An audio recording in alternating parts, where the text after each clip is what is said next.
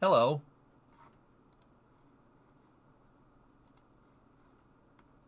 Moon train. Moon train? Moon train? Moon train?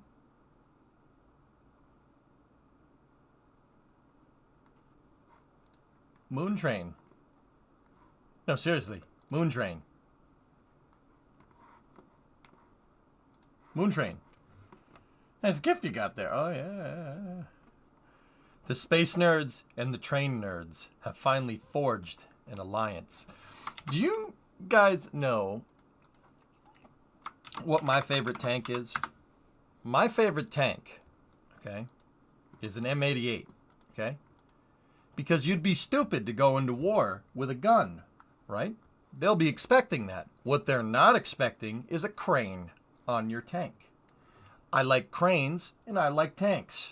So it only makes sense that my favorite tank would be the one with a crane on it, right? Crane tank. Crank. Right? Can you follow me? So, by that logic, right? By that logic, I like trains and I like spaceflight. So what only makes perfect sense is for those two concepts to converge. Trank. Yep, that sounds okay. Redondo Beach, California, Northrop Grumman Corporation has been selected by the Department of Advanced Research Projects Agency to further develop the concept of building a moon-based railroad network as a part of the broader 10-year Lunar Architecture Capability Study. The envisioned lunar railroad network could transport human supplies and resources for commercial ventures across the lunar surface, contributing to a space economy for the United States and international partners.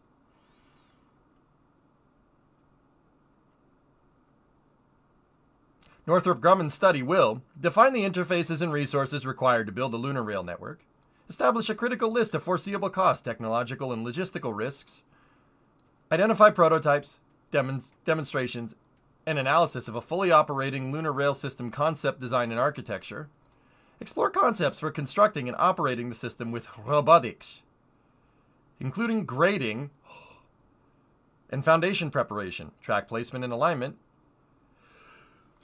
sneezing again, joining and finishing, inspection and maintenance repair.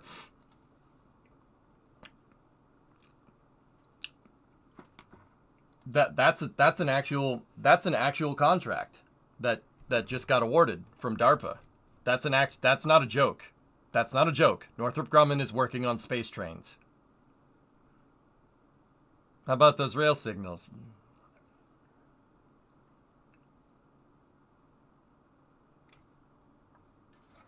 Get Ermin trouted. You got Ermin trouted.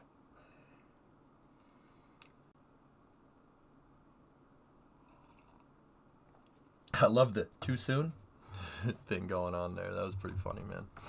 But yeah, that's I didn't think yep, I'm sorry. What is this contract for? The moon train? Not upset. Not upset. Moon train. Crab sharks, just, you know what? Mute this. Okay, just refresh the page. Just refresh the page now. Oh, God, it's still there. That's pretty awesome. Rude. Block this person. So that's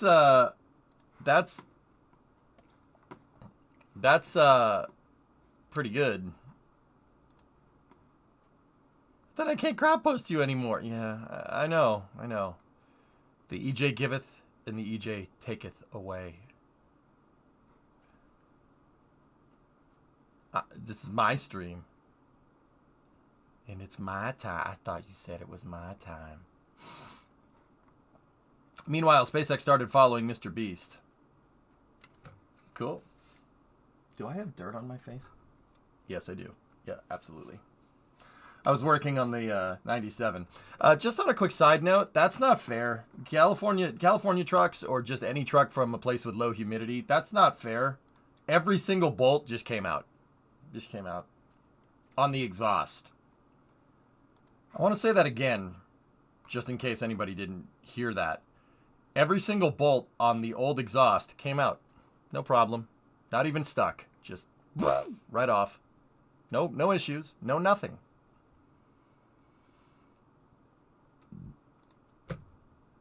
You were in the same hat, twinsies. Hell yeah, brother. My cleater hat is getting very dirty. I gotta clean this. But then again, Cleat probably wouldn't want me to. Don't clean it, brother. Just keep wearing it, brother. It should have battle scars on it. So yeah, part of what I was doing is mocking up the exhaust. So like, if you guys are wondering, see this twisty turvy piece that's on top of the tire and the chair right there? The chair below the box with the chair in it. See that? Yeah, that doesn't fit.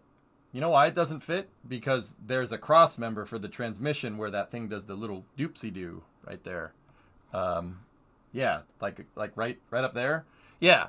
So I took the transmission cross member out to see if it could fit over it, and it didn't. It didn't. So I had to put it back in this morning. And honestly, all the bolts just came right out on the transmission cross member. This is something that was covered in dirt and stuff. Yeah. Dirty hands. It was covered in... Go and throttle up. Jimmy, Jimbo, Jimmy, Jim Guy. What's up? 72 months. Sorry. So... Yeah, these are also the bolts that get all the dirt from the tires shot at them because they're, those transmission bolts are right behind the tires, right? For the most part, right?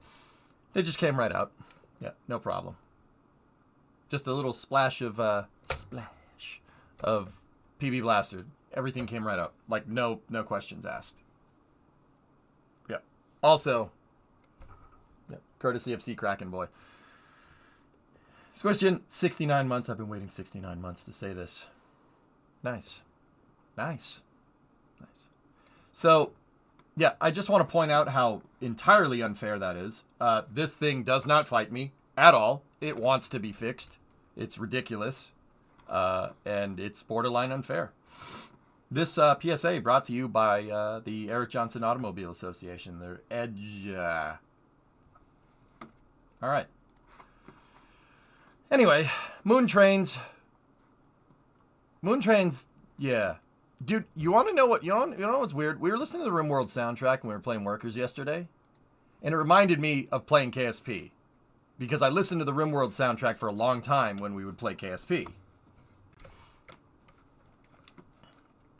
The weird thing is that all my soundtracks for video games are like shifted. They're shifted to another game. The reason why is because I play the crap out of these games, and I play them so much that the soundtrack gets old, so we start listening to something else.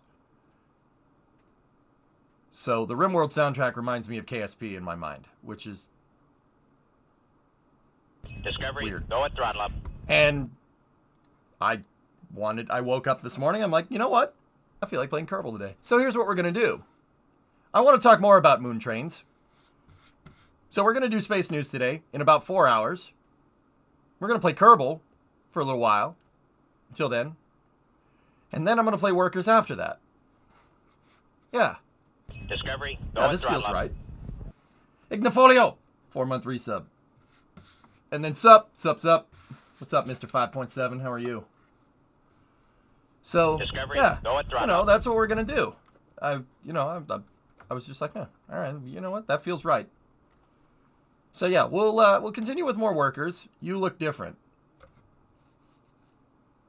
Gotta give myself a little trim today. A little trimbo. Eric Johnson. Fat cap. SpaceX followed Mr. Beast, and Mr. Beast responded to somebody with a shh emoji. That's cool. Mr. Beast is cool. I don't have a problem with that guy. Dude, that guy knows the hustle better than anyone. Like, better than anyone. Also, the moon train thing has caused people to post stuff like this on X.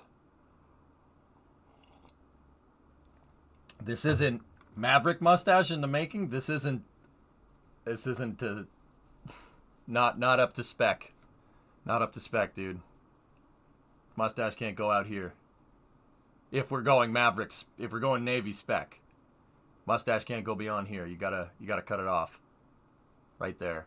The reason why is so you can put the mask on. Why not make Moon Train in KSP? It's possible. Difficult, but possible. But difficult. Don't think. Just do. You told me not to think. Wait. Just don't go further with it because it'll look like you failed out of art school. I did go to art school. Thanks for that one.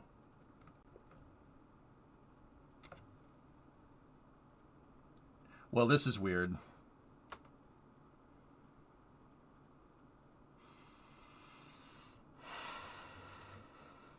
I don't like this conversation. Can we change the subject, please?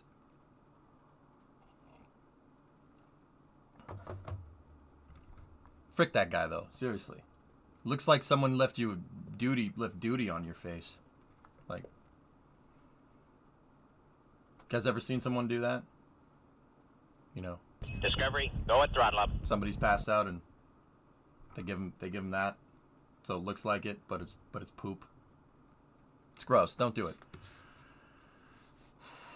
Boot up KSP and we'll never forget this conversation happened. You know what? What kind of parties have you been to?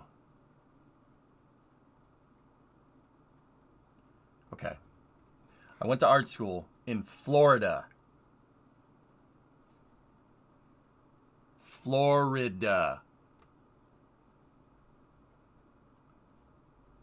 Discovery, go What at do you throttle up. think parties are going to be like in Florida? In college.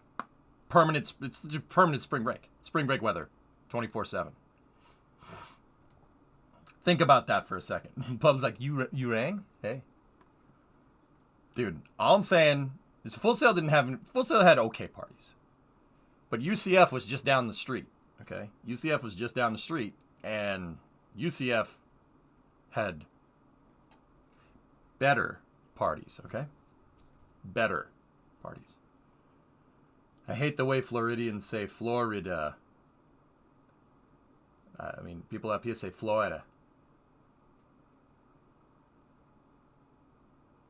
Oh, okay. Metal sculpting while wrestling gators. Yes.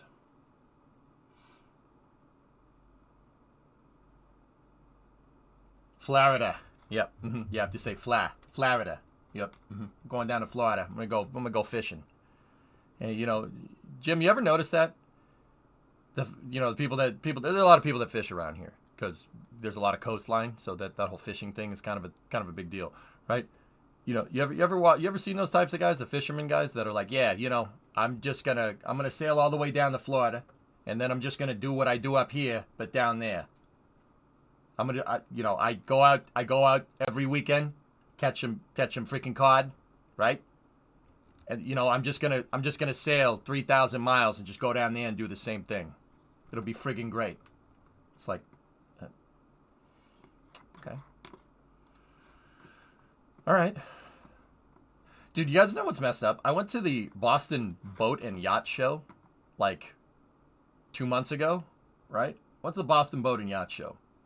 And I purposefully showed up with like a flannel t-shirt or a flannel shirt with like I forget what shirt I wore. I think it was like my Beavis and Butthead shirt or something. And this hat and camo pants with unlaced boots. Because I thought it would be really funny to go, like, there would be people walking around at the yacht show like this. And I'd be like, oh, hey, how you doing? How you doing? What's going on? Yeah, hey, this is a nice boat there, guy. Right? I thought it'd be really funny to do that. And I did do that. But the problem is that there were, like, fishermen, like, it's not just for luxury yachts. There were fishing boats there. And there's a lot of people that fish around, like I said, that fish around Massachusetts as a trade. Like, that's what they do. They go and they fish and they bring the fish back and they sell them and they make money. Those guys actually make a lot of money. but they're fishermen, and they were all wearing the same thing that I was, like camo pants, unlaced Timbs, with like vest, like t-shirts with cut off sleeves, and a trucker cap, and I actually blended in instead of sticking out, which I don't know what to like. I'm like, all right, I guess the joke's on me then.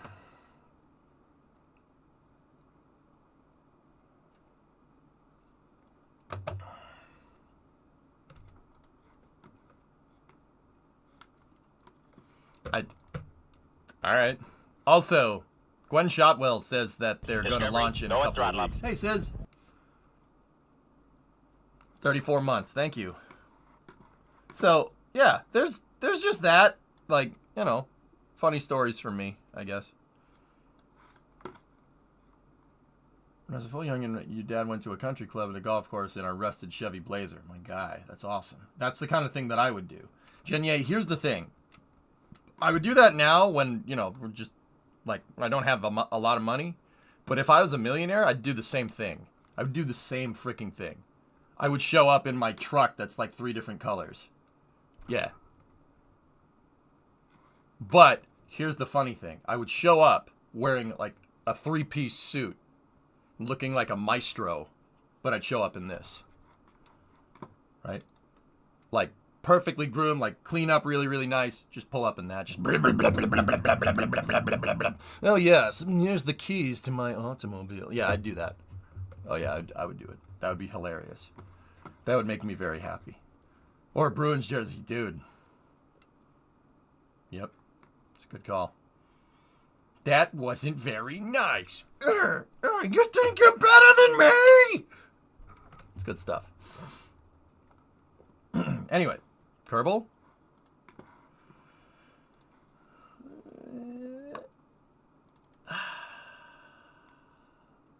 The valet parking would look at you funny. In fact, I'll be honest with you. While Kerbal's loading up, are you too good for your home? Answer me. When Brimo and I were doing Route 154, all systems, we were in Oklahoma City, and we purposefully, because we needed a break. We'd been driving for a long time, so we purposefully picked like the swankiest hotel in Oklahoma City. It's right across the street from the basketball, from where the where OKC plays, right? And it was the swankiest hotel. Like, it was where all the basketball players stay when they're not playing, right? When they're playing a game there. It was the, like, nicest hotel around, right? And I valeted the 97. I valeted. He's like, oh, can I have the keys? I'm like, dude, there ain't no keys. There ain't no keys in this truck. There's just a key to the lock. Because I hot-wired the ignition to the trailer brakes. I'm like, there ain't no keys here. And the guy's like, what? I'm like, oh, there's no keys. So, yeah, like the kids at the valet thought it was hilarious. They were like, dude, can we park this like in the rotunda in the front where they like would park Ferraris? Can we park that there for the night? I'm like, yeah, go do it. And they're like, how do you start it? I'm like, you want me to do that? And they're like, yeah. So for a night in October of 2021 in front of the swankiest hotel in Oklahoma City was the crappiest freaking truck, dude. Was this freaking thing. Primo and I have pictures of it, dude. It's funny as hell. Yeah, there's a pic of it floating around somewhere. It was these, dude, it was so funny. It was like the main entrance to the hotel and this crap box truck like right next to it. It was awesome. Dude, it made my day. Joe, you made the mistake of walking down Causeway Street next to the TD Garden before a Celtics game in January. Complete zoo. Yeah, that's not a good idea. Yeah. Oh yeah, Dino, we got a picture of that, dude. Oh yeah, we got a picture of that. Anyway, so we're gonna load up the RimWorld soundtrack, and you make my day. Boom, roasted. Your mom makes my day. Right back at you. She's a nice lady. Is that secret lab chair built? No. There's an exhaust on top of it, dude. I gotta do the exhaust first, don't you know? You see, I anticipated someone saying that. That's why I put the exhaust on top of the chair. I can't get out the chair without finishing the exhaust on the truck. It's just logic. It's just logical. I'm just saying. Your price is wrong, Bobby. Yeah, I mean, it's just common sense.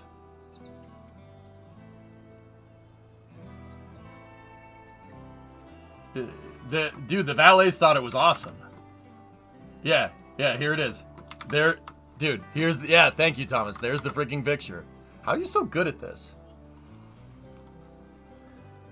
Yeah, dude, there you go. There you go. Freaking hold on. There it is.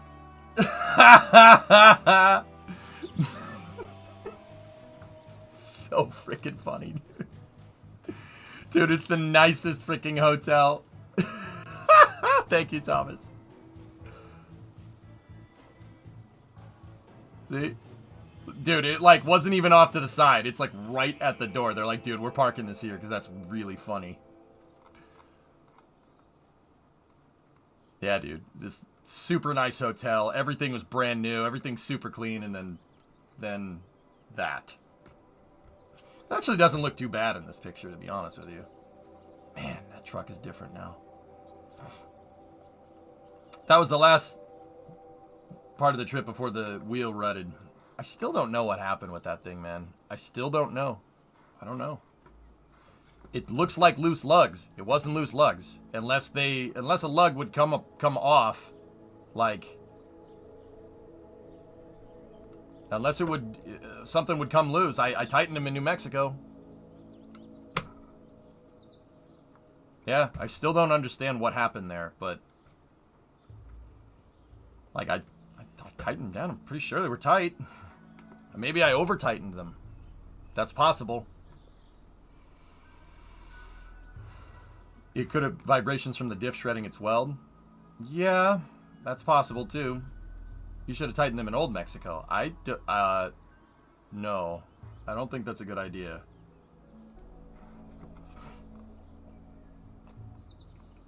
Oh, man.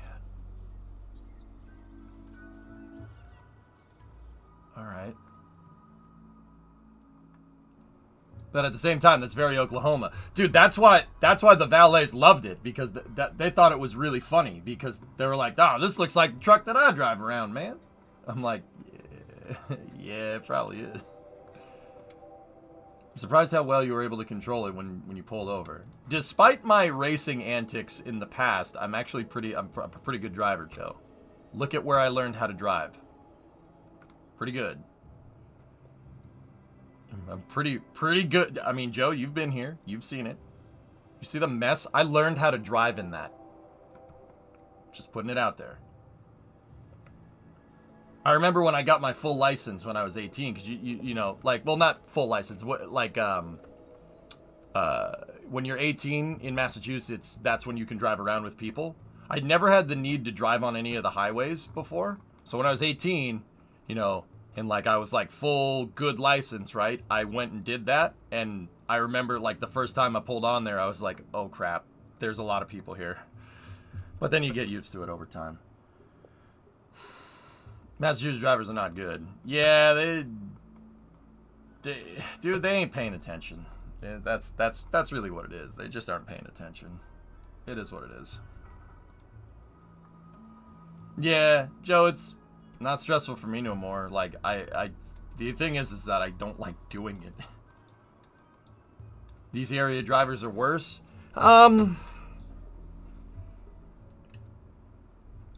DC's pretty bad. I'd say they're at least on par. The worst drivers I've seen is in Florida, by a long shot.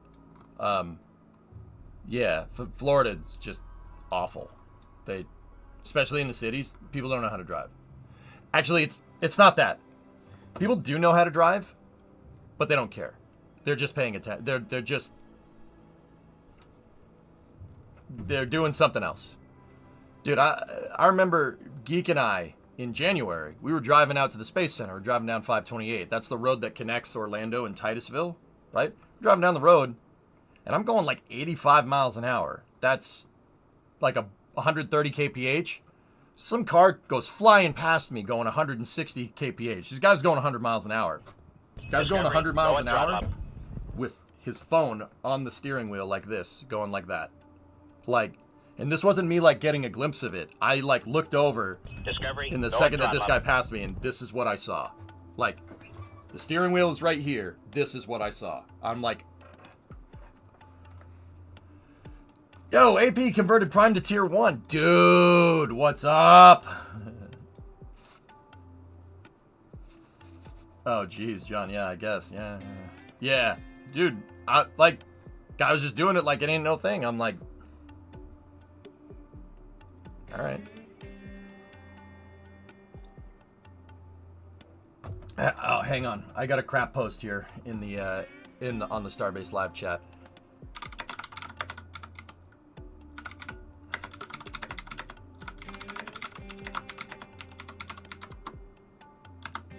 Here we go. Yo, that Raptor stand is tight, son. Nah, I mean. We gotta start doing this like daily. Yes, Yuki, that's exactly what's going on.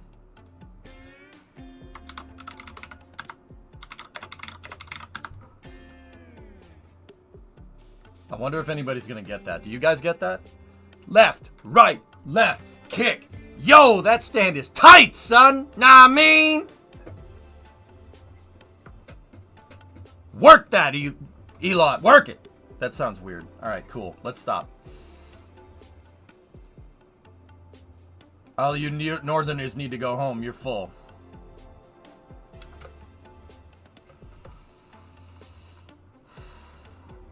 Here in the EU, the worst drivers that I know are from France. 80 to 100. Gray hair now. Yeah. Yep.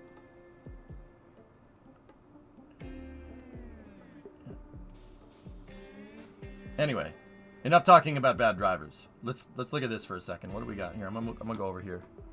So they moved a Raptor stand up there. I'm just gonna keep that chat up to see if anybody gets it. You guys got it. Thank you. I appreciate that. Nah, I mean, where I run that. Sorry.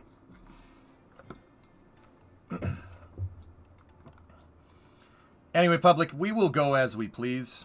I'm pretty sure we won that right to pretty much tread all over your state anytime we want in 1865.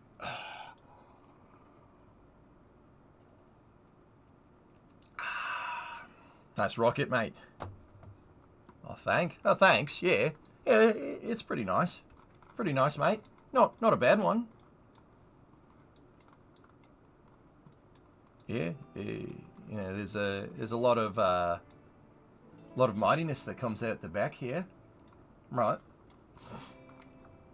How's your tea in the harbor? Yeah, we invented that, all right? We invented the don't tread on me. You think you did. No, that's ours. Yeah, it's pretty mad. Sorry, AP. So here we're getting a Wallops launch this week. John, you got L-129, an Electron mission out of Wallops. Hell yeah, dude. We'll talk more about that at for Space News. This stream schedule today is reverting to not quarantine streams, but like 2019 scheduling. I said that, you know, for State of the Stream this year, I wanted to try to be more adaptable. So we're going to be more adaptable. And part of being adaptable is playing Kerbal because I freaking feel like it. All right? So, what I wanted to do, what I thought would be a cool thing to do, is dial in the trajectory for the MLV. I engineered this thing, but I never really got the trajectory to work correctly. LZ129? No. SB129. So, 4 p.m. Space News. That is what the title says. We don't run from the hurricane, do you? No, we don't run from him because we don't get him, public. Get on my level of latitude, because we're above. Okay. Knife. That's a knife, mate.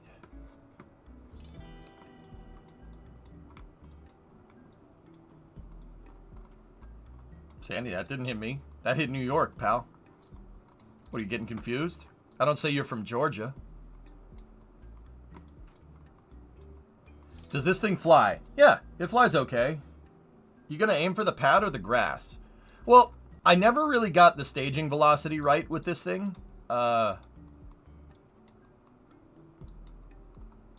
yeah, Nader. Yeah, you're gonna see full naked space in your face. So, I figured this would be a cool thing to do because I never really got, like, I'm not really sure how much fuel we're gonna need for the boost back in the landing. So, but yeah, if you guys are unfamiliar, this is MLV. MLV is a rocket that it's not really based off of anything. It kind of looks something like New Glenn. It kind of looks something like Falcon 9. This is a medium-duty launch vehicle that's really designed for like reuse in KSP. And when I say reuse, I mean full reuse. Like, you can land this thing if you're so bold, you can get a crane, pick the thing up, fold the legs back up, lock the legs back into position, put it right back on a launch pad, integrate a new second stage, and send it.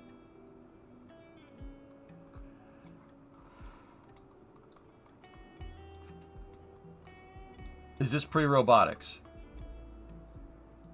No. No, not at all.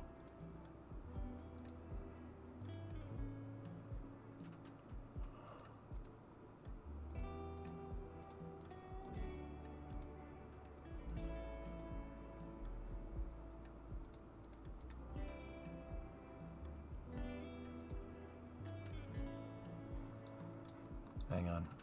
I just want to look at the separation sequencer.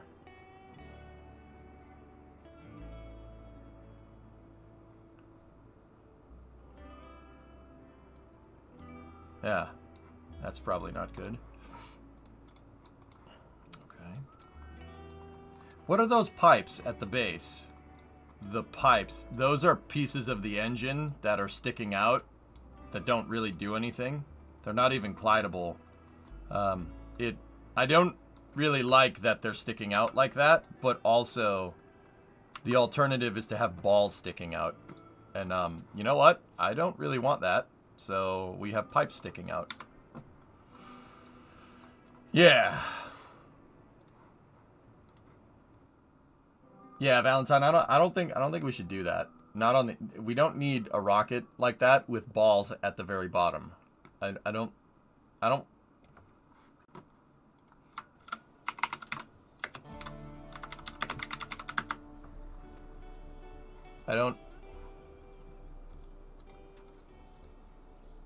don't think that's a good idea.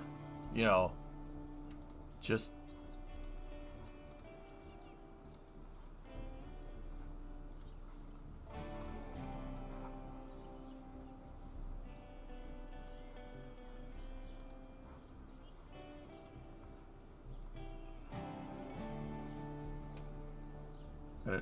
I don't, you know, ignore this part. That rocket doesn't have any balls. That one does though. You know what I'm saying? Like, I don't think we should do that. I've seen that movie before.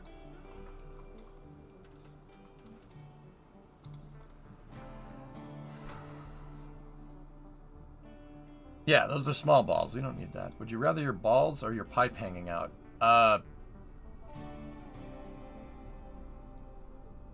No.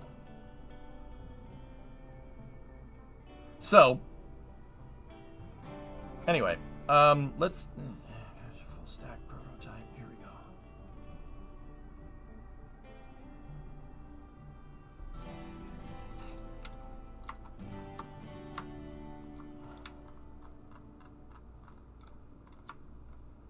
All right, so we have our mass simulator. Let me just make sure the sequencer is correct.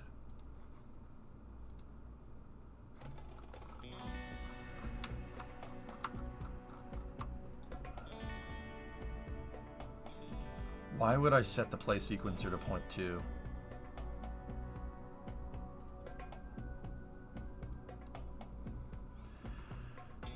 I may have done that for a reason. I don't really remember.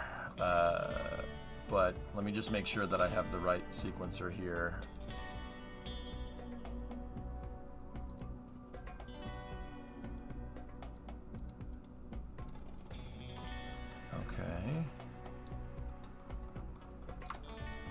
check the staging while you're at it. I'm looking at it. The decoupler is manual. I have a manual backup to my automatic play sequencer there. So we can hit 4 and then spacebar if we need to. Yeah, PLF needs to go. That needs to separate before we release the payload. All right.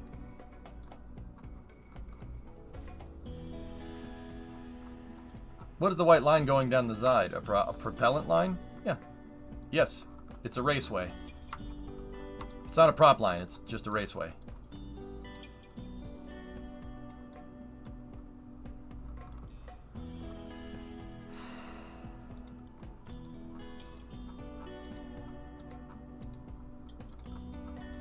Okay. RimWorld music. I like it.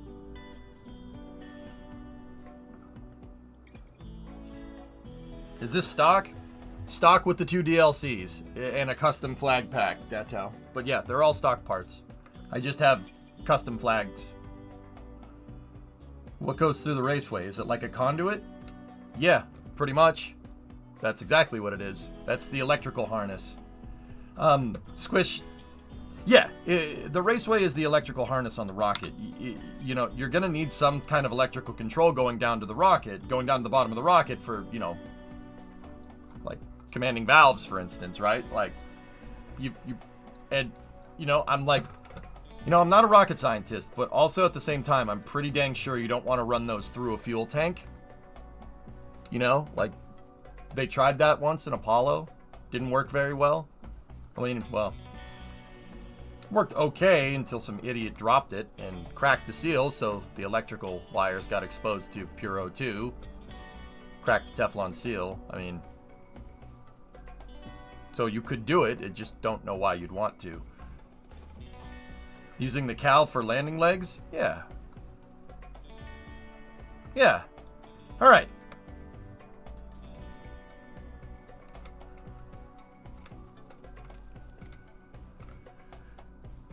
Why is yaw all the way over there?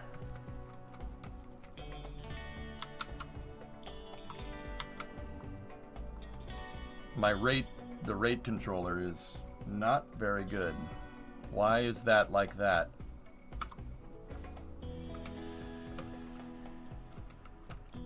Oh, that's not ideal.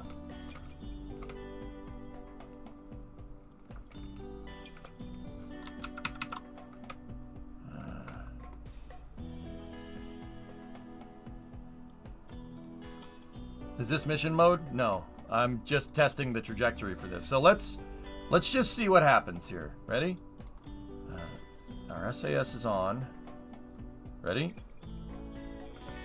Engine chill has begun. 5, 4, 3, 2. Loud noises.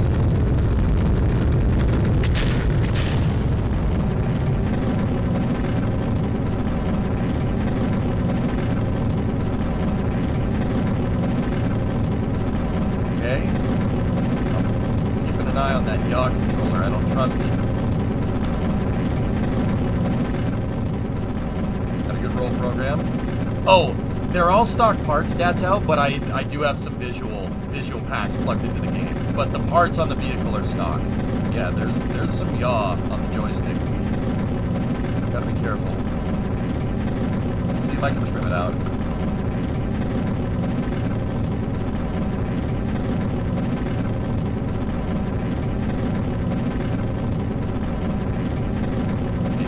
Downrange. So what I'm trying to figure out here is where the staging velocity should be. I never actually bothered to figure it out because we were just doing other things. But this thing is designed to come back down and land.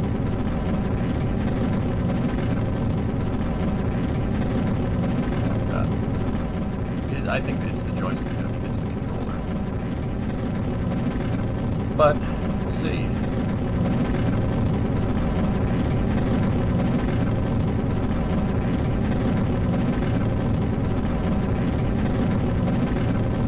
Max Q.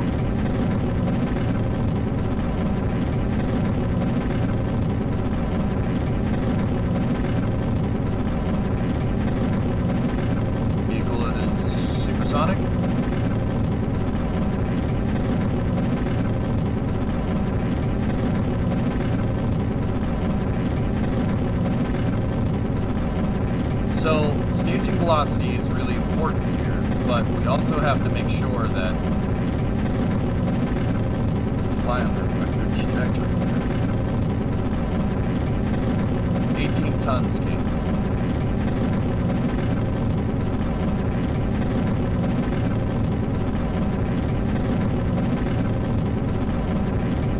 Usually I aim for like 900 to 1,000 staging velocity, but I'm not sure if the first stage is going to have enough to come back. This is a super lofted trajectory. Forgive me, I haven't done this in a little while.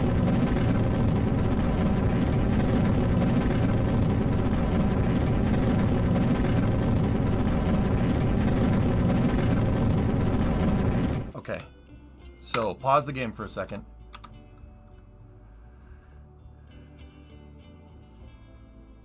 $921 across 5 tanks. Is there a 1-to-1 scale Earth planet in KSP2? No.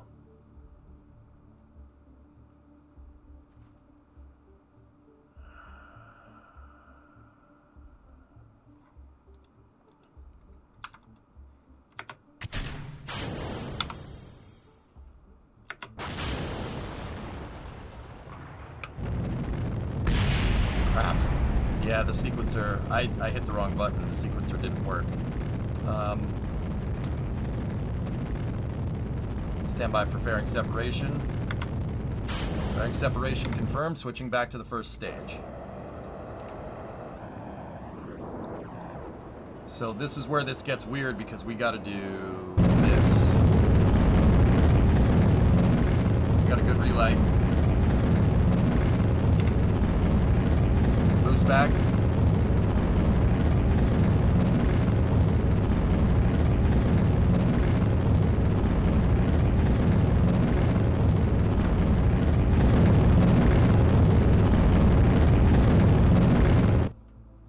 That should be good for a boost back burn.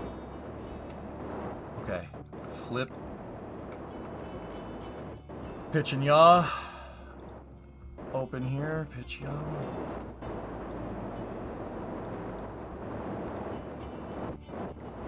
So how much fuel do we have total?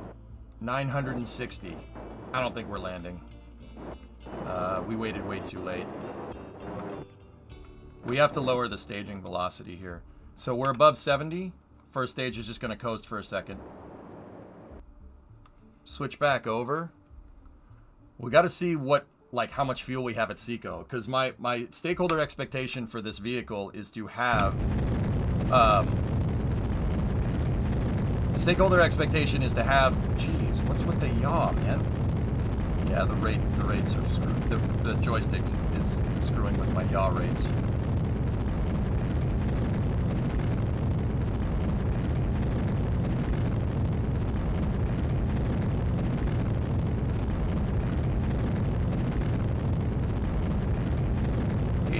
We're pretty much at AP. We're right on the money there.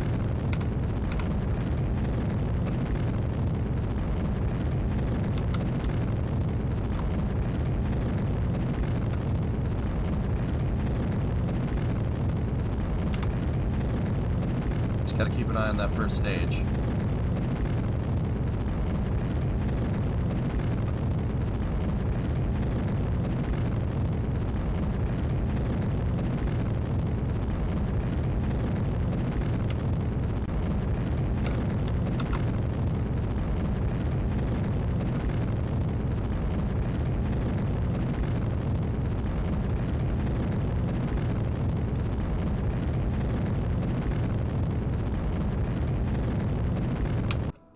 Okay, that's there.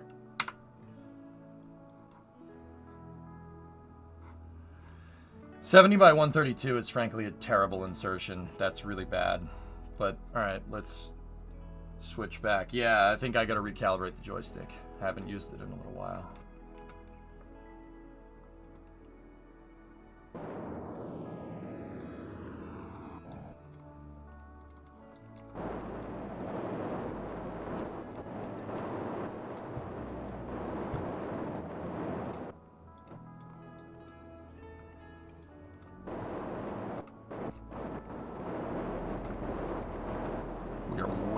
off target.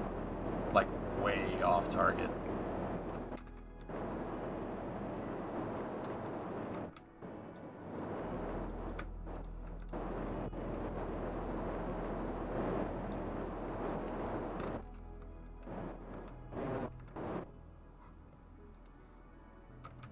Seven seconds of burn time at full blast.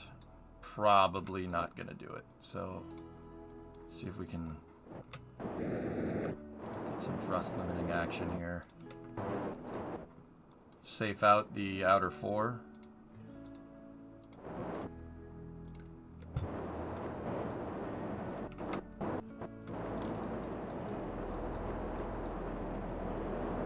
No, yeah, we're on a huge undershoot. All right, so it says now we have 17 seconds of burn. Yeah, this one's probably not. I mean, we're going to go into the drink, but it's probably... Yeah, we're way off target. Forgive me, I haven't done this in a bit. Does supersonic retropropulsion work? Yeah. Yeah, but not for the same reasons. It just slows you down.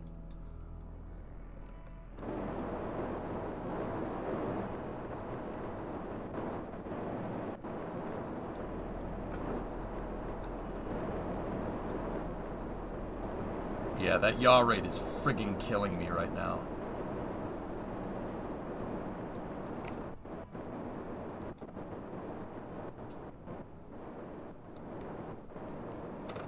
That little bit of yaw is completely screwing me up.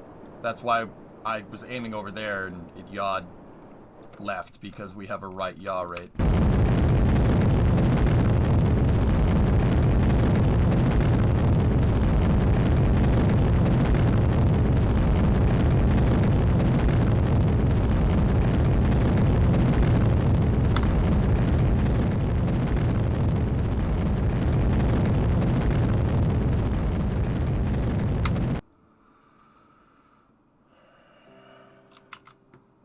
Okay, it wasn't enough. Barely wasn't enough, but it wasn't enough. That was actually super close, but did mess it up completely.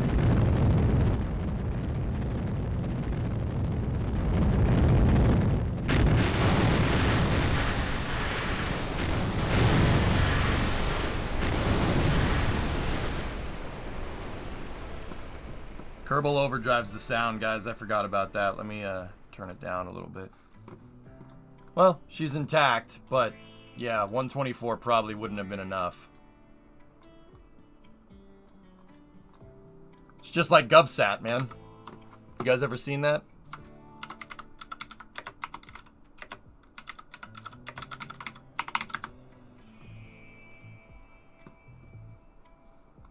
I don't know if you guys ever saw the end of the GovSat 1 mission from SpaceX.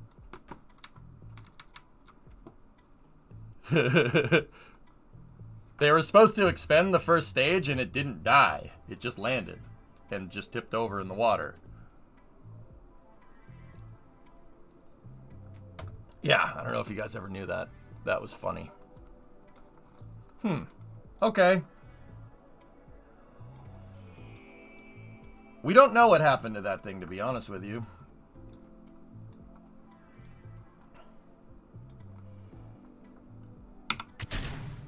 Oh, the sequencer does work. That was probably a good time to test that. Excellent. Cool. So I know I can hit the sequencer next time. So yeah, we needed a little bit more fuel. Good news is that that second stage definitely...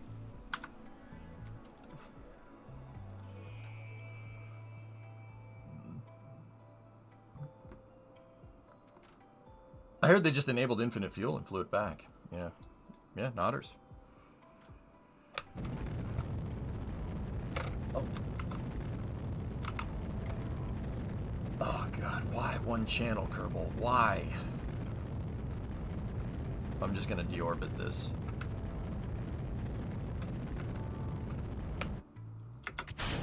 Yeet. And it looks like I have another one up there from another test. Great to see you back in KSP. Yeah, right on. I don't know which one is which. Either way, they both have a ton of fuel left over.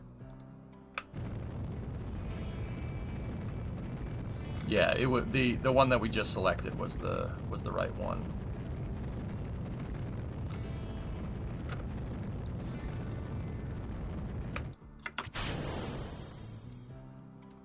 Cool.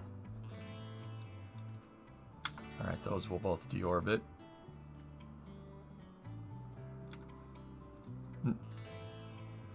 Figuratively, yes.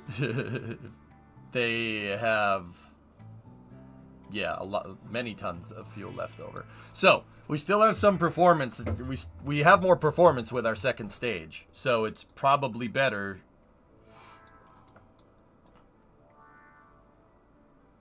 to yeah, let it ride. We can lower our staging velocity because we have a higher energy second stage. I have become so obsessed with dry to wet mass ratio that one of my reusable rockets went from 130-ish tons to nearly 200-ish tons to low Earth orbit. There's a lot of room for optimization. Yeah, sure.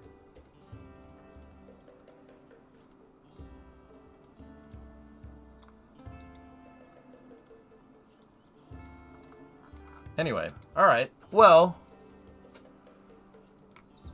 I think we should try it again. Shorter ascent for the first stage. Lower the staging velocity higher. I staged it at 921, give or take, right when the surface velocity indicators. Listen, Tranquility Base here. The Eagle has landed. Yes. $10 from RJ. Thank you. I switched it right at like 921 when it switched to orbital velocity. We could probably go to 800 and still be okay if I'm, napkin mathing this right. Thank you, RJ. I appreciate the 10.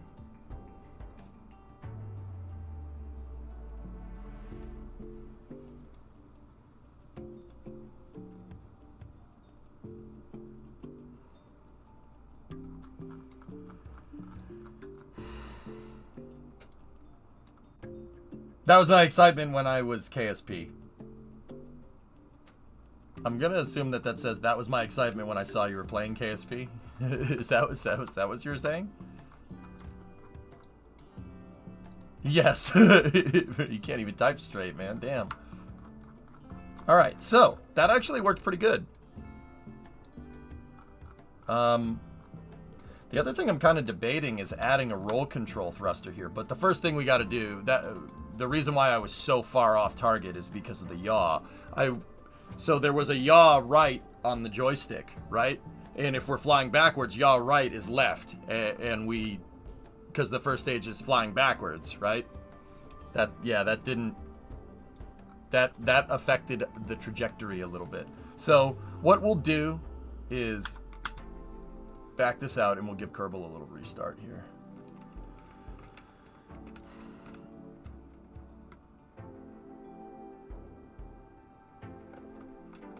You gotta fix that, son. Ya mean.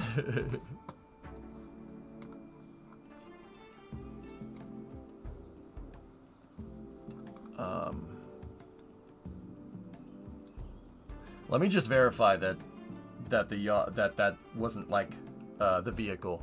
I'll load up another vehicle here real quick, and we'll just make sure that that's not what was going on. Is there anything particular that hit you with the KSP bug today?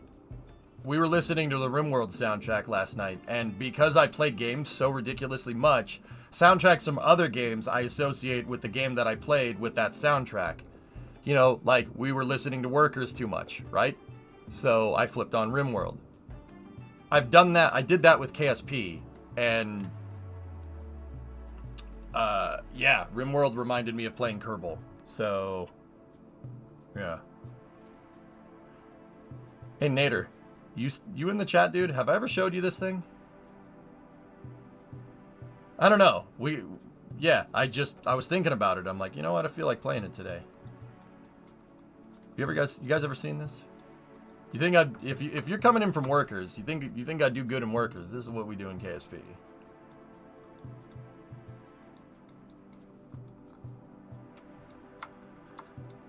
I still want to take these engines. I want to take those motors and use them for something that's not 1,000 parts. You haven't seen this. It's Star Raker. This was a theoretical government, theoretical Rockwell design that was contracted by the government to build basically something that just flies right up into space. Dude, you've never seen nothing like this. You think the Pegasus engine is weird? These engines I based off of a theoretical concept from this, right? I don't think I ever showed you. Dude, like, once again, you think Pegasus is nuts. Like, I know you know about that motor. The Star Raker engine is... Bro, what were you, like... Okay. Actually, I might have the PDF around.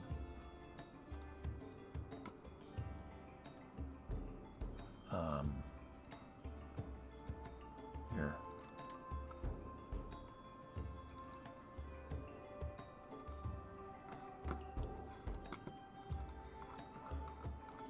Dude, look at this thing. So this is a concept that someone actually just came up with and was like, yeah, this will work. And I'm not saying it couldn't. It's just... Alright.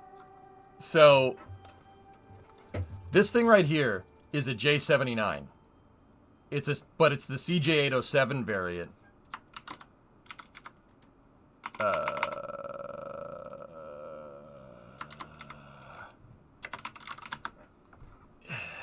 It's a different variant. Yeah, CJ805, not 807, excuse me. It's that thing. Now, there's a certain variant of the CJ805 that is a bypass turbojet, right? This is when bypass fans in the 60s were just becoming a thing, right? So, what General Electric did, what GE did, was took a CJ805, right?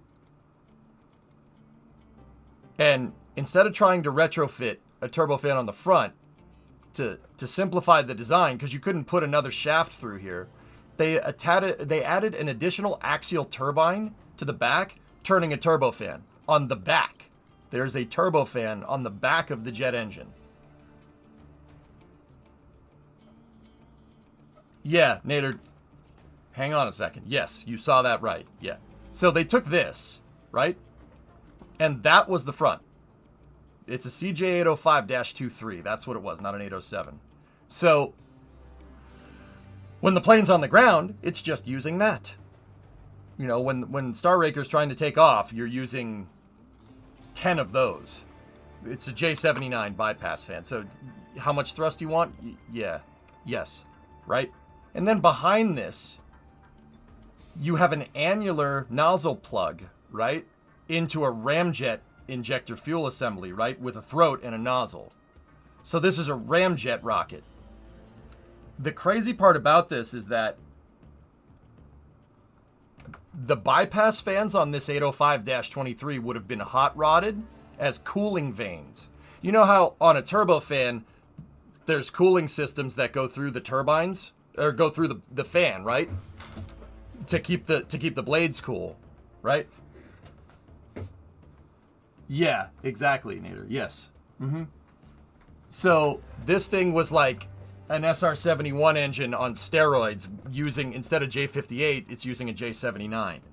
They want to put 10 of these in the back of this thing. No, RJ, I'm not. Yeah. I made it in KSP. It works. I mean, there's no fluid dynamics in KSP, so I kind of took some liberties with the game, with gameplay, but we did make it. We made these things. Yeah. I used a fairing for the chamber, and I attached the Whiplash ramjet onto the back of a bypass turbofan. Yeah, that's pre-cooled. Basically what they're trying, same thing that they were trying to do. Pre-cool a turbofan blade to keep the ramjet cool. Yeah, same idea. Any chance I could convince you to send that PDF in Discord? Oh, dude, there's a place to get it online. Hang on.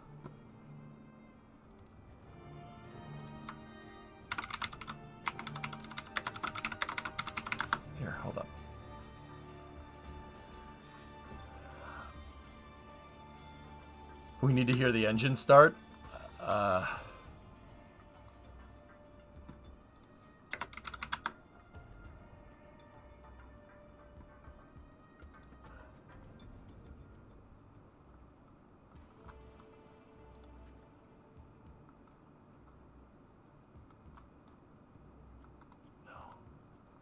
That's AIA.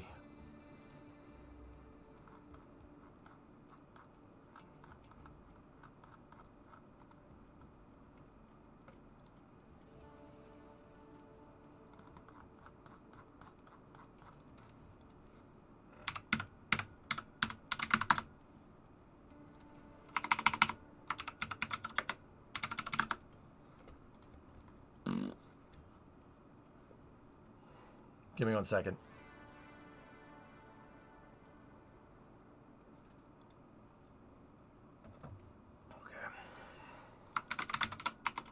We found a PDF on NTRS. I don't know why I did Star Raker in all caps. That's NASP, SPS, SPS concept study. I mean, maybe it's one of these.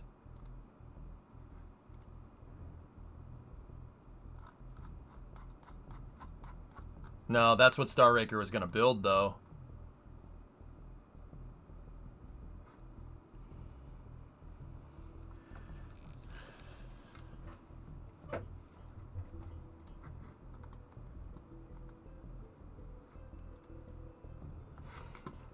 Ping me in Discord, Nader, so I don't have to go looking around.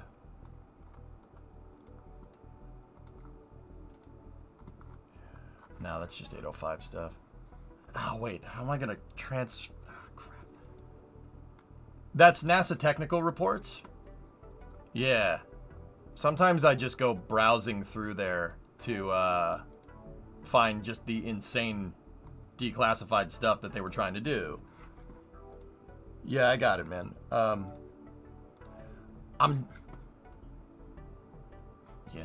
I'll keep an eye out for that, dude. Just remind me later. I want to get back to messing with MLV because I can't. This is a different computer, so transferring it back and forth. I mean, I could just attach it as an email, but then I got to log into my email on this computer. I don't want to do that while the stream's running. Probably not smart. Would you ever be interested in trying the HabTech mod? It would give you real ISS payloads to use. No. No, I'm good. But yeah, here it is. The Shrubber. Yes, we called it the Shrubbery engine. Yeah, there it is. Yes, very nice. That thing chooches, man. It goes really fast. Just link for the technical site.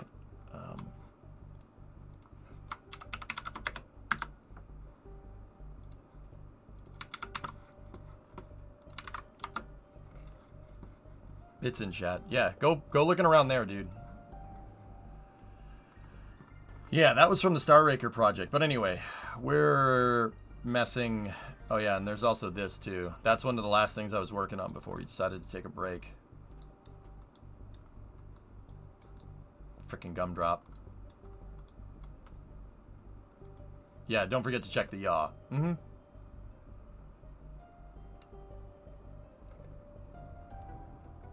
Not trying to start an entire conversation about mods, but yeah, I'm not reading the end of that. I know what's coming. Nope. Nope. Nice try. Let's mess with this thing. So does combining things in Kerbal actually work? We made it. It doesn't work on the same operating principle just because there's no fluid dynamic gas simulation in KSP. It's close. It does the same thing objectively. But, yeah, there was some trickery that we did with KSP. Alright, here, let's try to fly this thing around. This thing's already extremely difficult to fly, so, you know. We'll just make this fly.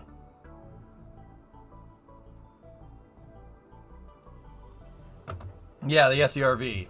Yep.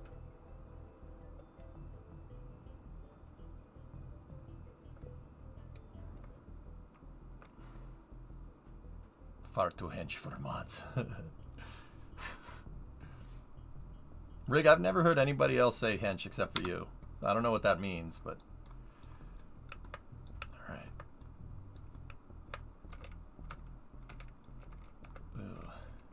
Gotta really dampen those freaking rates out. Wait a minute. Is there...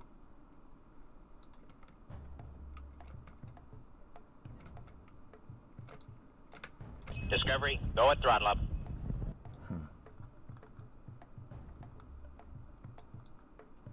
Hey, midget, 72 months. Whoa, 6 years. That's crazy.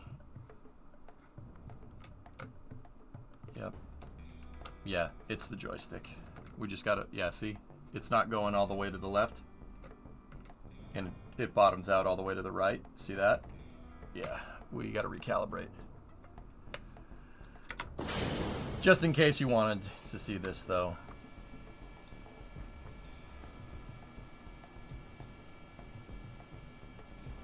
Also, Kerbal is only playing through one channel. It's playing sound through one channel, and I'm not 100% sure why it would do that.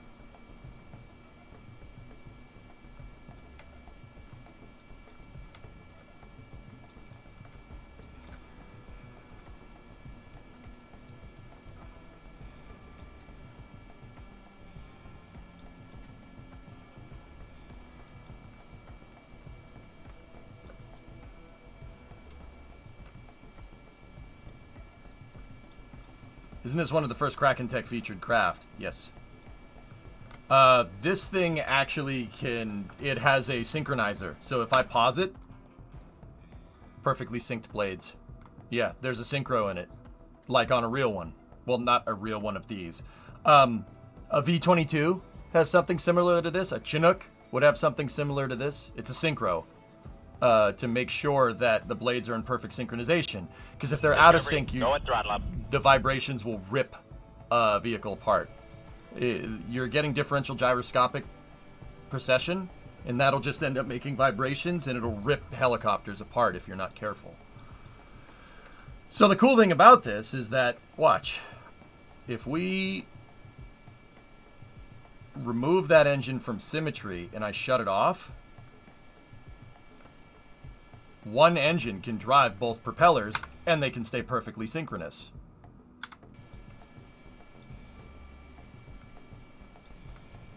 But we put a lot of stress on the synchronizer if we do that.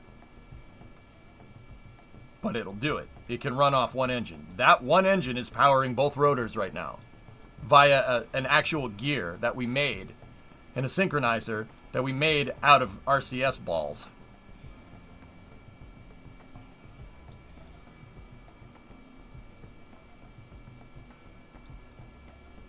Yep.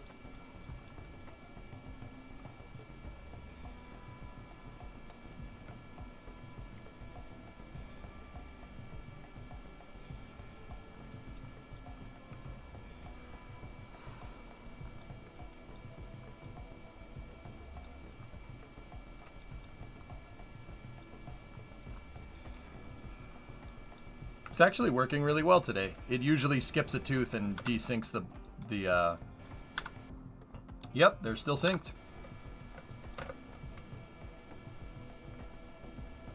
One engine.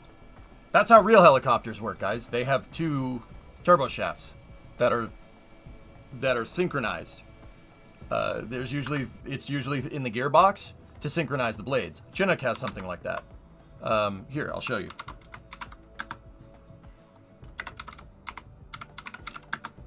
Let me show you the Chadliest of the Chadley of Army Aviation here. Actually, we can go right here. So, you want to get strange? Look at this thing. So, Chinook has two turbo shafts. Each one of those is outputting into a gear, a bevel gear, that makes the drive shafts go into this thing. See that thing right there? This box? I don't know what happens in there. I'm not going to lie to you. No idea. But whatever happens in there could be pretty much attributed to wizardry. Yep. Mm-hmm. Yeah, wizardry is probably the right way to say that. Black magic probably happens in there. Because, so, you want to hear a weird one? Now, if you're a mechanical engineer and you're listening to this, you're probably like, I can do that, no problem. To us mere mortals, it's wizardry, okay? There's two turbo shafts that are outputting a drive into this thing. So this has two inputs, right? Two drive shaft inputs, like a mechanical drive shaft, okay? And then it has two outputs. Now, okay, so what? What's the big deal? The input shafts can be desynced because it can run off one engine. The input shafts can be desynced, but the output shafts never desync. Think about that for a second. You have two inputs, two outputs going north-south. So the input shaft, so the drive input to that gearbox is east-west, right? And the drive outputs are north-south. The north-south drive shafts, the one that goes through here to the forward rotor assembly, and the one that goes out the back to the aft rotor assembly, are outputting the same RPM no matter what.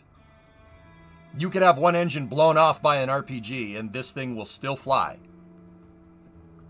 So you could have 1,000 RPM coming out of here and 1,000 RPM out of here, and the RPM going to the blades will stay the same. You could have 0 RPM over here and 1,000 over here, still the same. I don't know what happens in that gearbox, but whatever happens in that gearbox, someone probably made a lot of money. Yeah, let's just leave it at that. Let's just say there's magnets in there and call it a day. So that's it's a synchro. It kind of works like a synchronizer from what I understand, like a synchro on a transmission, but it's that on steroids. And that's what makes it so the Chinook blades will never, ever hit each other. If they hit each other, if the blades hit each other, you're probably not flying the thing anymore. Like you've probably hit the ground already. In which case, somebody else's problem, right? Don't ever open the box. Is this the next video that I was going to show? I think it is. Yeah, yes, it is. So what happens when the blades are desynced? What happens if that gearbox stops doing gearbox things?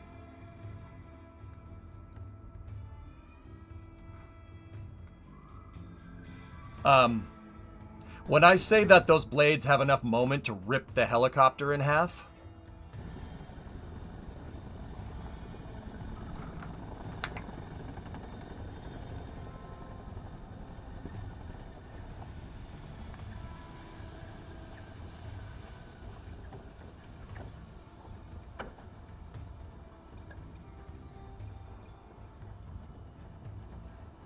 this is hard to watch, man.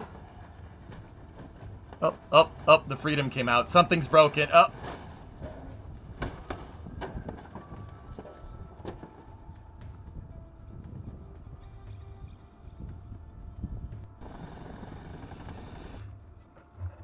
That's why that gearbox is black magic.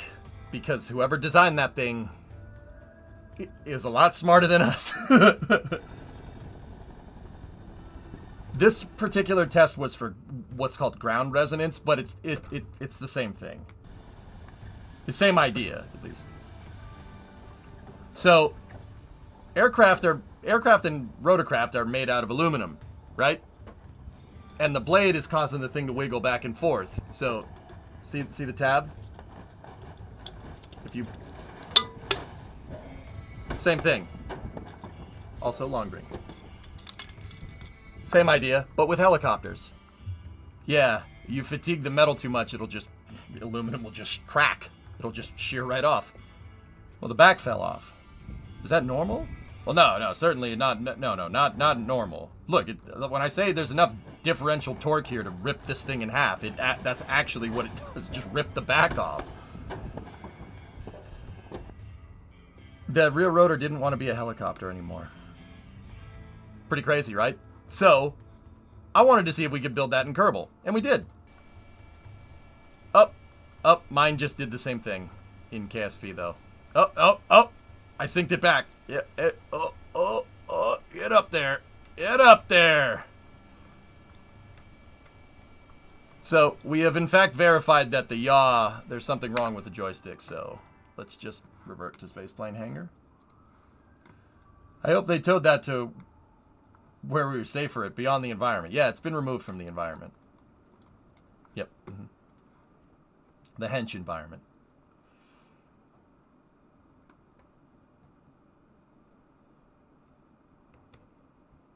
Can we lead this somehow to the C-130 with rockets?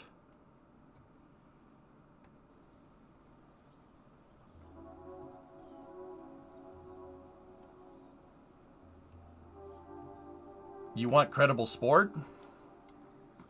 Let me fix the joystick first, then we'll talk. This is proof that helicopters do not fly. They vibrate so bad that the Earth simply rejects their presence. Yep. Yeah.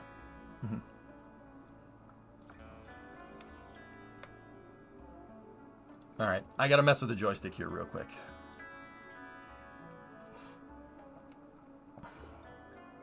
Then we'll get back to dialing in the MLV trajectory, and then we can mess with rotorcraft more later if you want.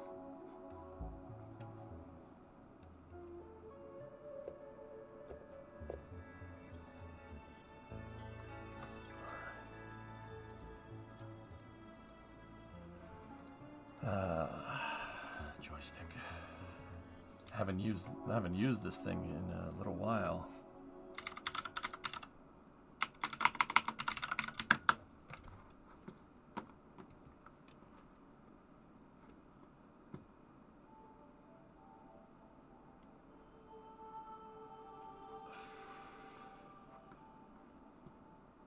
Device manager.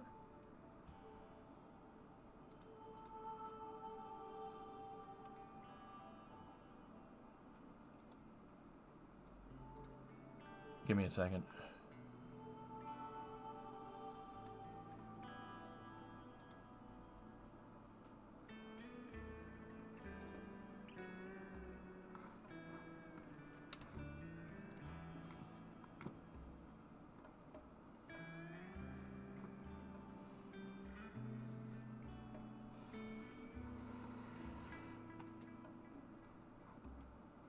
I'll get it. Just give me one moment.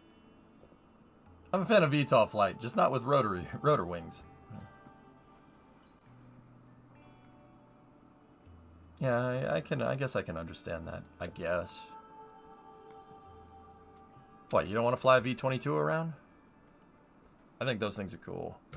I understand that there's been some issues with stuff lately. Those poor boys out in Japan, that sucks. Not cool. Not cool, bro.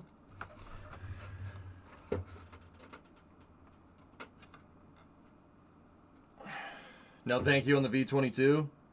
Yeah, the V-22 takes the most complicated parts of a plane and the most complicated parts of a helicopter and combines them into one.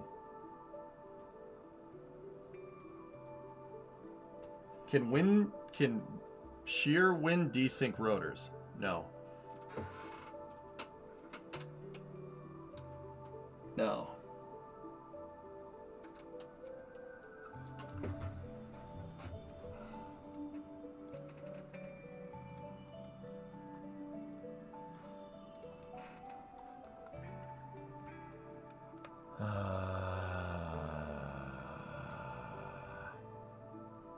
I unplugged the joystick and plugged it back in.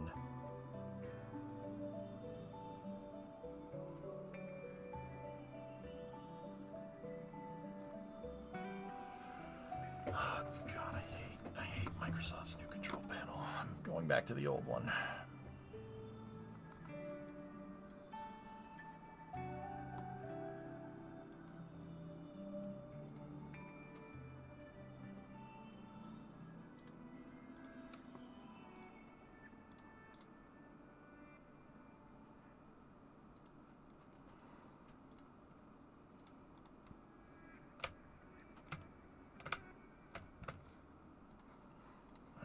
Let's take a look here.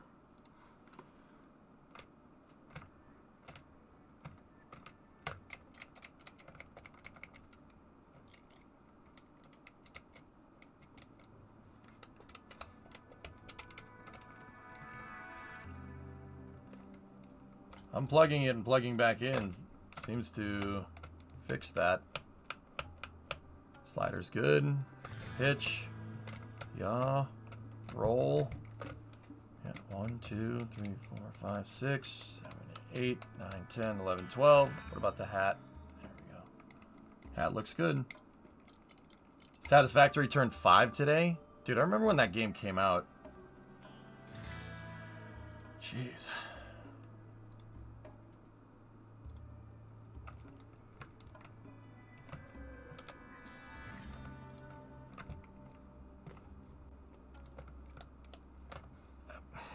Why?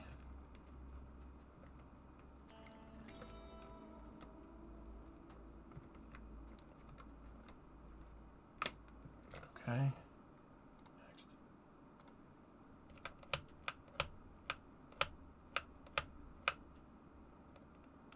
The slider's reversed. That's full back, and it's at 100%. We're gonna have to...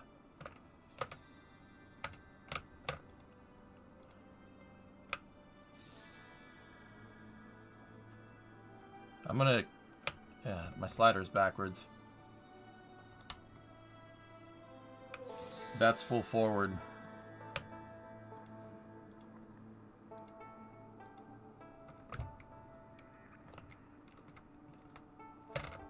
Give me 1 second.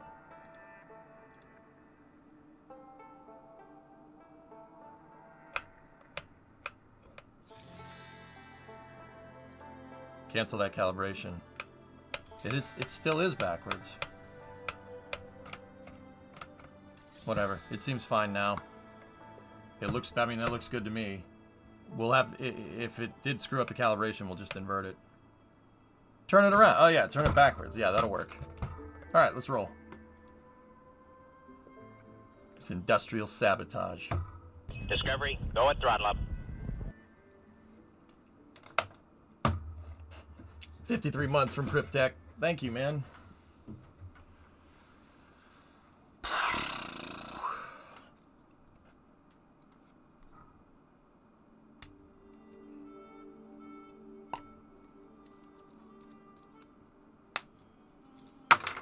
Stupid freaking things. Why?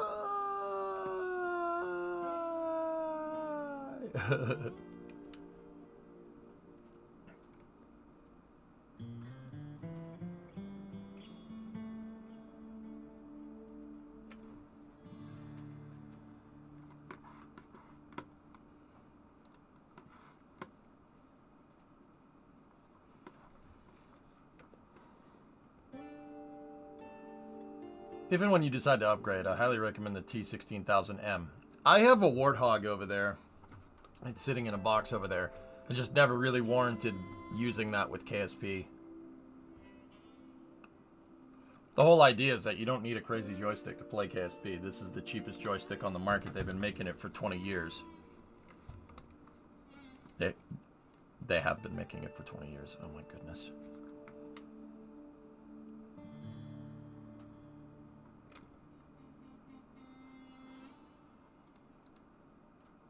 Can I have the Warthog? No.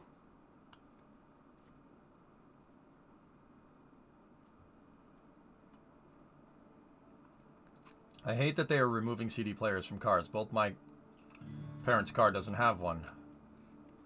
A CD player? No.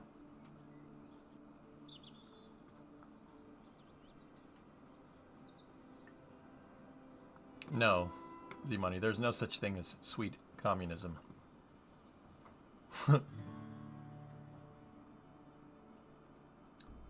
Yeah. You know, if we're playing Flight Sim or DCS or something, that's when I'll bust out the Warthog. This is the M12 LRV. I like to call it the Warthog. Why Warthog, sir? Because the M12 LRV is too long to say in polite conversation, son. I think he just said conversation. Have you played Assetto Corsa? Yeah.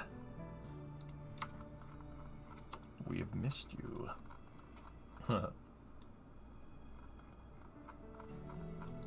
Nah, I've never played Assetto in my life, Jonas. We used to play it every Friday, dude. Alright, let's try this again.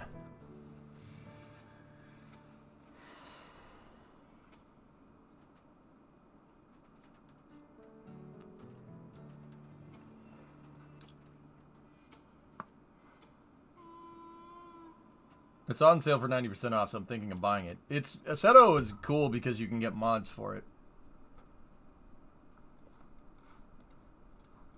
Alright. Okay. SAS is on. Let's just verify that our control surfaces are working. Well, control surfaces.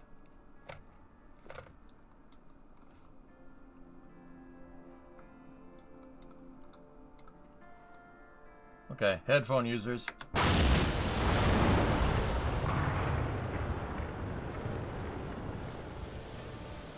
Alright, let's try this again. When this thing, we're gonna stage at 800 meters a second. That's usually a little low, but I think this rocket has the performance to get it done. Alright. Second flight test for the day. T-minus 10, 9, 8, 7, 6, 5, 4, 3, 2, 1.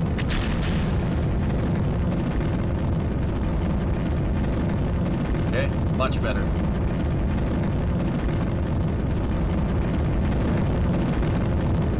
Good. Our second catch of the day.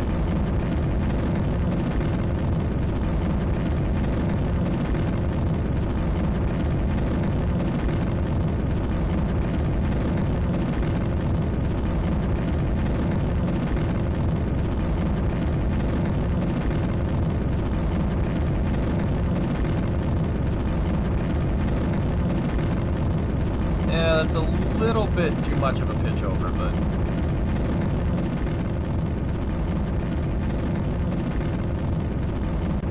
we'll leave it like that and hope the arrow doesn't take it.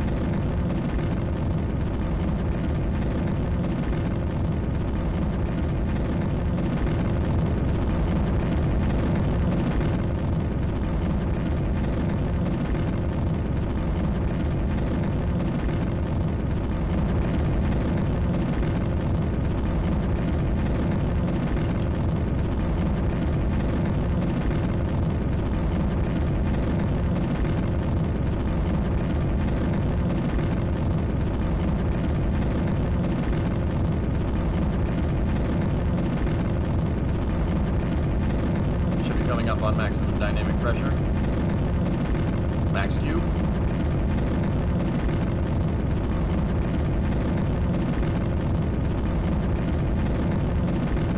Supersonic.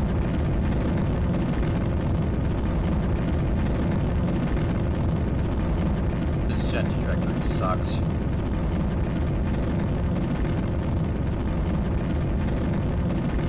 Yeah, actually it's not too bad. It's okay. Alright, 800 is where we're going to do this.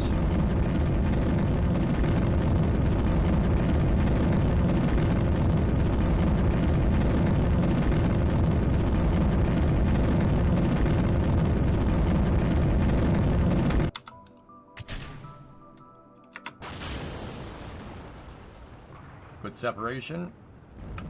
Upper stage ignition. Looking good. Okay, just let it roll. There's a clean separation. Very good.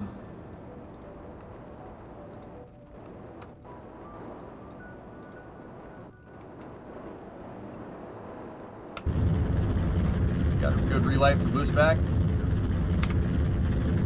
Got to get that AP up above 70.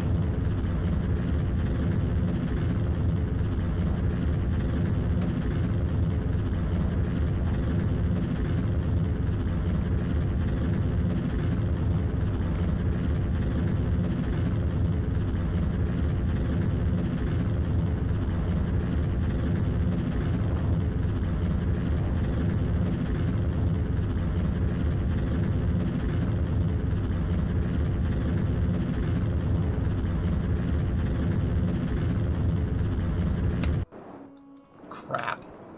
69.8. Not bad. Not good. Not good. I gotta pulse the engines here just a second. We gotta get above 70 so we can switch vehicles. There we go. That's fine. Okay, turn on our aero control. Pitch.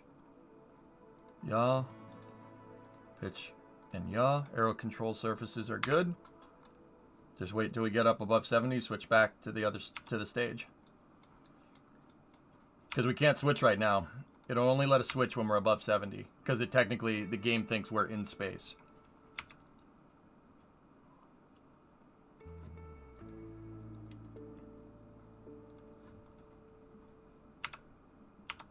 There it is.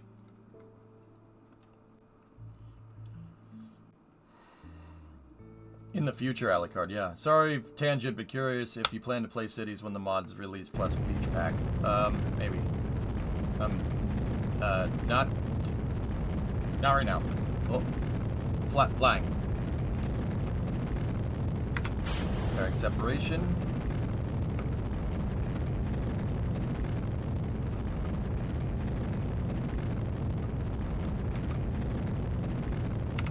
Now, does this thing have enough oomph to get into space before that thing deletes itself? If the first stage goes below 25 kilometers, the game will assume that it's debris and eat it. We're staying right aligned with our AP though. AP is still ended up being around 80. That's actually not bad.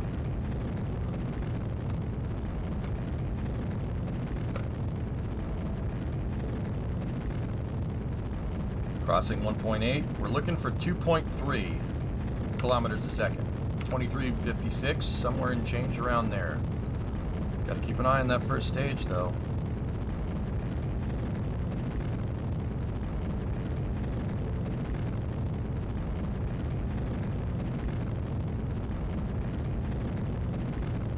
Stand by for Seco.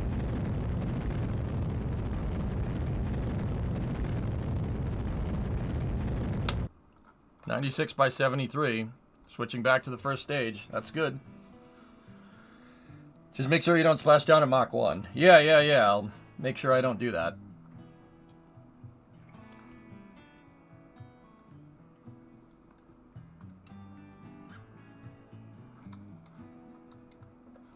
Hello?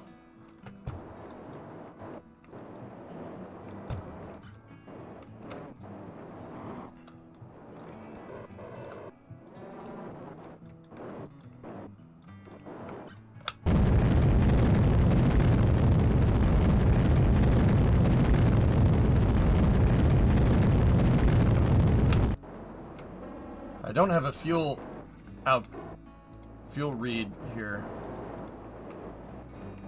Oh boy.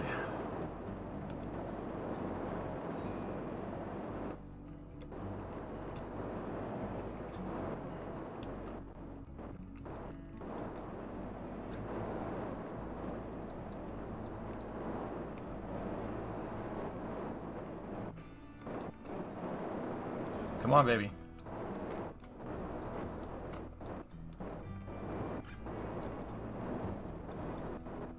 Come on.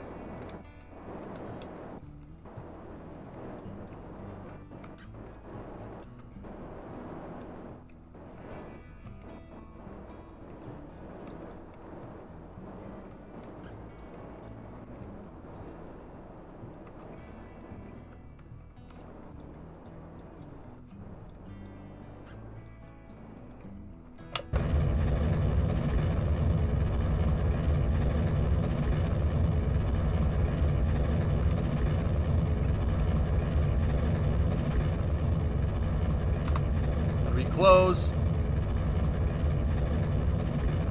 Oh, balls. That was it. Damn.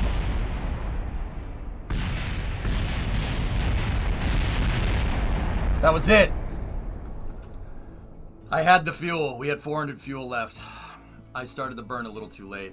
It's because I lost control of it for a second. We came in a little too hot. Damn. I actually saved the engines, mostly. Yeah, the engine survived. We could do stuff with that. Are you gonna automate this eventually? I don't know. Probably not.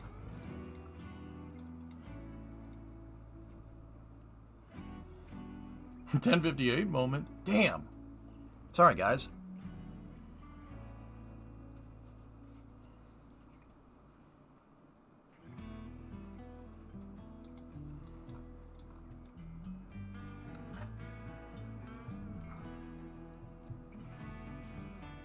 Our insertion was not great. 96 by 73. That's all right, but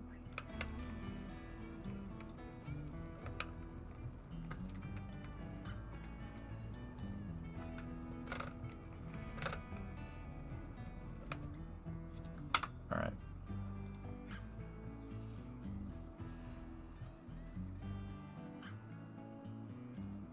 A little Bondo, some duct tape, new coat of paint. Be just fine. I think 800 though. 800 is good. Yeah. 800's very good. It's just getting the trajectory right. I set myself up to fail because my ascent trajectory was poo-poo. Now I gotta sit here and clean all this crap up.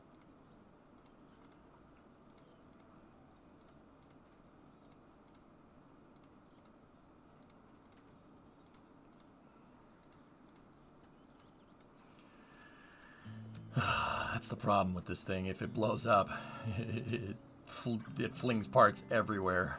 Because that first stage is actually super complicated. I mean, I don't know if... Really couldn't see the landing legs too well that time, right?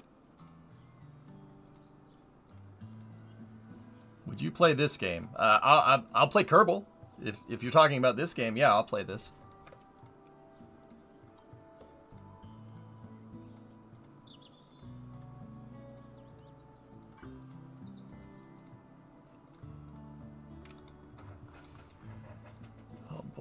You don't know how many times over the years I've had to do this. It's like the walk of shame for KSP players, picking up all the crap. Look at the link. Look at the link, please. Streamer man? Maybe? No?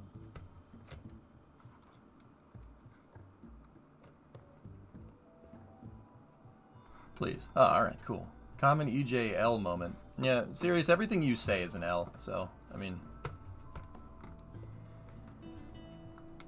What is this game?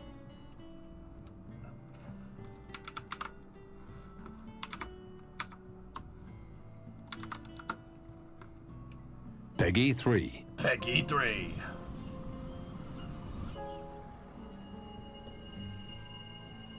No, you will look at the link. Flippy.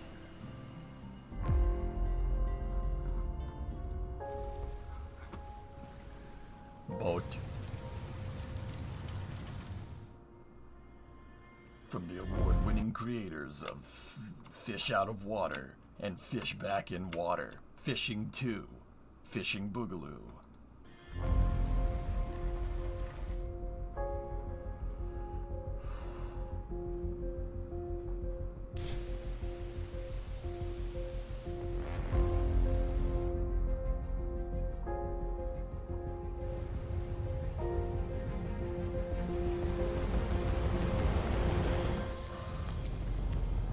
This is fine.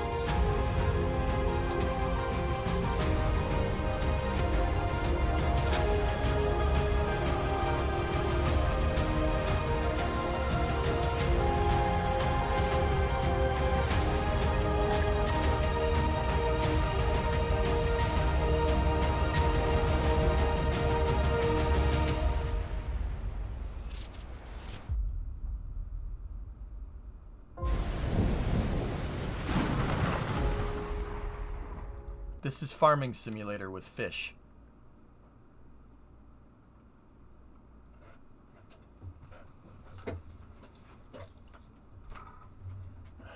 I mean, it looked good. I don't know if I have any interest playing it, but some of the animations for like doing different things in the game, like the netting, like pulling in the netting, that's pretty good. It's pretty talented team right there. Like that's cool, man. It's not easy to animate something like that.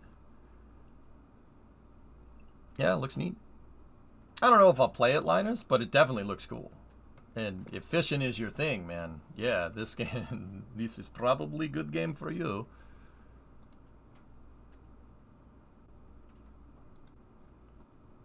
Fishing North Atlantic and fishing Barents Sea. Wait, Barents? What are you going? Ice fishing?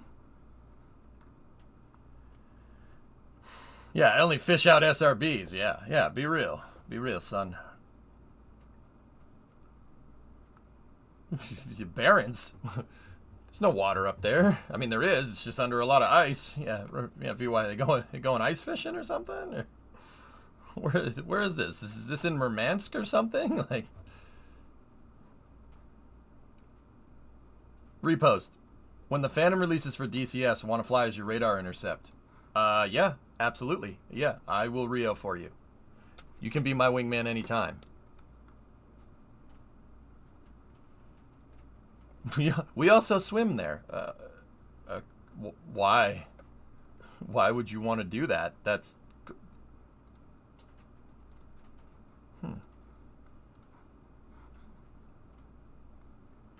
What's EJ's call sign? Don't know.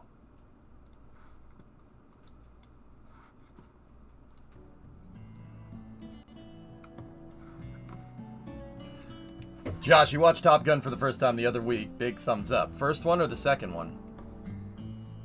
They're both awesome. They're both amazing movies, Josh. But the first one's legit, dude. Your call sign is tiny? I don't mind that. First one? Oh, it's such a good flick, dude. It's so good. Josh, I stood next to the tower that Maverick buzzed. Yeah, that's Miramar. I've been there. It's pretty cool. Call sign is Jeb. Yeah, call sign, you don't choose your call sign, guys. Call signs are given to you. You don't get to choose. That's not how that works at all. Call sign is hand banana. That's too long. Call signs shouldn't go more than 2 syllables. That's the whole point of a call sign, fellas. My call sign is hench. Alright, let's go for another one, dudes. Let's do this. I want to try another one. 800 seemed money, dude, but I'm thinking it might be a good idea to add another thruster in here. What the hell are those things attached to? Or add another control surface. The reason why is, hang on. You know what? Yeah, it's fine. You shouldn't do testing like this. Like, if it was mission mode, I would take this back into the SPH and do the modifications there. But we can do it in here.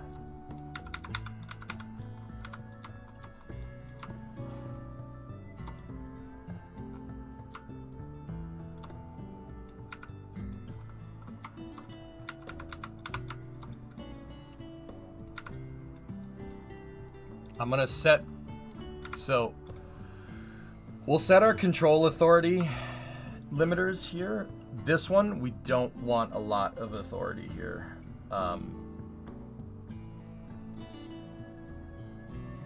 Like maybe 5 degrees at best. Because I need that one for roll control with the booster. So a good way to do this would be one of these for pitch, one of these for roll, and one of them for yaw. I think that's what we should do. That should give me more precise control over the booster. Kerbal likes to have one control surface for every axis. And inputting pitch and yaw into one control surface, Kerbal doesn't like that. Just in case anybody was wondering. I mean, it works. But what it's going to do is average it. So if you have roll and pitch, like on a Delta Wing craft, and you input roll, you try to use the control surfaces for 2 things, right? So if you needed to do this, but you also needed to pitch, it's going to do that. It's going to average between the inputs. So you end up, basically you can, not gimbal lock your control surfaces, but kind of gimbal lock your control surfaces. All right. I don't mean to be that guy, but why KSP2? Why not KSP2 for this? Edino sign, You're being that guy. No, you can't do what I'm doing in KSP2. Like, not even close. That should be pretty self-explanatory. Kerbal 1's much more of a completed product at this point. It's just this, yeah, I enjoy playing this more right now. I would love to play KSP2 to this fidelity in the future, and, you know, I hope they do. But, yeah, nope. I can build landing legs in KSP1. Can't do that in KSP2.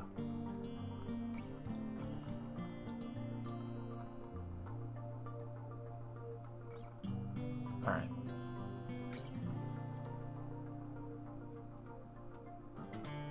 All right, let's do this. Ready? Engines on. T-minus 10, 9, 8, 7, 6, 5, 4, 3, 2, 1. What the heck's wrong with the sounds?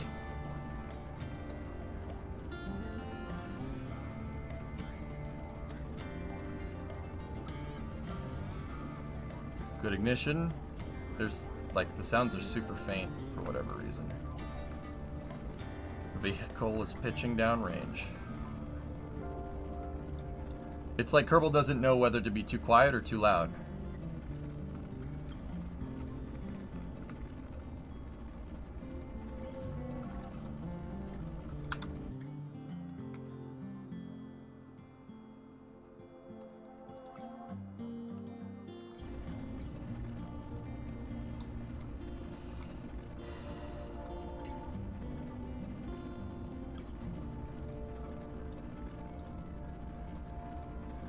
So we're gonna stage at 800 again here. MLV looks real good. That looks nice. Very nice. Let me make the sounds.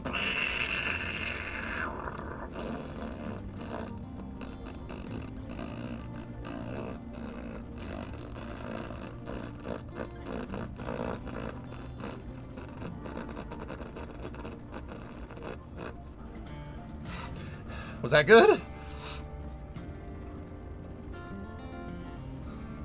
Should be getting up to maximum dynamic pressure. Vehicle's transonic.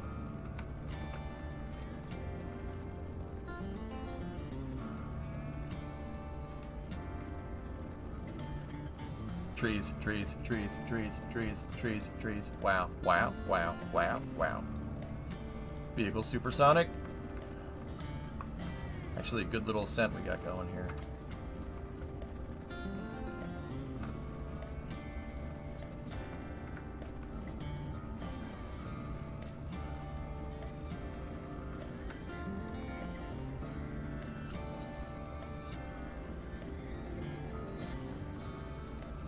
Rates are good.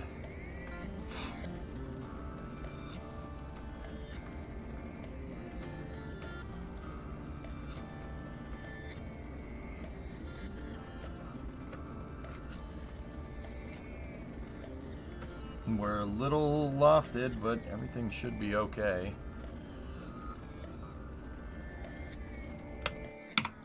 Miko, stage separation.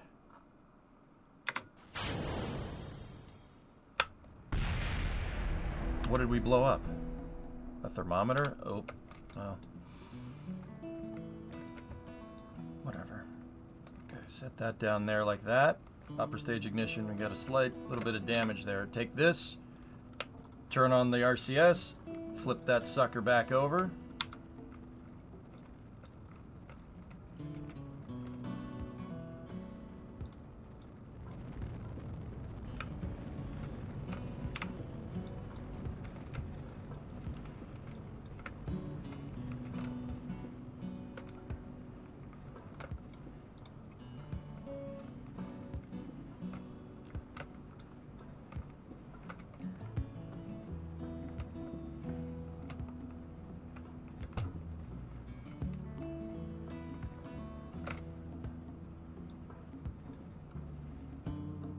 Okay, boost back burn is complete. Shut down I boosted back with way too many engines. Those engines are in symmetry, and that's kind of the reason why it got a little funky there for a second. I'm gonna flip this over while we're on our way up here, and then let's do as we said.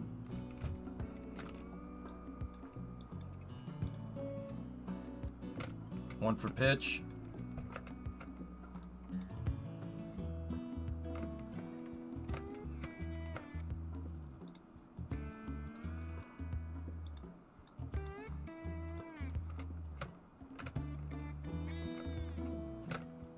Okay, we have one for pitch, one for yaw, and one for roll. Perfect.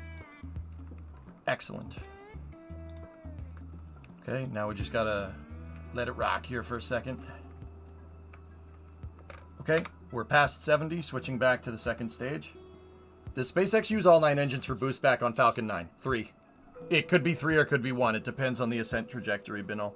Usually it's just 1. You don't need a lot of thrust up there. They've done 3 in the past, but it's 1. Like, just the better answer is 1. They've done 3 in the past. That's what I'm trying to say. Fairing separation confirmed. So, Falcon 9 shuts down 9 engines, flips over, relights the center engine, which is the E9 engine. And then it fires the center engine again during supersonic retropropulsion, and then the E1 and the E5 engine light. So it's 1 engine, then 3, back to 1, then shut off. And then it lands usually on 1. But in the case of if you have like a trajectory, like coming back from a really shallow ascent, sometimes it fires 1 and then 3 and then 1 and then lands. That's for like crazy trajectories. I have a call sign in mind for you, Duck, from when Brimo fed you bread like a duck on New Year's stream. Oh God, that's not ideal.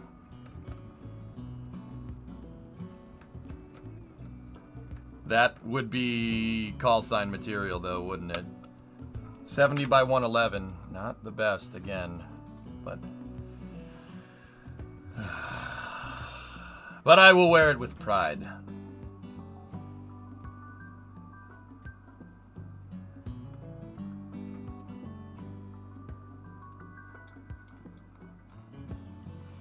Okay.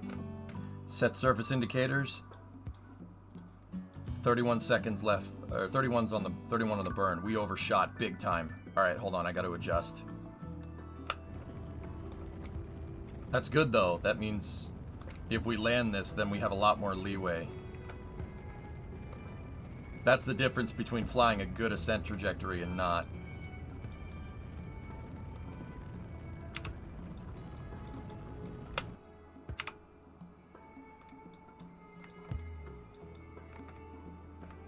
This booster would have terminated itself.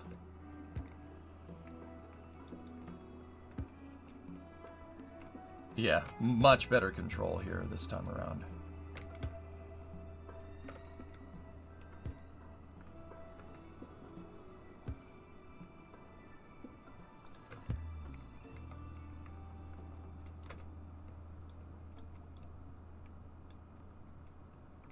Come on, baby. Come on. Lean into it. We have the fuel. We absolutely have the fuel. Come on. That's too much roll. Too much roll. It's overcompensating. Just like Super Heavy was. That's what happened to Super Heavy. It started rolling around like that. Gridfin's overcorrected and it induced yaw oscillation. Okay. That's it. I don't have any more slack to get closer.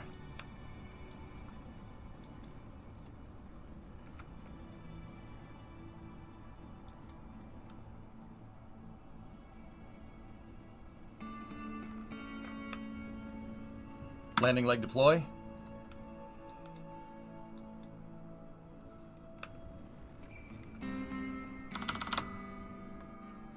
No. Damn.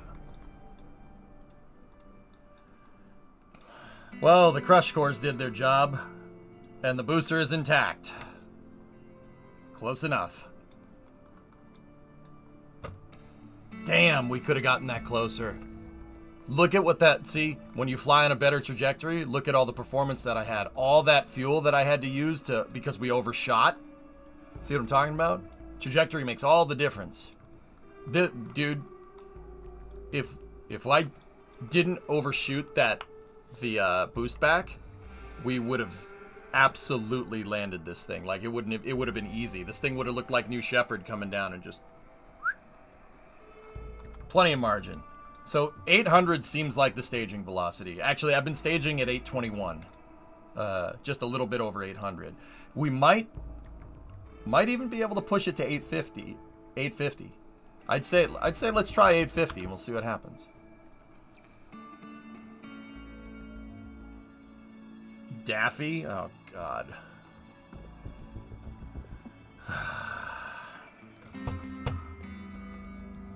Can whatever, it's fine. There's worse call signs.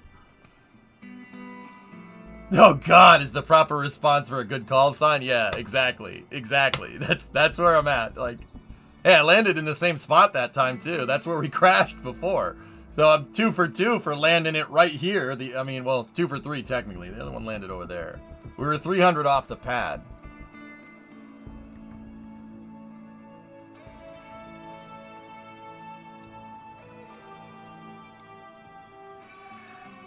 We can refine it over time, Erudite, but we got to remember that, you know, it really depends. Trajectory depends on payload. So we're testing it with we're testing at the absolute maximum with 18 tons. Other payloads might be different.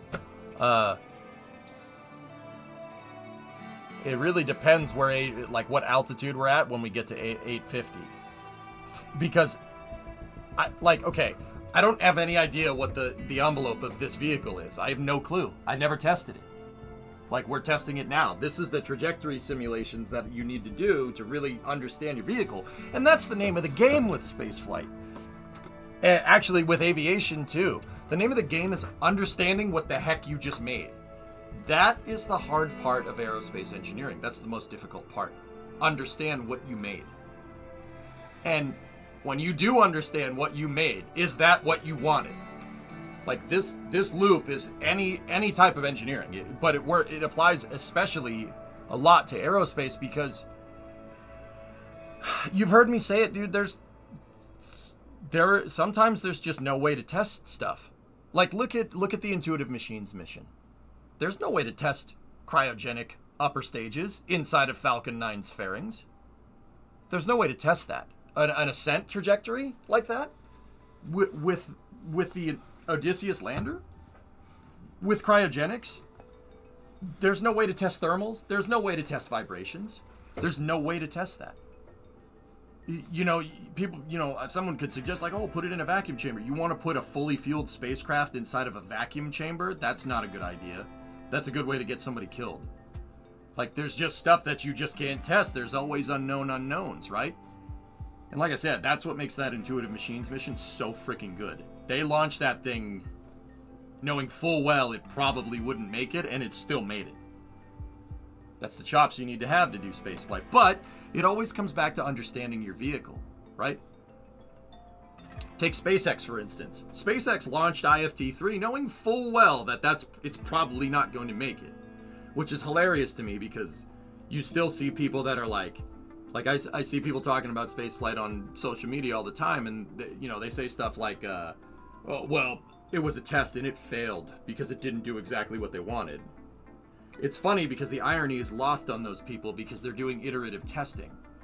Even SpaceX knows that they're not good, that it might not work, right? But understanding what Starship does when it flies is one of the most valuable pieces of data around. Sequencing 33 engines, launching, ascent. First stage working perfectly with the exception of the landing burn. That didn't work very well. But, once again, I think the grid fins spun super heavy around so much that it started sloshing the fuel around. The worst thing that can happen for rocket plumbing inside of a fuel tank is for you to create a whirlpool over the pickups. That is death, instant death for the rocket, not for a person. If the propellant swirls, like you remember those tornado tubes? I don't know if you guys remember these things. The tornado tubes that you made in science class, where you take two 2-liter bottles and you have that joiner and you join them together and it makes a swirl. It makes a vortex. Super heavy spinning, the thing spinning around like that, and spinning this way, spinning this way, spinning this way. That probably caused a little water tornado in there, or propellant tornado. That's probably why they didn't relight the engines. The engines didn't go. They didn't relight. But once again, SpaceX now I guarantee you they understand that now. They weren't sure it was going to happen, but where the heck are you going to test a super heavy landing burn? Where else are you going to test that? What, are you going to grasshopper the thing? How does that give you any information on how to land one of these things? Right? We all know super heavy, what was left of super heavy, hit the water going Mach 1 easily into the transonic regime, right? Dude, I would be hard pressed to see if anyone finds any piece of that booster ever. It obliterated itself and then hit the water going Mach 1. But once again, SpaceX understands that behavior. That's really important. So understanding your vehicle, even if you're kind of like unsure, even if you're going to send it, that's so important. That's what you learn from this testing, right? You think they had a camera inside of the tank? And man, I understand you're just asking a question, but flip that. And now I know assumptions probably aren't right, but if over this 5-minute conversation, if we were like, yeah, you think they got a camera in there? I think that's the wrong question to ask, right? You know they have a camera in there. Why wouldn't you have a camera in there, right? Because the logic premise here is learning what the vehicle's doing. I would want super heavy instrumented to all hell. Like double redundant sensors all over the place on that thing. Cameras everywhere. So you can see everything, right? Like that's what you want. Like SpaceX has cameras in the damn flappers, which is so cool, dude, right? I would have cameras everywhere. Like I would have multiple cameras inside of that damn tank. Right? Like, you think they have cameras in there? Oh, absolutely. I don't even think that's a question. Why wouldn't you want cameras in there? I guarantee you it vortexed. I mean, dude, just take any water bottle and do this. Spin it like that for a second and watch what happens. You're going to swirl the propellants around. Or you don't have propellants in your thermos, but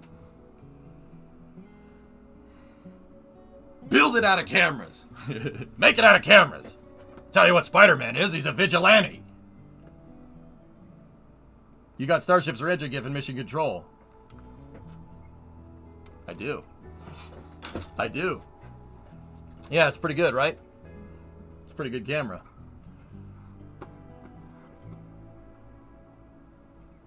Carbohydrate biomass fuel. But yeah, understanding the vehicle is good. So what I'm doing here is no way to really simulate in KSP a trajectory without flying. And it's a video game. Why wouldn't you do iterative testing like SpaceX? That's the whole point. That's the whole gameplay loop of KSP, right? Just building. Oh, it blew up. All right, launch another one. Like not all of us have the luxury to be able to do that in real life. I mean, Elon does. Not many others, right? So, and even the ones that do have that luxury still don't do it. You don't see Tory Bruno doing stuff like this, do you? Or Jeff. Or even Richard Branson. Well, Richard Branson kind of did with Galactica 1. It was kind of a... Never mind. I digest. But I digest. So, in Kerbal, right? What I'm doing is trying to establish the upper limits, right? Say there's a nominal window of where I want my spacecraft to perform. All right, so what do you think is the best way to test it? In that nominal window, you want to find an endpoint first, right? Let's go theoretical maximum. That's where I'm at right now. And inside of, how big is this nominal window? I don't know. What's the theoretical minimum? Launching with no payload? Launching with no payload on a real rocket is not a good idea. Your TWR will go way too high and the rocket will obliterate itself. You'll exceed maximum dynamic pressure and thing will pop, right? You don't want that either. So, I don't know where the minimum window is, but I don't want to test that. What I'm trying to do in my kind of nominal window of understanding a flight envelope, I guess, right? Like what's good and bad, like what causes the thing to blow up and what doesn't. Well, I designed it to move 18 tons into low Earth orbit, so I'm figuring out the upper end of its capability right now. And part of that is, can it boost back? Do we have the fuel on board for us to be able to boost back and land while putting 18 tons of payload in space? Sure, absolutely. I think we proved that. Now we just got to do it. From the last 3 flights that we just did, from the last 3 sims, I'm pretty dang sure this thing is capable of doing that. Like, pretty sure. I did run into some control problems with that first stage trying to land, but that was mostly because I was telling it to do something that it really isn't designed to do. Basically bang a UE and come back and land at the... like, the thing boosted back and then it went past the launch site and then it came down and landed, right? So, we kind of exceeded the envelope there, but it still landed near it and we still had the fuel. I probably could have landed that. We probably could have. We definitely had the margin. That's what these last couple of flights proved. But you got to understand, right? Like, so you talked about changing staging velocity. Would you go past 850? I don't know. Maybe. It really depends. I think we have the performance to go past 850, maybe. I've tried 900 and 920 before. 920 is a little too far. 900 is too far. So, somewhere between 820 meters a second staging velocity and 920 meters a second staging velocity is the sweet spot, right? So, we had a lot of extra margin that time.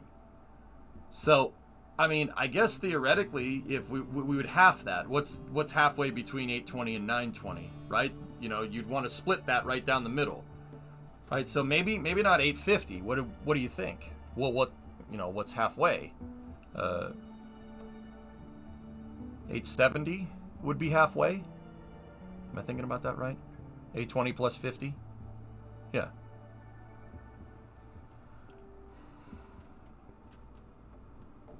Hot stage it? I don't know. This vehicle's not really engineered for hot staging. I know hot staging is the new hotness, right? I mean, we could try 870, guys. I think I can conclusively say that we have the performance at 820. I know we do. So we could push it to 870. 870, my gut's telling me that that's a little bit too far. But we'll find out.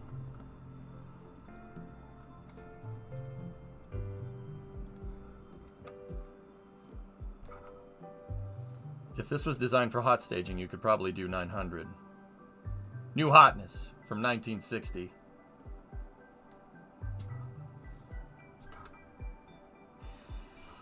Everything old is new again, dude. But see, PY, my thing about Starship is that they did hot staging with Starship, not because they were, oh, it's cool to do, we're doing it to be cool. No, it was a purely engineering decision there. That's why, yeah, new hotness from 1957, right? When the Semyorka flew, right? Like, Titan 1 and Titan 2 did hot staging as well. But, yeah.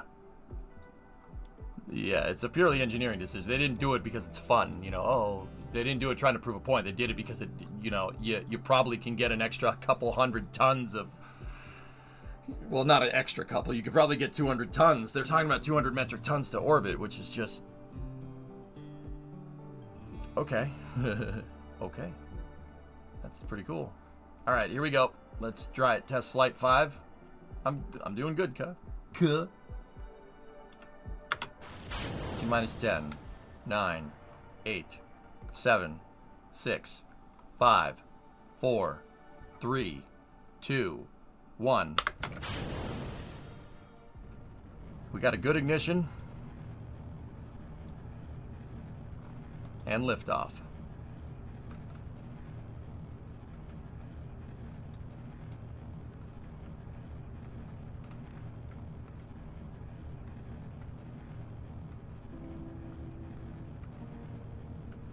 I don't know why Kerbal's sound is so underdriven, but Sometimes it just do be like that. Okay, everything's looking good. Yeah, what's hot staging? So, all right, let me pause this real quick. Hot staging. So, with rockets, you have a first stage and a second stage, right? Unless you're using a single stage method, right? So, the reason why everybody's talking about hot staging again is because Starship is using it. So, what is that? When the vehicle's flying, right? You know, like take Falcon 9 for instance, right? SpaceX's workhorse rocket, right? The engines down here will stop firing, a separation event will occur, and then the upper stage fires and goes, right? So you get a right? With the newer variants of Starship, what's going on here is that they'll actually ignite these engines. It's trying to wave at you. Hey. They'll actually ignite the upper stage engines while 3 of the engines in the first stage are still firing. So, hot staging, the engines are firing and hitting the top of the first stage, right? So, you get a separation instead of like, right? And then the vehicle kind of drifts for a second and fires, right? You get something like this. So first stage engines are on, second stage engines flip on. It'll look like it's getting shot out of a cannon when it stages. Now, Conic, why do you do this? Well, rocket's mortal enemy is gravity. If gravity wins, that means the rocket crashed into the ground. Your objective, the rocket's objective is to not do that, right? It's to not do that. So, why hot staging? Why would you do that? Well, rockets, every second, you know, barring like when you're up in space. So like say it circularizes, then this logic doesn't really count. But every second of ascent that the engines aren't firing, gravity is trying to pull you back. So if you let this thing go for a second, right? Let it go for a second and then try to fire the engines, right? There's a moment right there where you're decelerating. Gravity is trying to pull you back down, and any upward force that you have, you're decelerating. You're coasting for a second. In that split second that you coast, you probably lost a lot of velocity. You probably hemorrhaged off 20, 30 meters a second easily. You know, like probably more, right? So hot staging prevents that grav loss that's induced on a vehicle from staging, right? So you just fire it and it looks like a cannon getting shot out. You never have a deceleration event during staging. That's why SpaceX is using hot staging because, well, dude, I don't need to tell you, Starship is huge. The Starship, this thing, the vehicle that actually made it into space the other day, that thing, is bigger than the space shuttle's external tank. It's by far the biggest single object launched into space ever, by a long shot. The next biggest thing that made it into orbit would be a Saturn V second stage in Skylab, which is probably half the size of this, right? A little bit wider, but about half the size. So, because Starship is so big and it's such a big mass, right? During that momentary staging, right? Because of the high mass of this ship, gravity doesn't care that the ship is bigger. It doesn't give a frick. It's just going to pull you back down no matter what, right? Unless you demand that it doesn't. So, in that grav loss right there, that's less time during ascent that you're getting up into space. And that less time that you're getting up into space, well, you're losing efficiency big time, especially with a big ship like this. That's why SpaceX opted to do this type of hot staging. The other thing about hot staging, now why would you do it? There's, just on a side note, this isn't the first time hot staging has been done. The Russians have been doing it since 1957 on their Soyuz series of rockets. It hot stages.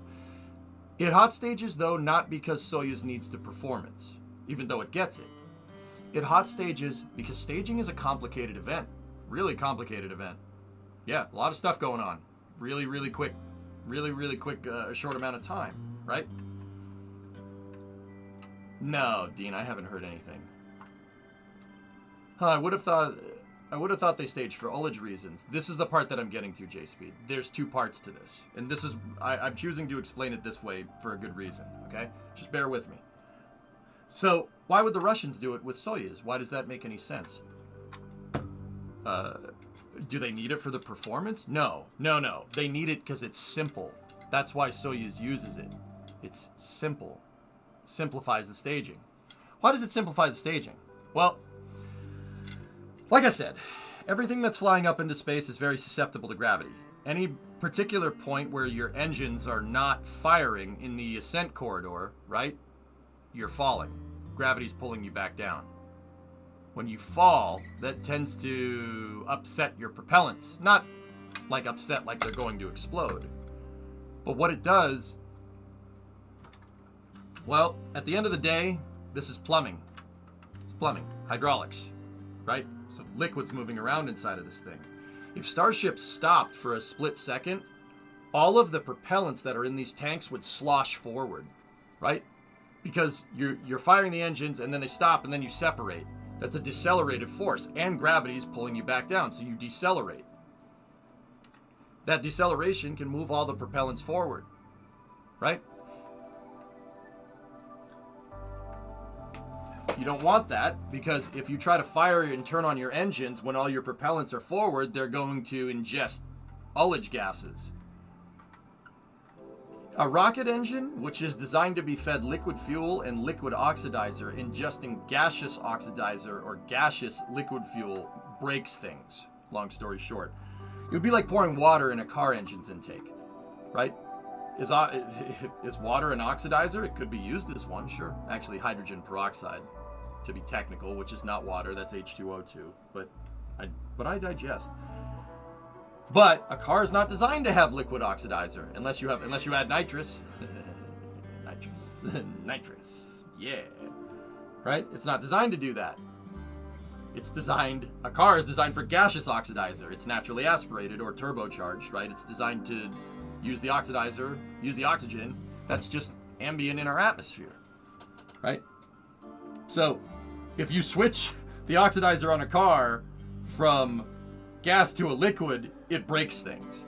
With a rocket engine, if you switch the liquid fuel to a gas, it breaks things. Usually the thing just blows up, which is pretty much what happened to Super Heavy, as from what I understand. It came back down because this thing was, I shouldn't use that for Super Heavy, we should use Super Heavy for Super Heavy. Because this thing was doing this when it came back in, because it was the grid fins were trying to control it, it sloshed the propellants around. So when they went to fire the engines, the propellants weren't completely settled, and the Raptors down there ingested some gas, and then the whole thing promptly exploded. Yeah, dry firing a rocket engine like that usually causes an explosion. It's called a hard start. Hard start will basically cause the rocket engine to knock. If you know cars, yeah, hard starting, gas in the lines, it causes an engine knock. The rocket equivalent of an engine knock. The rocket equivalent of an engine knock usually obliterates everything because you get a detonation inside, and it's not designed for that kind of chamber pressure. Even a Raptor engine, which has insanely high chamber pressure, the pressure load on the combustion chambers, right, would really the shock delta P inside of the combustion chamber would cause an explosion, big explosion.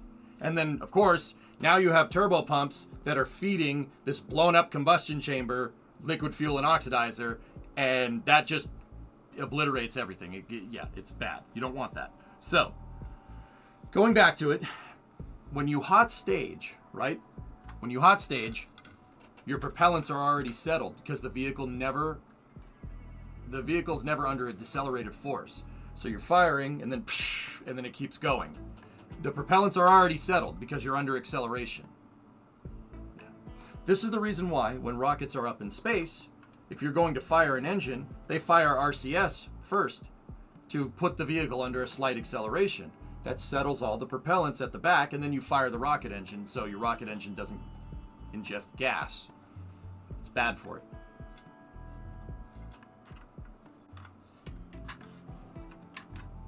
See? That's what hot staging is, and that's why they're doing it.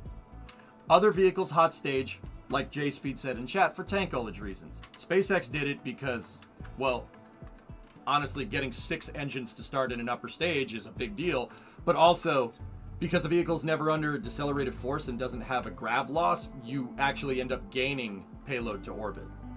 Like, because you don't have to take into account that moment where you burn off 50 to 60 meters a second from staging. Starship just keeps going. It's always under acceleration all the way up into space, which is actually pretty cool. Probably gives you a pretty smooth ride. Yeah, just pretty smooth ride in the future. How are they dealing with that during Falcon 9 landings? Good question. Well, let's think about it. First stage is coming in. What is it doing right before it's landing? Astrolox. Think about it. What is it doing? Well, it's flying through the air, right? And as long as Falcon 9 isn't at terminal velocity, right, it's decelerating. The air is pushing up against these engines. It's pushing up against it. It's decelerating as it goes towards the ground because of atmospheric pressure. As Falcon 9 gets lower in the atmosphere, pressure goes up. That's more air getting in the way of this thing when it's coming back down, right? Slows down. It's under a decelerated force here. Right now, I said just a second ago, decelerated forces are bad, right? We don't want that. Wait a second, Egon. You said crossing the streams was bad. It's bad when you're going up, not bad when you're coming down. That's what you want. That'll settle your propellants.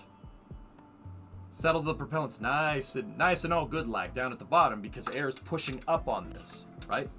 It's still falling, don't get me wrong. If Falcon 9 didn't fire its engines, it wouldn't like, the air wouldn't slow it down before it hits the ground. It'll still hit the ground and explode, which is basically what we saw with Super Heavy do the other day. But, well, it blew up and then it hit the ground. But anyway, so when Falcon 9 is coming in, it's decelerating because of air. It's using aerodynamics to as your ullage there to settle your propellants, and then it comes down and lands. Easy peasy. It's a good question, dude. Thank you. Feeling marginally less uninformed. Oh yeah, this is my thing, dudes. If you've been watching Workers and Resources, I love civil engineering, but aerospace is my chef's kiss, dude. I love this stuff. Oh, nice, Sneaky. There you go. Yeah, this is a 3D printed model that Yum Food Please, a viewer in chat, gave me. It's super useful for explaining this stuff, dude. I thought we watched it impact the water. Hibbit, dude, oh man, people are getting into fights over this stuff, dude. People are getting into fights, dude. So, it very much looks like it hit the water. It very much looks like it hit the water. I mean, it looks like it. It doesn't, it absolutely does. I think from the footage, it looks like it hits the water. However, SpaceX said that because they had trouble starting the engines, because they had most likely ullage gas ingestion, right, on the engine, that the engine sucked in gas and exploded, they said the booster rutted about 450 meters off the ground. That's a little over 1,000 feet, about a little over a quarter mile off the ground.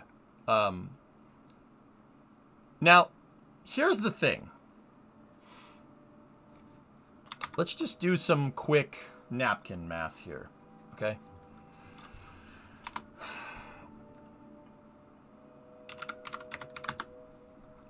Now, we're gonna see. We know it was in transonic, so it was going right around Mach 1, give or take. Now, here's the thing. Mach is not a static thing. Everybody thinks of it like, if you're uninformed about aerodynamics, Mach speed is not. It's entirely dependent on how fast the air is going over the plane. It has nothing to do with the plane relative to the ground. In fact, most plane speed is measured in airspeed. So it is, here, let me get a plane model. I have one on tap, baby. We're gonna use the Phantom today. So if you have a plane moving relative to the ground, that's your ground speed. That's relative. The planes don't do that. They don't use that to figure out how fast they're going. It is entirely dependent on how fast the air is actually going over the plane. That's why planes have pitot sensors, Most planes have a little like knob at the front. It looks like a pole sticking out almost from like under the cockpit or somewhere on the nose, right? There's like it looks like a tube sticking out. That's called a pitot sensor. What that's doing is measuring, it's basically measuring how fast the air is moving over it. Long story short, I mean, you can get pressure from it too, I guess, if you really wanted to. I don't actually remember how a pitot transduces airspeed. Like, I don't know. I forget the exact mechanical function behind it. But long story short, it's about airspeed, how fast the air is moving over the plane. Now, when you start getting up into what's called the transonic regime, 0.85 to 1.2 Mach, that's transonic, there can be points where the air is going faster than the speed of sound over the plane and subsonic at the same time. That's transonic. You're not supersonic, but you're not subsonic either. You're kind of halfway in between. A plain English way of saying this, but this is not the right way to say it, is that planes can halfway break the sound barrier. That's not, but it's called transonic, right? Now, what does that mean? Well, let's take a wing, for instance. A wing on an airplane, right? A wing relies on differential airspeed to work. That's Bernoulli's principle. That's going back to the Wright brothers, right? How does a wing work? You have low pressure on the top, air moving at high speed. And then on the bottom of the wing, you have air at high pressure moving at low speed. So when you're approaching the sound barrier, the tops of the wing, the airspeed over the top of the wing is going to break the sound barrier first. It's going to get to your Mach number a lot like faster than the lower parts of the wing, right? Because in order for the wing to wing, you need differential airspeed. It won't work. It doesn't work otherwise. If you just had a wing that just cut through the air, same airspeed top to bottom, it's not going to generate any lift, and your plane will probably do that. So, dynamic versus static pressure. Yeah. There you go. Yeah, you guys are rattling off the math in chat. Thank you. So, right? Love the stash. Thank you, sir. I needed it for KSP. You love blank engineering. Yeah, you're not wrong. So, let's think about this for a second. How do we know it's going Mach 1? Super heavy when it came back down. Well, it was close to it. Mach number definitely changes, but let's think about this for a second. It impacted going about Mach 1, which, like I said, it varies, and I made it a thing to explain that it does vary. It really depends. It depends on humidity. Depends on temperature. Depends on pressure. Those are very important. That's a very important thing to understand. Mach number is different at 30,000 feet than it is at 10,000 feet. Very different. It's on a... I don't remember if it's a logarithmic scale or not. I forget. I'm a little rusty, guys. I apologize. So... Good song. So... Booster 10... according to SpaceX, rutted about 1,300 feet off the ground, give or take. 467 meters, which is that's like 1,500. But okay, so let's think about this for a second. If it was in the dead center of the transonic regime, and let's just assume ideal conditions here out in the Gulf. It was probably very humid out there, if I had to guess. And there's water. That was a joke. I get it. A joke. Anyway, so let's assume 768 miles an hour. Let's just assume that. That's like kind of around Mach 1 near sea level, give or take. But once again, it varies. It can be in a nominal window there. That is about 343 meters a second, give or take. Once again, Mach number, it moves. It can vary. It depends. Let's just say it was going 300 meters a second when the booster rutted. Well, let's do some basic math here. It rutted at 460 meters off the deck, right? And it's going 343 meters a second. That means it took about a second and a half to hit the water. It didn't take long to get from there to down here real quick. You want a 10-second car in a quarter mile? This is a 1.5-second booster in the quarter mile, all right? So... When the booster came down and landed, the last bit we saw looked like it hit the water. If I had to guess, this is just a guess. If I had to guess, the bottom exploded, and in the time it took to blow up the entire booster, it probably, the half blown up booster probably hit the water. Just a guess. So did it hit the water? Technically yes, technically no. I'm gonna go ahead and guess that it did. But the last frame that we got was right before half blown up Super Heavy hit the water, because it's not gonna take much time to get from there to there when you're going supersonic. You're going fast. Discovery, go at throttle. So my guess is that the last frame we got was of the partially blown up booster, what was left of it hitting the water. So Rudd, water, about that fast, right? So did it hit the water? I don't know. That's what people are arguing about, Hibbit. It's like, did it blow up and then hit the water, or did it just hit the water and blow up because of it? Like, this is what people are arguing about. Must be nice, right? Like, this is what people choose to be angry about today. Like, Celtic with the 40-month resub. Schrodinger's booster. I think the engine section exploded, and what was left of the booster hit the water, and I think, well, just because the bottom of the booster exploded doesn't mean the camera at the top is not necessarily going to not relay a signal, right? We've had onboards from rockets, like Astra's rocket, we got an onboard from that thing. We had an onboard from the rocket that shot off the pad sideways after the bottom exploded, and we got an onboard from that one. Just because it rutted doesn't mean you're not going to get an onboard, right? If that system is still intact and the cameras are all at the top of Super Heavy and the transmitting equipment and the batteries are all up there, they're all at the top with the grid fins. You don't put the batteries down by the rocket engines unless you're Rocket Lab. And they have a very good reason to do that, because the rocket engine won't work if they don't. Electron is the only electronically fuel-injected rocket that exists. Well, actually, I don't know that for sure, but the only one that I know of, right? Right? We were supposed to do space news at 4, by the way. Oops. So, yeah, everybody, dude, I was reading a thread this morning. People are mad about this. Like, I think it exploded, and I think what was left hit the water, and the last frame we got was the half-exploded booster hitting the water, because it wouldn't have taken very long. About 1, done. That's it. It would be that fast. This sequence of events happened 0, 1, 2. That's it. From landing burn, Rudd, to water. That fast. So, you know, everybody's already like, oh, did it hit the water? Oh, it hit the water. Was it in one piece when it hit the water? Probably not. it hit the water. Like I said, it'd be hard. You'd be hard pressed to find any part of that booster. Hitting the water going that fast probably shredded it like a cheese grater. There's probably no discernible pieces of that thing left. It's all space news. Always has been. It's 4 in Newfoundland. Yeah, that's right. Yeah, you're not wrong. All right. Anyway, back to our ascent.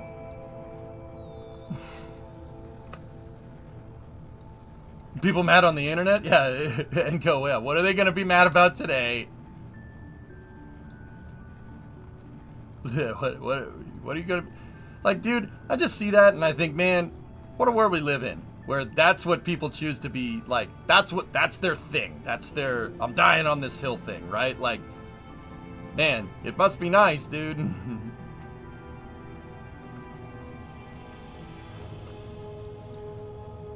Han shot first.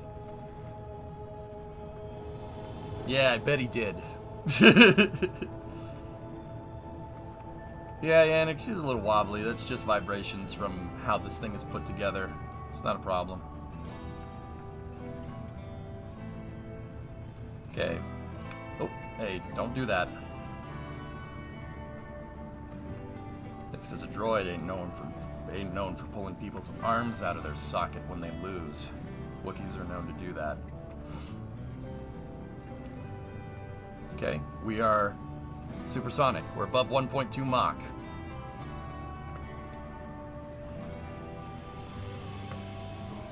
Lofted? It's not bad, Hells. We're all right. Okay, we're looking for 870 here. 870 staging velocity.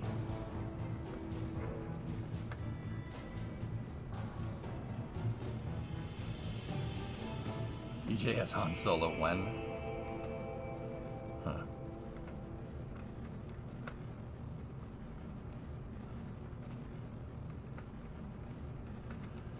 Okay, here we go.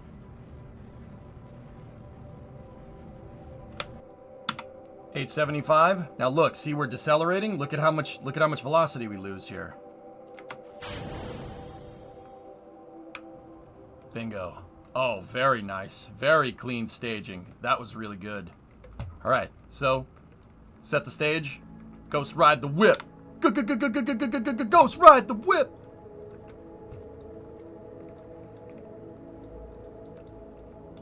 Shut off the outer engines. An action group would be useful, but these engines are in symmetry. That's why I do that. That's why I do it this way. Let's see what our apogee is at. 55. All right, so relight.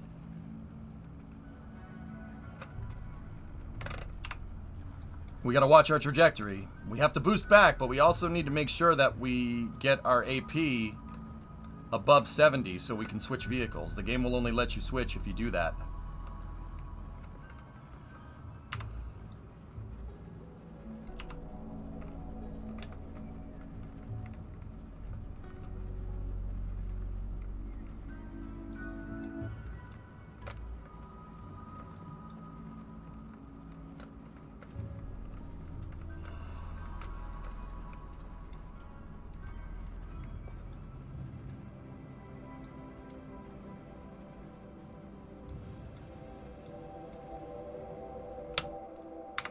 Okay.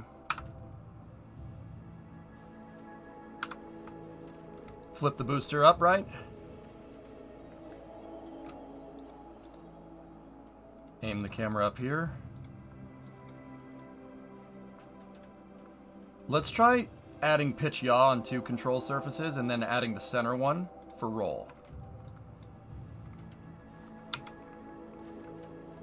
Okay, cool. Just wait for us to coast. Uh-oh. 69,883. Just get up above 70, please. Jeepers creepers.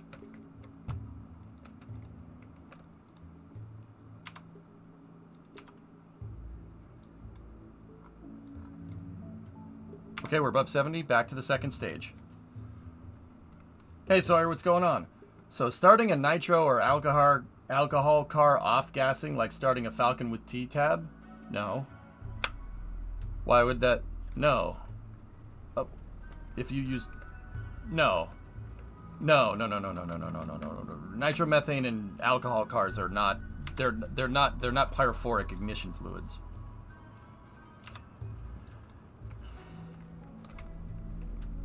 No. Crank separation confirmed. No, Goalie, those just use a regular starting and like they still use a starter motor. Starter motor is your manner of actuation, I think. Would you ever do a cannonball? I did during Route 154, basically. It just wasn't timing it. With that being said, Thorn, Ernok and I are going to go on EJ and Ernok's Excellent Adventure. We're going to drive from San Diego to Boston, towing a car that I'm going to fix and upgrade for Ernok, which is pretty cool. That's happening in May. All right, stand by for Seco.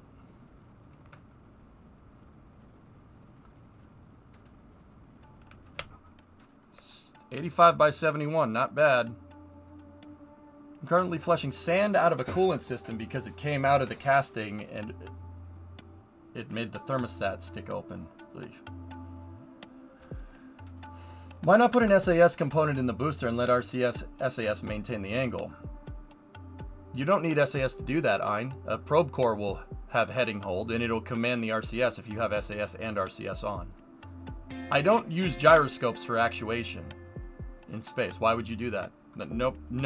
No first stage does that. No spacecraft does that. Maybe save for, like, the shuttle. Actually, the shuttle. I mean, even the shuttle doesn't. You have a control system on your thrusters. Your thrusters are what causes rotation or translation. There are very few spacecraft that have gyros on board. Buran did, for what it's worth. But that's mostly, a gyro like that is mostly reserved for like Hubble or something, or an imaging satellite.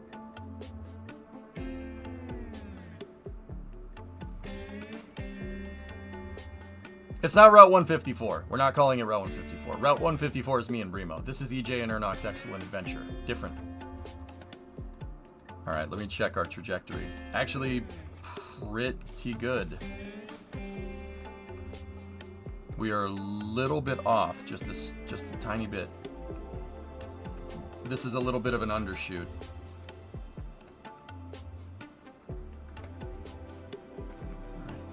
We can, actually, we are afforded an entry burn here.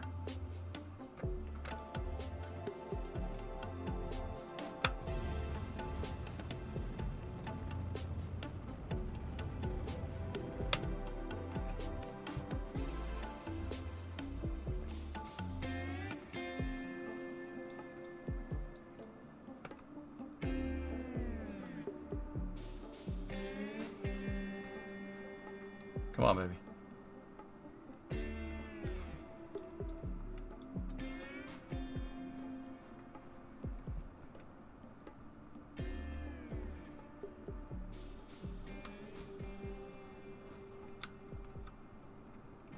Clouds.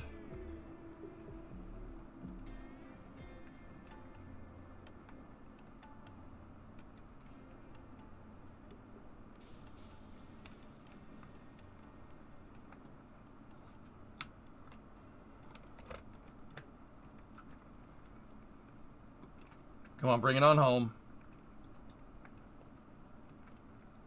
We're lined up.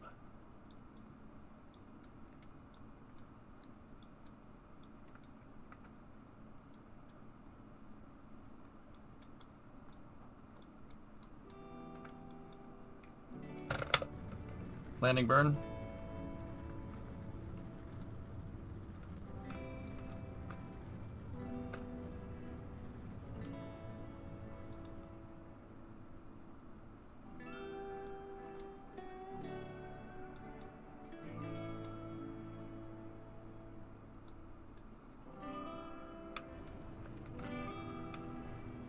Landing leg deploy.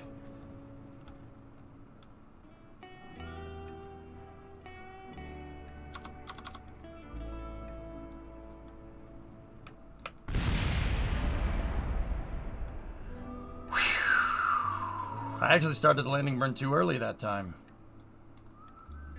Had a little bit of a crush, but we landed.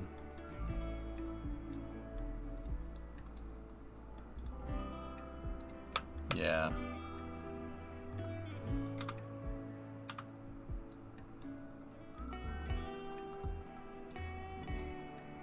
Basically, these things are designed to sacrifice pieces on the landing legs before we, if we ever run into an issue. Yeah, we lost some of the landing leg covers, but that's okay.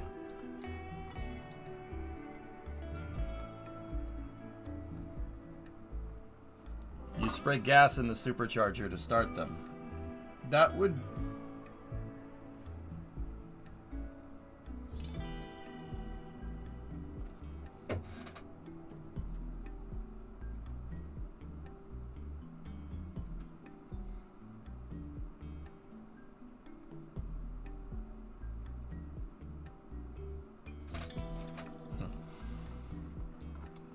I mean, goalie, that's... No, that's not pyrophoric ignition.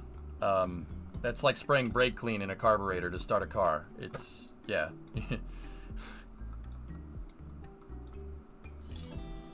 With Kerbal EVA repair, that's easily fixable. I would not EVA repair anything, dude. I don't trust it.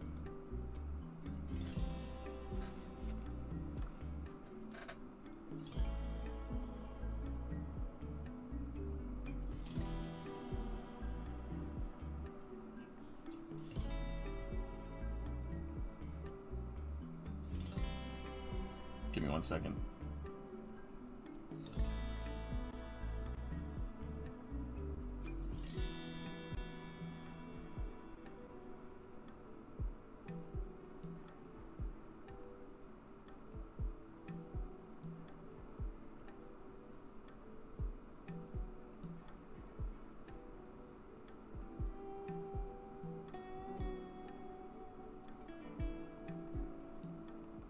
Sending a message. Give me 1 second.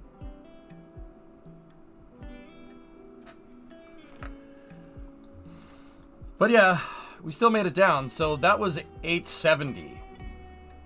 Like I said, 870 is cutting the margins a little thin, but dude, that entry and everything was perfect. It doesn't get better than that.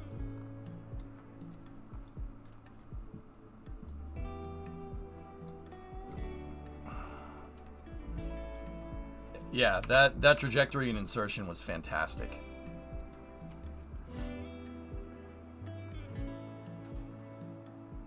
Crumple zone. Yeah, Zabel, basically, Falcon 9 has stuff like that, dude. Yeah, it has a crumple zone on its grid fins. So basically it'll sacrifice the grid fins, or not grid fins, excuse me, landing legs. It'll sacrifice the landing legs.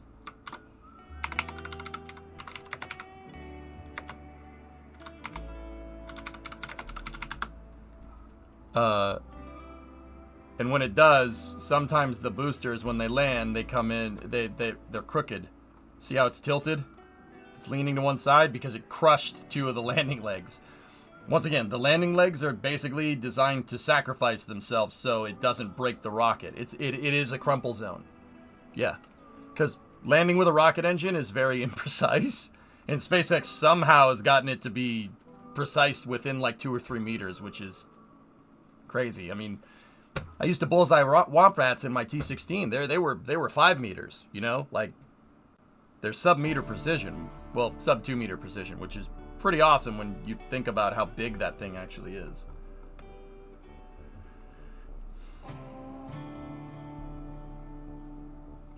It'd be pretty scary in ICBM with that precision. I mean, yeah.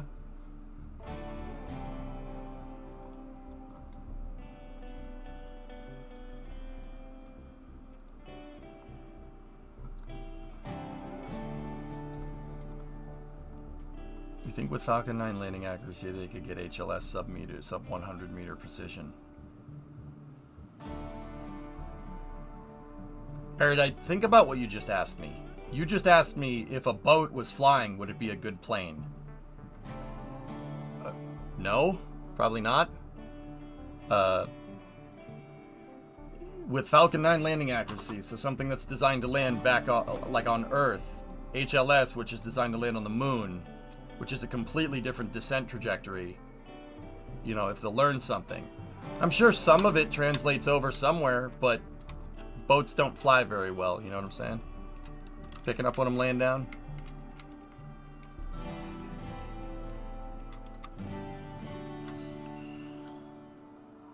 Yeah, you got it? Alright, cool. Alright, excellent. Glad we're on the same page, man. Stormworks would beg to differ.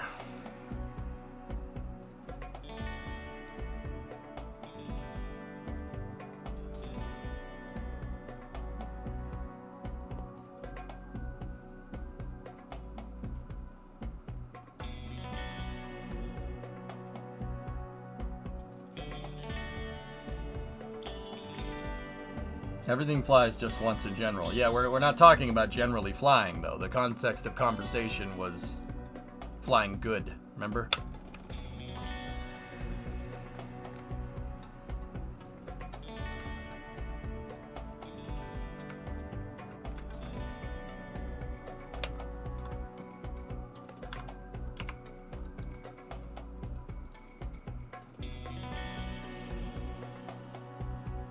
Yes, Pigzig, unless you're controlling them. Or you're both falling through the atmosphere.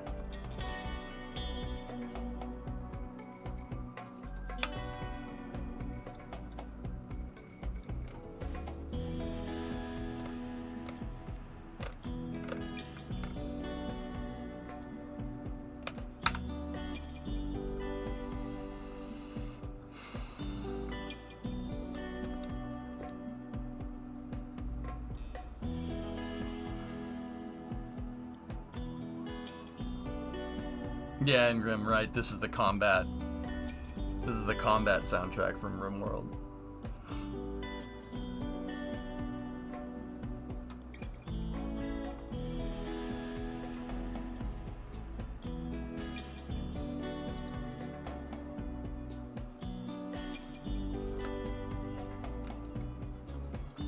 All right. Do heat shields have the highest heat tolerance in KSP? For an individual piece? Yeah. Yeah, absolutely. But there are different ways you can do this. Parts in KSP are... So, like, okay, look.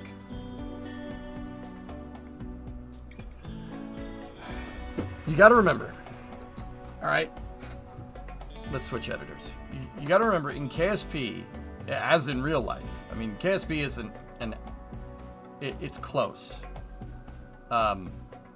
It's not a perfect representation. There's no convection in KSP, but there is conduction.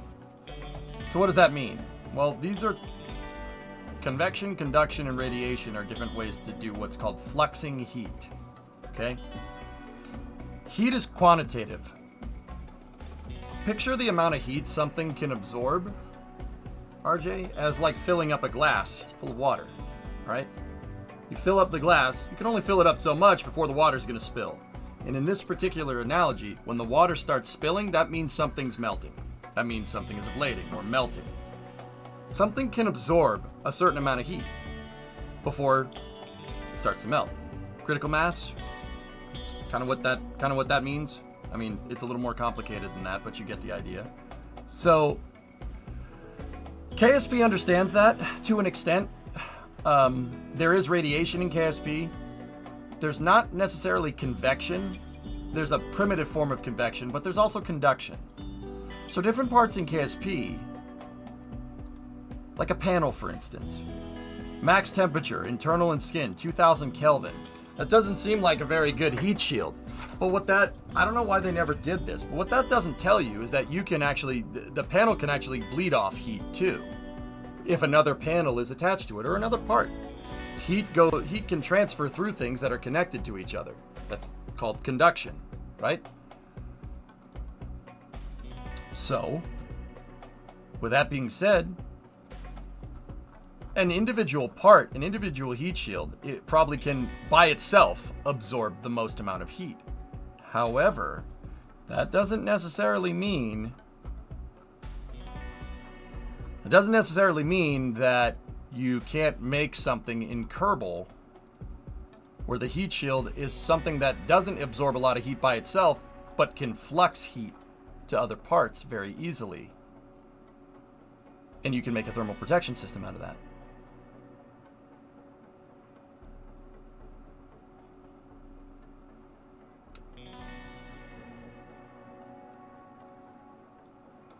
So yeah, the heat shield, out of any part, it can absorb the most amount of heat before it blows up, before something bad happens.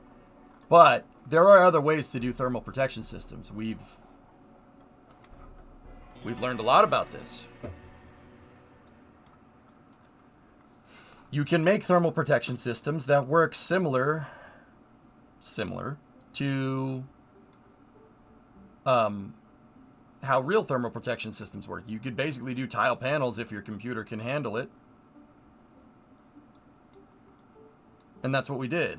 The panels that are making up the shuttle's thermal protection system work like tiles. They work on the exact same principle. That's why you can make a TPS out of panels, and basically this thing just serves as a gigantic heat sink, right? It serves as a huge heat sink just like the tiles do. The tiles on the shuttle are just big heat sinks. They can absorb a lot of heat before something bad happens, right? One singular panel is not going to get you very far. You guys know good and well that doesn't make a good thermal protection system. But if you attach a bunch of them together and you attach them like in a vein, like almost a heat sink, right? So that panel right there is attached to that panel. These 4 panels are attached to this one. Like, see what I'm talking about? See how highlighting that highlights the whole thing, but those don't? These are made like a heat sink, which is exactly what the tiles do. The tiles on the real shuttle and on Starship do that exact thing. I don't share the shuttles, Legato, no. This is mine. This is my design. I keep it for myself because I'm a greedy bastard sometimes. What do you want? I don't know what you want. Anything else, though, can be found probably on Kerbal X. I haven't updated that in years, but yeah. Anything but the shuttle. I want you to build your own shuttle because it's cool to learn about it.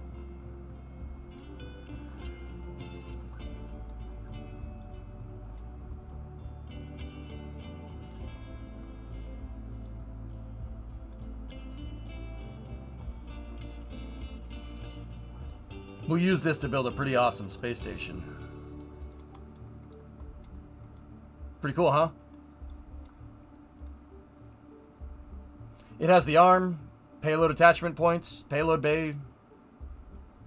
The lights are in the same positions as the real shuttle. The RCS, for the most part, all in the same spots. This shuttle is supposed to work. It's supposed to take what the shuttle does and make what the shuttle does in real life work in Kerbal. This thing is supposed to fly like the space shuttle. It's supposed to act like the shuttle.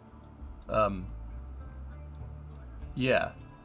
Taking what the space shuttle does in real life and translating it into KSP's aerodynamics is very, very hard to do. That's why you, like right there, for instance, there's a little bit of a gap right there because we had to cut off some things to get it to fly right. No, it's attached on a docking port, RJ.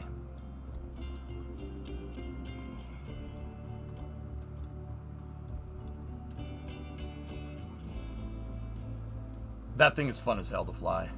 Really, really fun. Yeah, it has the arms spligata, it has everything. It should work for all intents and purposes like the real one. All the systems are in the right spots. Fuel tanks are in the right spots. Forward RCS fuel tanks, they're in the right spots. The avionics is right where the avionics bay is in the actual shuttle. I have a crew tank down here so my shuttle can move 8 just like the real one could. The docking port and the airlock mechanism are in the same spots. I have controllers for programming the remote manipulator system so I can get the arm to animate and pull a module out of the payload bay and turn it and put it up and install it by itself. Even the high gain antenna is in the same spot as the real one. You ever going to try re-entering while using the control surfaces in the same way that they do in the upper atmosphere like in real life? I.e. they're inverted. Oh! The real engineering video, Pigsig, huh?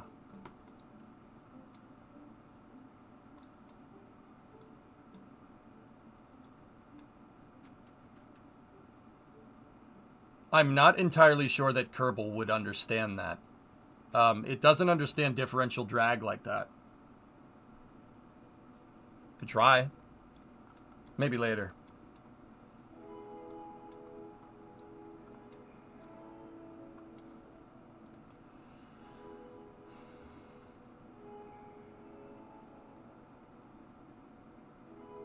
You made the whole assembly with the boosters and everything? Yep. Took me months. This was a huge project. And I'm so happy we used it and we built a space station with it. It makes me very, very happy.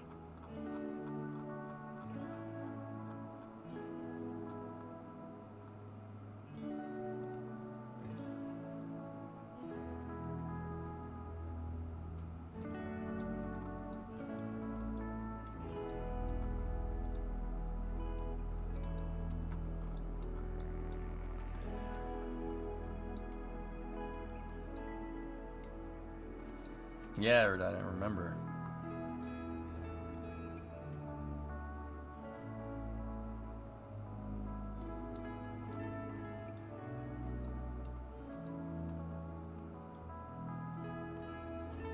All right. All right. All right. All right. All right. All right. All right. Yeah, I know. Just, let's do it.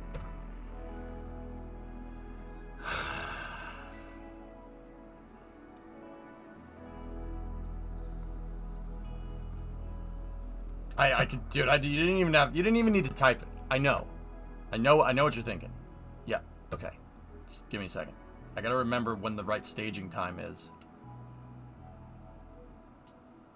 Side cam only. I don't know if I'm that tweets. It's probably not a good idea to do that. Like as our first dive back into using this thing, we should probably not do that.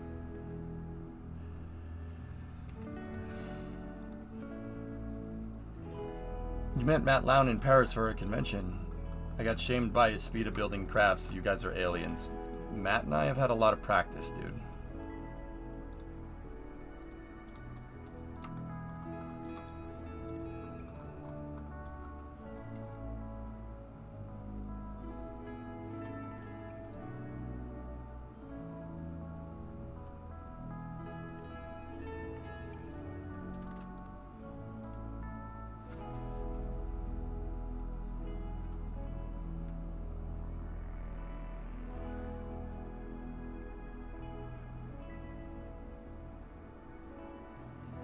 1 second.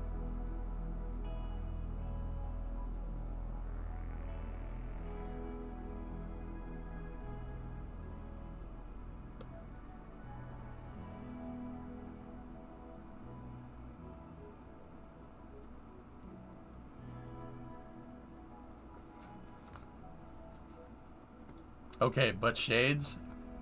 I should probably pay attention to the vehicle.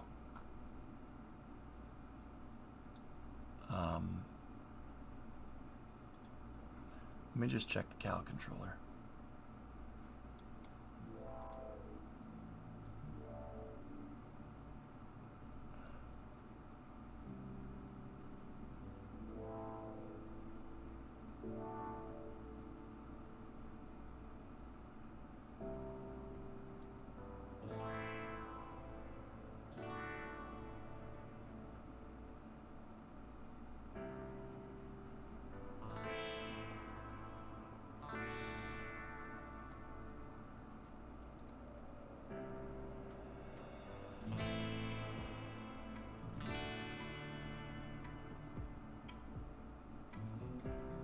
"100 seconds is 1 minute, 1 minute 40. Reset the program.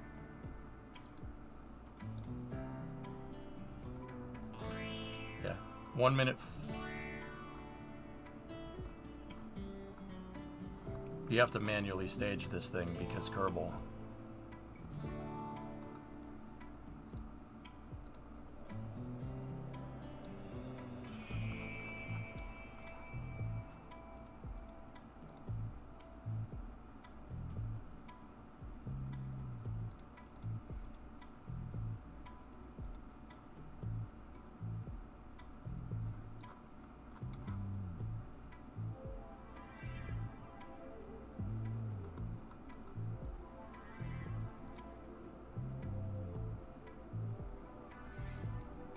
I'm just looking over the flight manual here.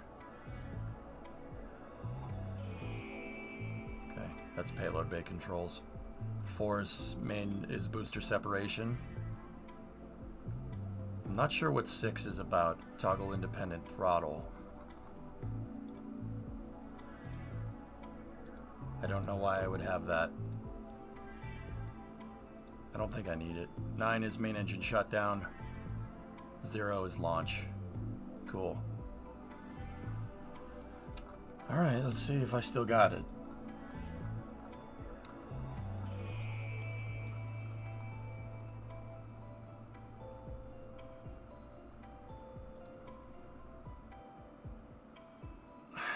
Let's see what this does.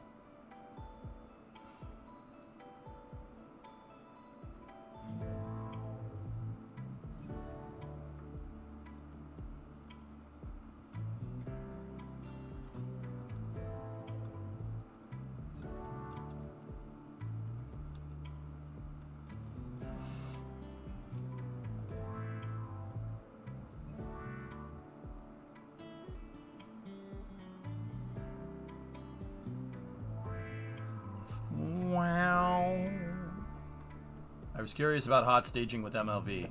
If I attach the docking port to a panel, will it heat sink? What do you think?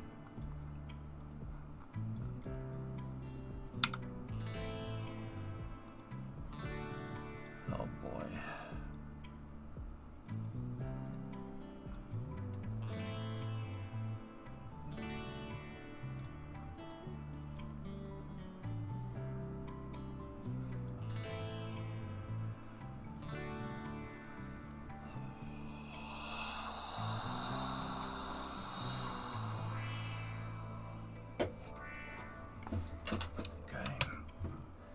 Hold on to your Discovery, butts. go at throttle up.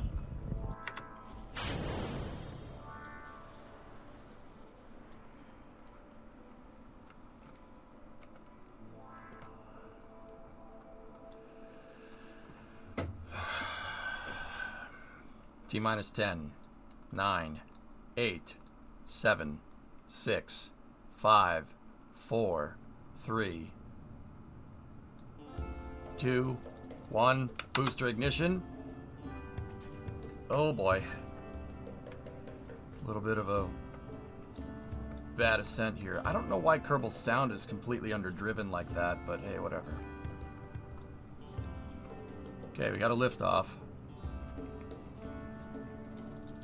Roll program.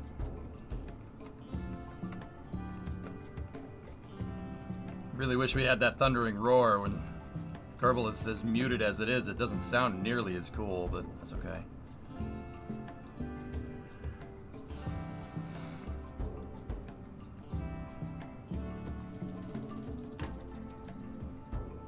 Okay, everything's looking good.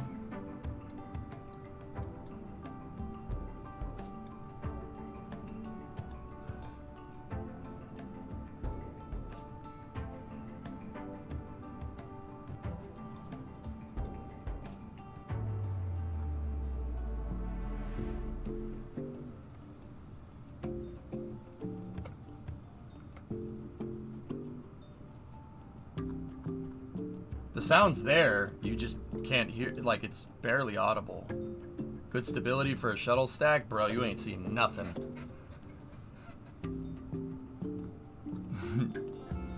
Ollie, face the shuttle booster, please.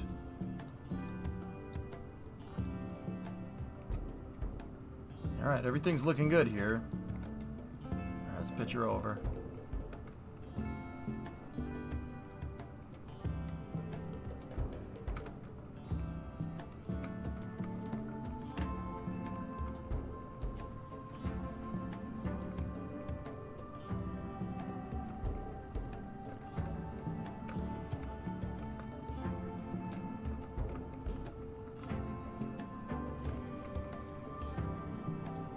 Real good ascent here. Oh, yeah, baby. Ah, that looks fantastic. God, I love this thing. Did NASA have plans for a purely cargo space shuttle? Yeah, it's called Shuttle C.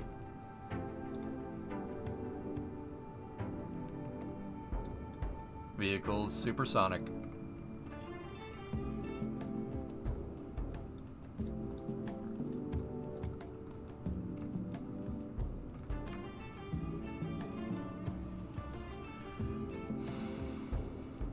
Ah, that looks fantastic, man. I love this thing. What a great launch vehicle.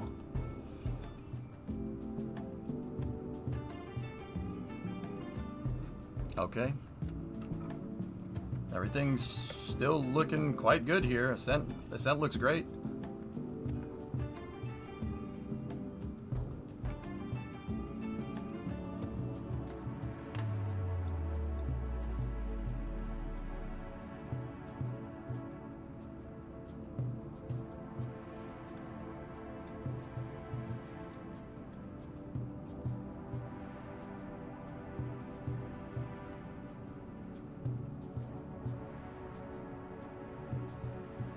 Thrust tailing off and SRB standing by for separation.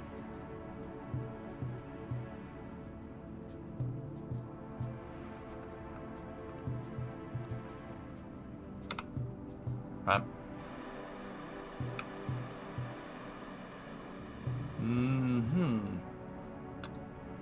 Yep, 145 was not the right time to do that. It's definitely 150. Yeah, definitely 150. Yeah, we sepped a little early. I forgot when the separation time was. I'll launch it again, we'll get it right. See how stable it was, though, even though we jettisoned the boosters just a smidge too early? Pretty cool, huh?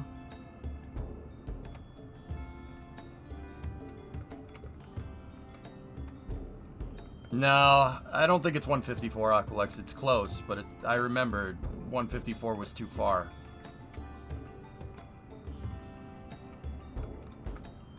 Thrust. Guidance now converging. Orbiter's onboard computers commanding the main engine nozzles to swivel, aiming the shuttle for its precise target in space for main engine cutoff.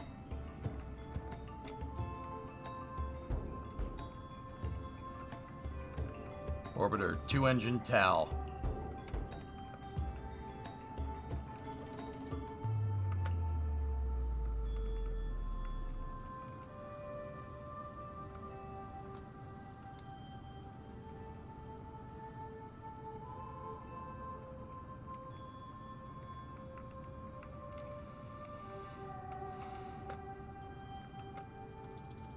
Everything's looking good, man.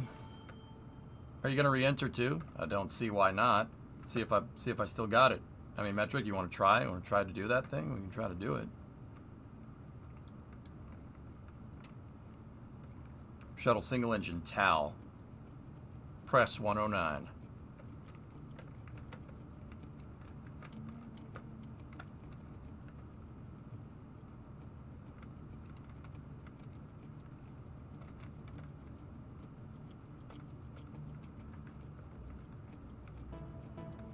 Orbiter now rolling into a wings up position for acquisition through Tidris as it goes over the hill.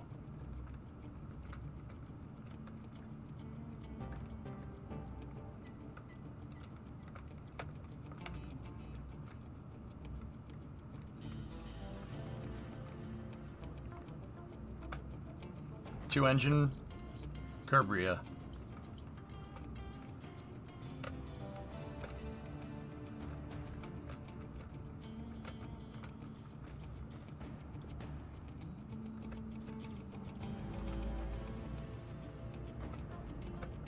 Single engine Curbria.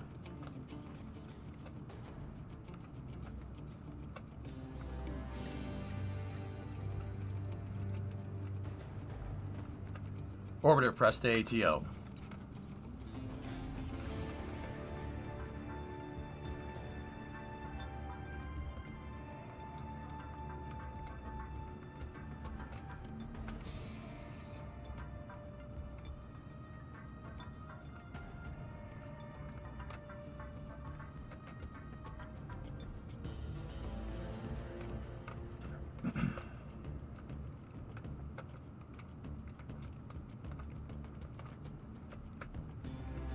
Stand by for Miko. That's a little too far. Miko confirmed. That's bad. Yeah, we flew too far. Shutdown was a little bit late.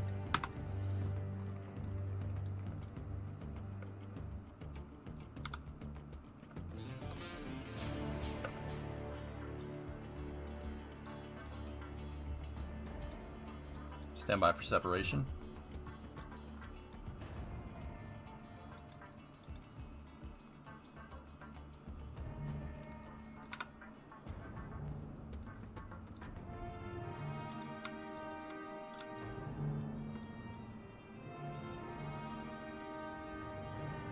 ET separation confirmed.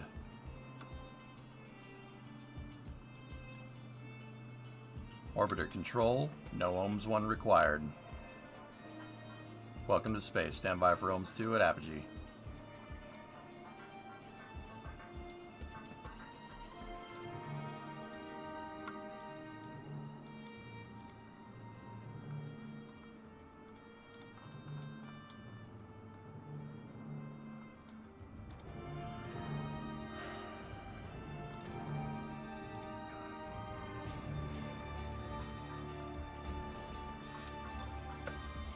Everything's looking good.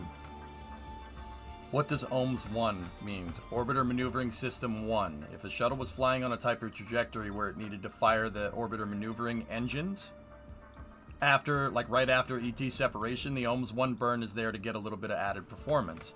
The shuttle could also, in certain scenarios where it needs the TWR to get to a destination, like on a Hubble servicing mission, ohms 1 occurs before MECO, before main engine shutdown. There were times where the space shuttle, with the external tanks attached, was firing all 5 engines on ascent. Oh yeah, ohms 1. No ohms 1 required. Welcome to space. Ohms 2 at AP for circularization. Shuttle never circularized with the external tank, even though it could have. That's why I burned a little too far. My external tank is not going to burn up unless I watch it fall, because its PE is above 25. MECO with the shuttle, and this is just me being rusty, MECO for me is like 90 by 20. We're 90 by 43. Not good. So we have to ride the external tank down, so we get to watch that thing explode. Certain missions, yeah. So right now we're just chilling. We're not go for on orbit just yet, but we're close. to go in here and select the control point. There we go. Ohm's control point is activated. Orbital maneuvering system is pressurized.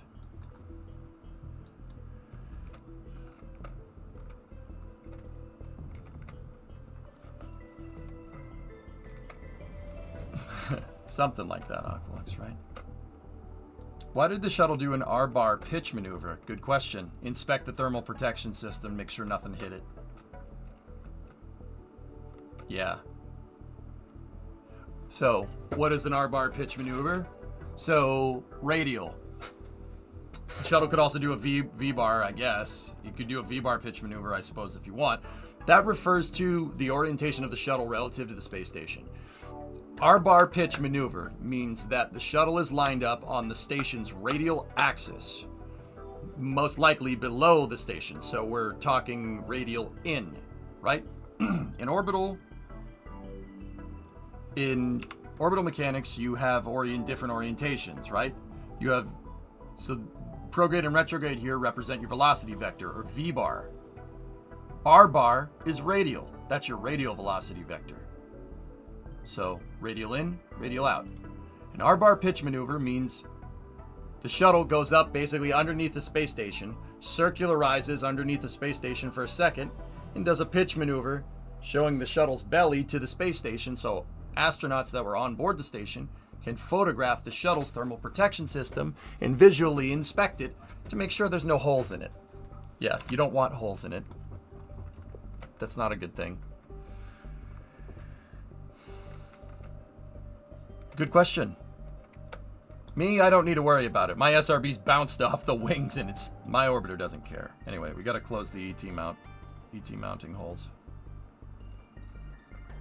ET mount holes are closed. Yeah, like a dog wanted his belly rubbed. Exactly. Yeah, what they would do before is the shuttle basically had a selfie stick. Well, not before. It still does. Or it still does. The shuttle would have a selfie stick called the Orbiter Boom Sensor Sweeper. So a lot of people don't know that the shuttle was capable of carrying 2 robotic arms. You could carry 2 RMSs. It could have 2 on either, like one on either side, and you could like fly up to a satellite or a spacecraft, grab one, and then use the other arm to pull something out of the payload bay and attach the 2 things together. It could now kith. You could do that. Sure. So there was always a mount for another arm on the right-hand side of the shuttle, on the starboard side. There was always a mount. The arm always flew on the port side, right? There was always a mount for it. They ended up never using that because no missions required that capability, which I think is a bullcrap excuse, because if you had done what the shuttle was originally designed to do, it was designed to build stuff like Gateway in low Earth orbit and then send it out to the moon, which would have been really freaking cool. They should have done that. Whew. Sorry. So what they ended up doing is giving it a selfie stick, basically putting a huge metal rod in the place of the other robotic arm. And it would grab it and the shuttle would take selfies of the thermal protection system. They'd put the thing behind it like a back scratcher and inspect the belly of the space shuttle that way. Between that and the R-bar pitch maneuver or the V-bar pitch maneuver, it really depends. I mean, R-bar is where the only windows are on the ISS, so I don't think it would do a V-bar pitch maneuver, but whatever. Between that and the R-bar pitch maneuver, the shuttle was actually running pretty damn reliably. Yeah, pretty good. I think a lot of people, the shuttle has a bad rap for Challenger and Columbia, and those are mistakes, and those mistakes do suck, but people ignore the fact that basically from 2005 to 2010, the shuttle operated flawlessly. No problems. And finished the space station on time. There's a guy that works for the Pentagon right now. His name's Mike Griffin. He was the NASA administrator for George W. Bush's second term. He returned the shuttle program to reliability after the snafu that was Columbia. The NASA administrator that was overseeing stuff, I think his name's Sean O'Keefe. Yeah, they canned him after Bush's first term. Yeah, they were like, no, you can leave. Hey, Alex. Stars don't look bigger, but they do look brighter. Sally ride. Ride, Sally, ride. Hell yeah. Yeah, Mike Griffin got the shuttle program operating on a reliable schedule and actually got it to build something on time.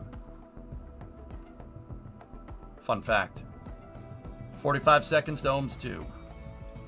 That's why I like Mike Griffin so much. He was also Constellation was also his brainchild, and I love Constellation. So I like that guy a lot. Yeah, exactly, Nova. He was the guy that we watched in that testimonial meeting that did not have anything good to say about Artemis, dude. He's like, this program sucks. You guys suck. I'm like, I like you. And then everybody hated him for it. If the tiles were missing, then what? Call a Soyuz?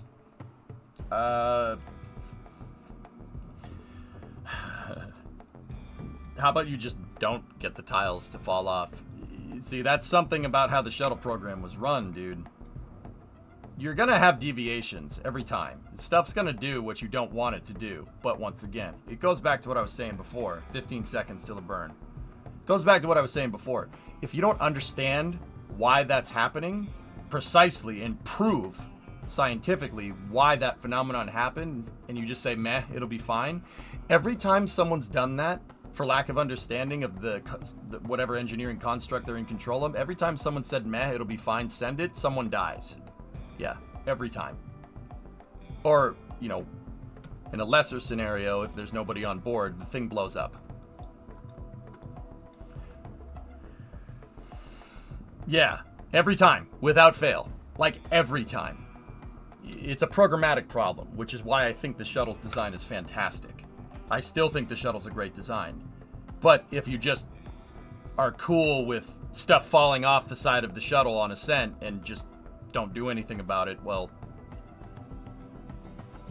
how about with our shuttle program that's designed to not have the tiles fall off? How about we don't get the tile? How about we don't have the tiles fall off? Oh, geez, there's a weird idea. I know that's if you're an engineer out there and you're watching the stream, I know good and well how difficult that is to get that right. I know. I understand. But also, at the end of the day,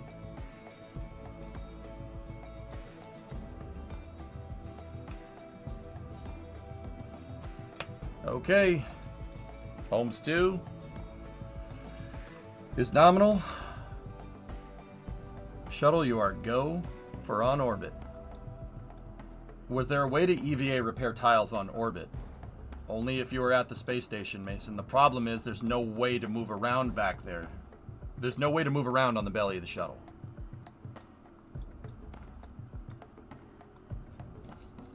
You could have, Aqualex. Actually, yeah, you absolutely could have. Fun fact. Here. Fun fact. We look at a picture of the ISS. Here, let's look at this one. Now, we're above the space station here. Let me see. What took this? Yeah, no, that's too old. Too old of a picture. How about this one? Oh, yeah. Yeah, this will work. This is a great picture. This is a picture taken from Dragon. So, take a look. Part of what they did at the end of the shuttle program, and this is how I know someone can go on the end of this selfie stick, Atlantis left one. Or maybe it was... Yeah, it was Atlantis. It left it. Its selfie stick is still attached to the top of the space station. It's right there. See it?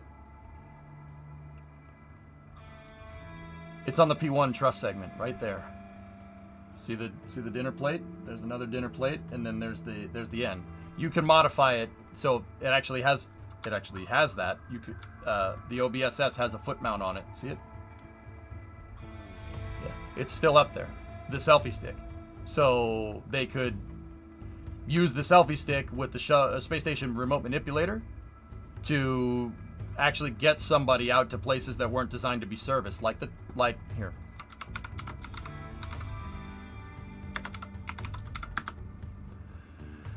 Like if the solar panel binds up during a mission and you have to send a guy out there to fix the damn thing. Give me a second.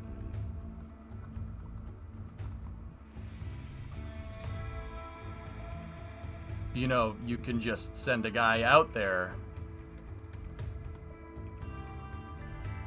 Was it STS-126? I forget which one it was. Oh, well, there you go.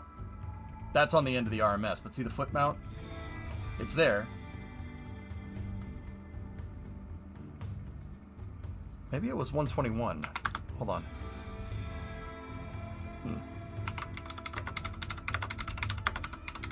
Let's try that. Ah, yeah, there we go. Yeah, there's what you're talking about.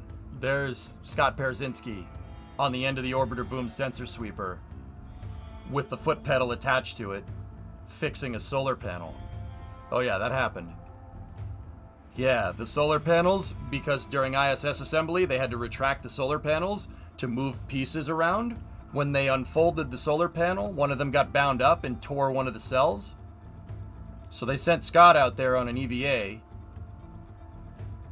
I could have sworn it was STS-126, but I could be mistaken. Hey, Givens, thanks for the raid.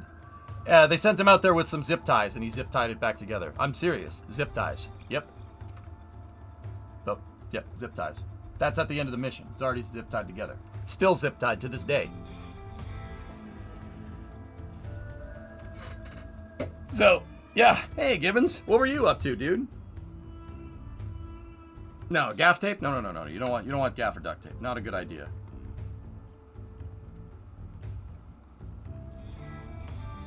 Gibbons, what were you up to, dude? You was playing you're playing Derail? All right, man. Hell yeah. Thanks for the raid, dude. I appreciate it. You guys have not given Mr. Gibbons a follow.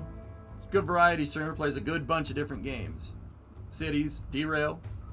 It's a good streamer. Go give him a follow. Trust me.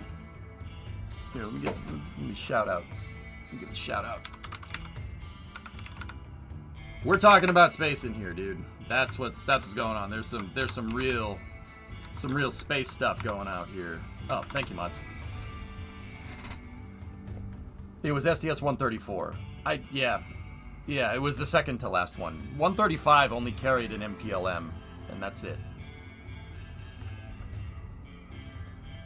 It's been a little bit, Nova, but yeah. Anyway, Givens, thanks for that, dude. Do appreciate it. What were you up to in Derail? Did you get the DE6? I still have to go and mess with the slugs, dude. They added slugs to it, but yeah. So it's Endeavor's OBSS is still up there with the foot pedal still attached. It's on the ISS in case they need it. It's mounted on the truss segment. Pretty cool, huh?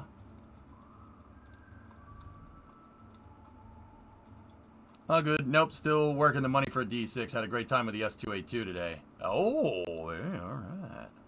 My guy. All right, we're go for on orbit.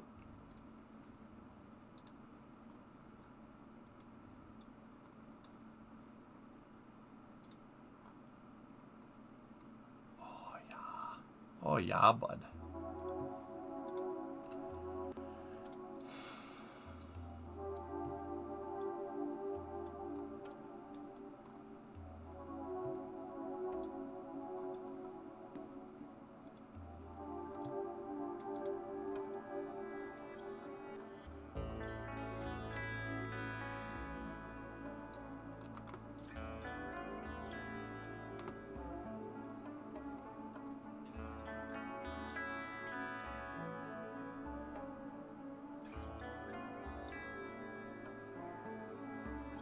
Which locomotive was it that you money shifted? It immediately blew the transmission. The what is it? DM2. The mechanical diesel. I hate that thing. Thing sucks. I went right to the D6 because it is a infinitely better design.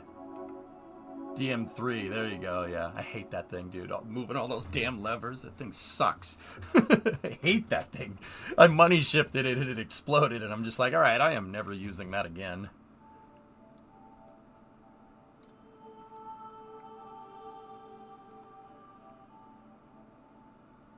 It's a pretty good picture.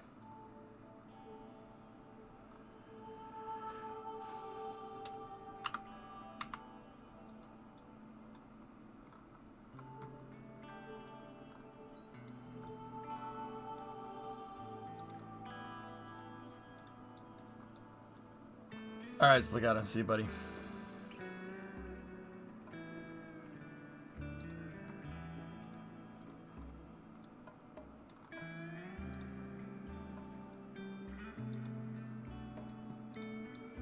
All right, let's go in here. Manipulator positioning mount. We need to enable the controller. Controller is enabled. Playing in the forward position. This will allow the manipulator to open.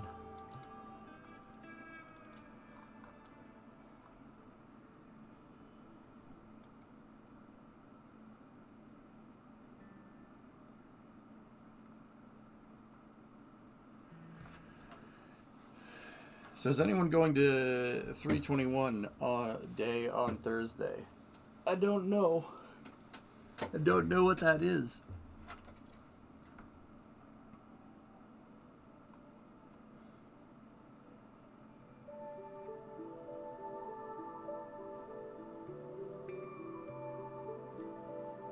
Oh, that's neat.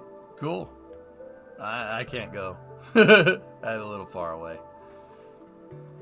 Wish it wasn't, but what are you gonna do? What are you gonna do?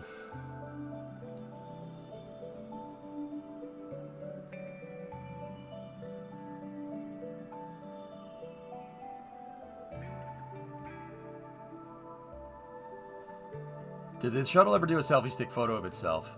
I'm sure it's out there, Ollie. I don't know if we ever got one. I don't know if the public ever got one, dude, but yeah, it's definitely out there.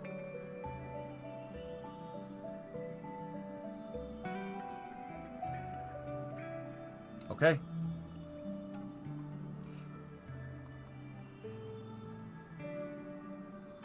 Dude, can you imagine peeping out the back window and seeing this in real life?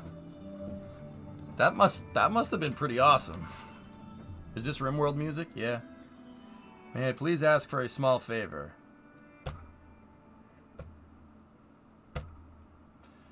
You asking for small favors? You never do that. Is that a Supra? Yeah.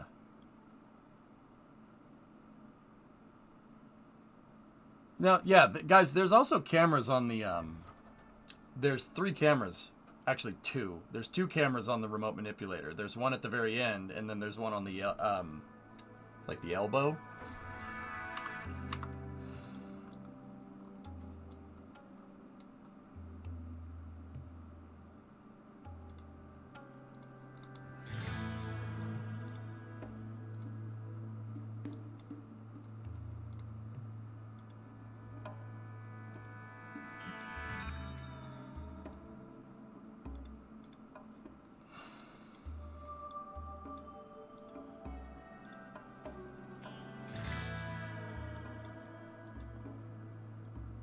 Server power amplifier is working.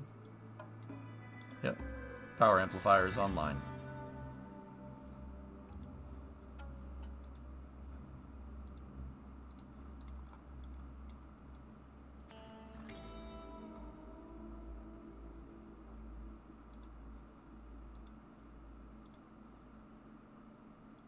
Okay, arm is powered up. We're going to reorient the shuttle before we let the arm loose. Whenever we have a Wings Wednesday, can you please design my favorite propeller-driven plane? The Connie? Dude, that would be... Dude, I don't know if I can make that shape with fairings. I mean, maybe. It's a very complicated shape, Chief.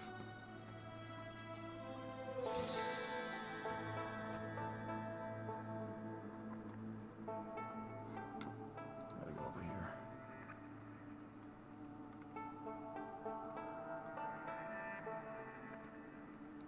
That's a Lockheed Constellation. Connie for short.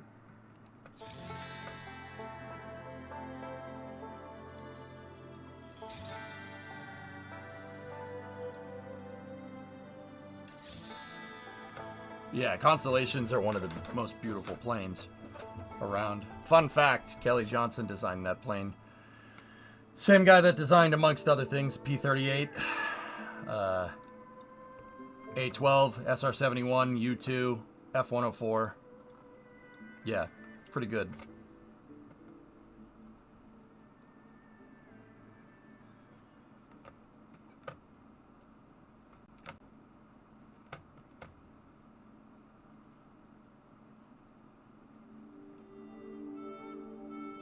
Yeah, Clangbang. Kelly Johnson's a legend, dude.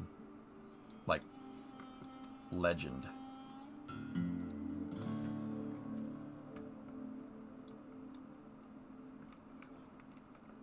I'll tell you in a second. I'm just testing to make sure that I remember on-orbit operations here, fellas.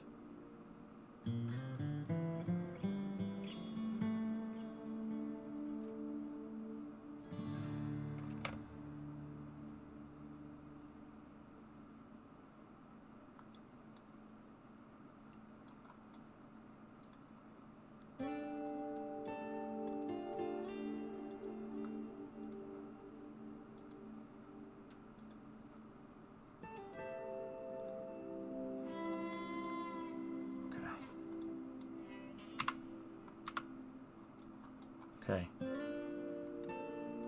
We go to release the arm. The arm is out of its locks.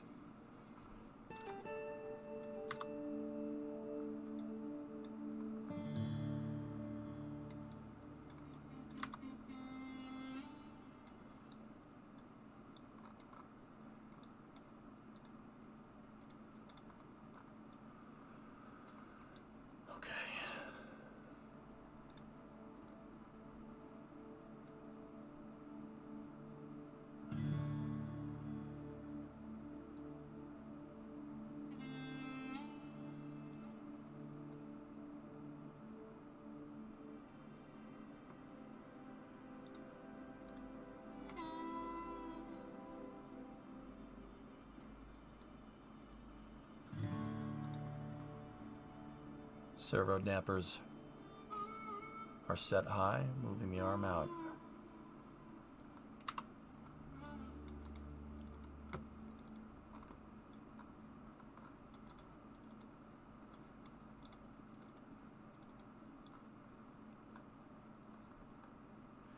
This is why they had cameras on the arm, because you can't necessarily see it.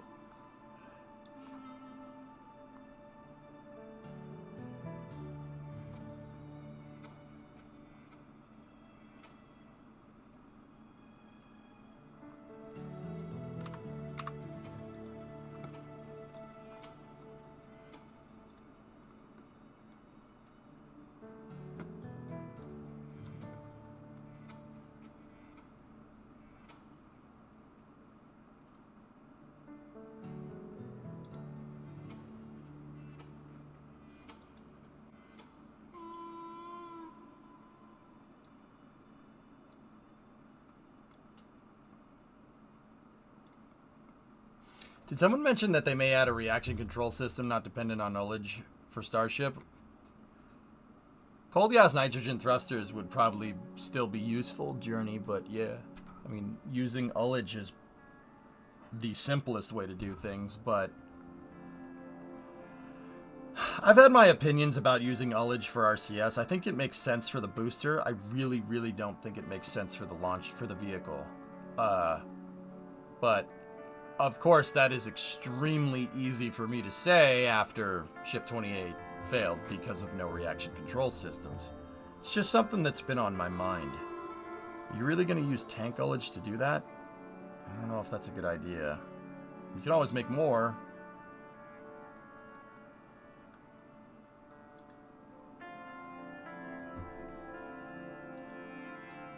But, yeah, I don't know.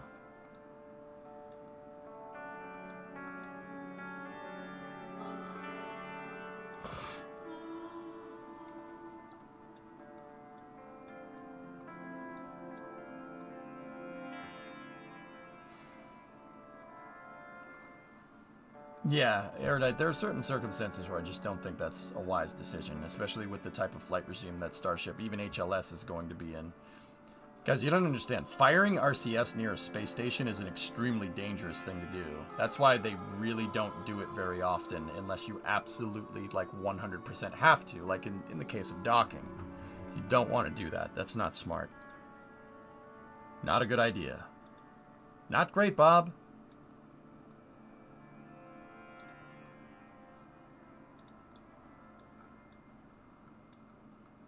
In fact, that's the exact reason why the solar panels on the ISS are like way out to the sides. because the shuttle's designed to dock in the middle, right? And the shuttle had all these big thrusters on it that it needed to move it around because it's a space shuttle. It's freaking gigantic, right? So they put the solar panels out onto the sides. And even then, NASA was doing studies about outgassing from the shuttle's RCS, actually turning the solar panels into gigantic sails. And that can put torsion on the R-bar axis, on the radial axis of the space station. The whole truss segment can do this. And it did. In fact, it does that to an extent every time a spacecraft docks, but most of it gets dampened out from the momentum. And the Z1 truss segment, but that's another story. Nice arm you got there, bud. Oh, thank you. Oh, thank you very much.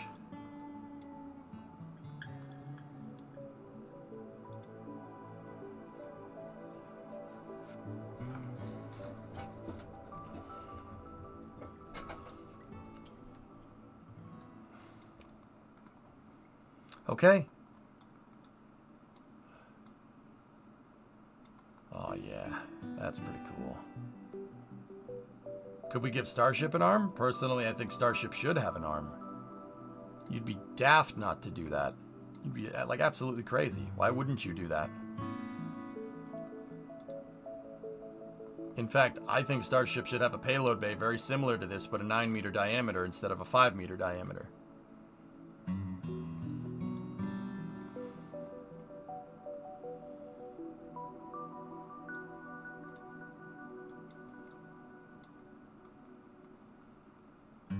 This thing is awesome. I love this thing. I love this. The space shuttle is my absolute favorite vehicle by a long shot. With the strong bad arm like Drogdor, the Burninator. Look at this. Look at, dude, this thing is so useful. Like, I mean, think about what we have here in KSP. I could build space stations with this. We'd need to write some code for the inverse kinematics on the arm. I would really need to write some code. But if I could write some IKs, write up some code to make this thing work like IK joints for a 3D model, this thing would be disgustingly good.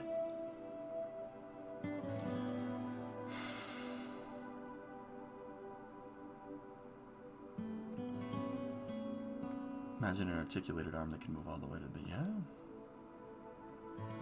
I don't think the Pac-Man door variant is a good idea, Panderific. I think that poses insanely hard integration problems when you're down here on the ground.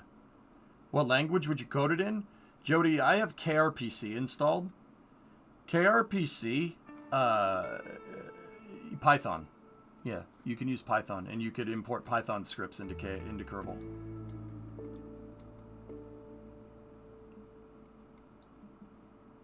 Didn't you configure the SSTO arm? I don't remember doing that, Tweets. It would be nice to do inverse kinematics with this, because then we could hook it up to a joystick or something. That might end up getting a little bit difficult, but you'd have to like temporarily unbind the joystick from the flight controls, which is why they had a station in the back of the shuttle back here with a lot of joysticks and cameras on it and TV screens to control the arm. Did they fix the air leak in the Russian segment? They fixed they did. They fixed it by closing off that section. Yeah, yeah. They haven't fixed it. It's a crack. It's a crack in the aluminum. Because Zvezda and Zarya were not supposed to be up here for this long. They're like Mr. Meeseeks. We're not supposed to be up here for this long. It's getting weird.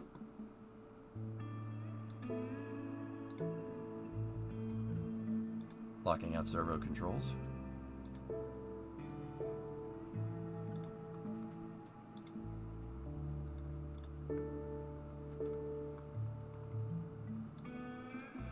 You know, it'd be nice if we had a vehicle that, you know, could go and get them and bring them back down so we could fix it.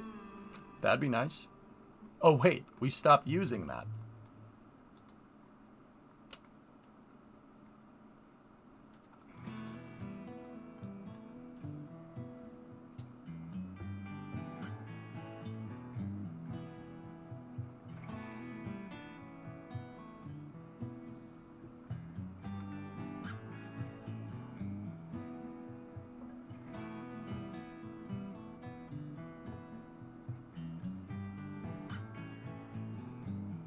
just wait until it dampens out.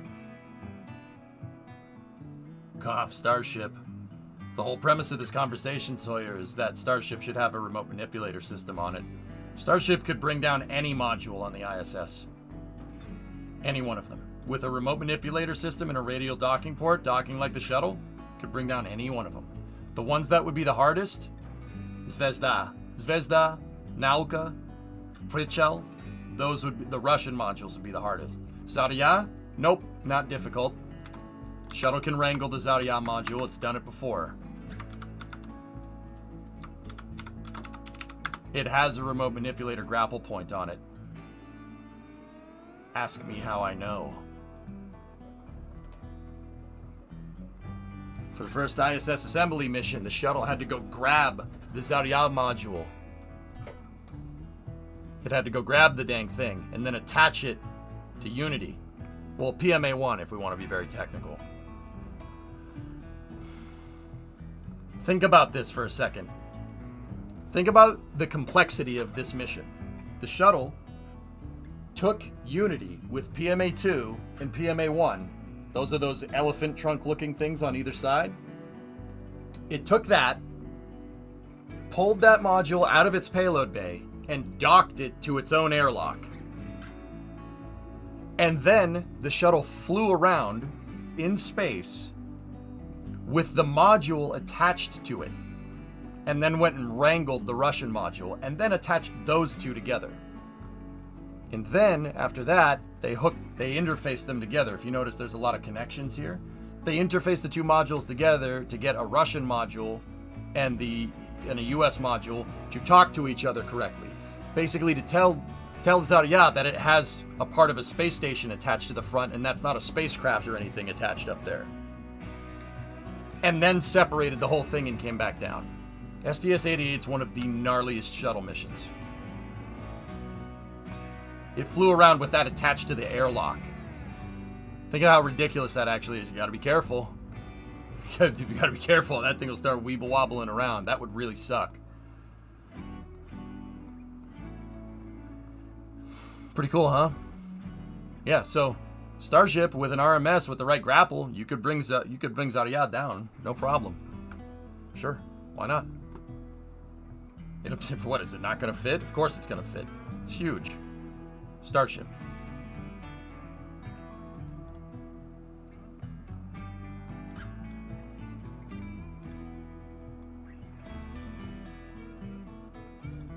Okay, moving the arm back into position. Or back into the stowed position.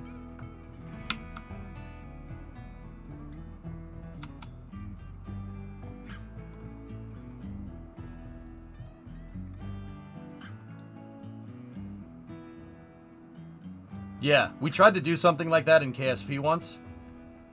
With this, mind-bogglingly complicated. Mind-boggling. Like it's not even close. That is so ridiculously hard to do.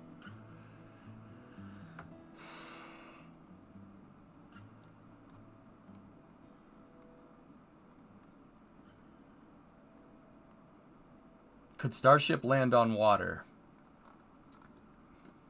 Once. Sure.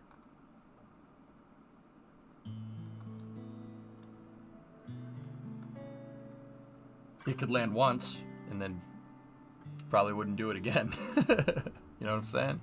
You understand what you understand what I'm saying?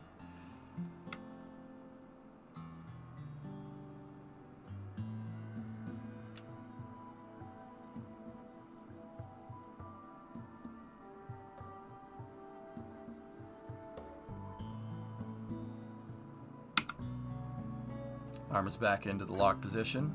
Okay, we're going to stow the grapple.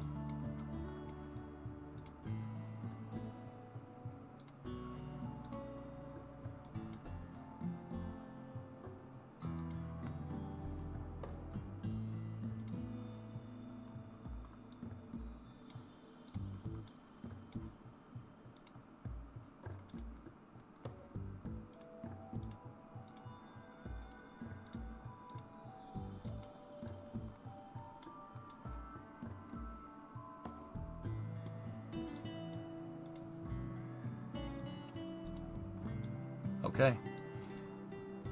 Turn off the SPA. Servo power amplifier is disabled. All robotic joints on the vehicle or on this are unpowered and locked.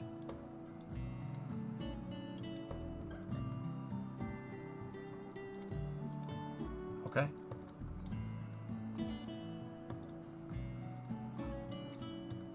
Where's my antenna? Whatever. Oh, this is an older version. Oh. Yeah, we should probably turn those on. That would yeah, probably be a good idea.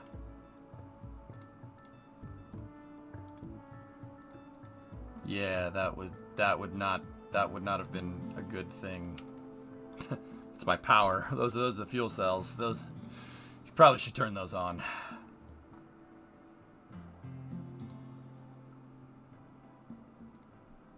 Okay, reverse, moving the arm into the stowed position.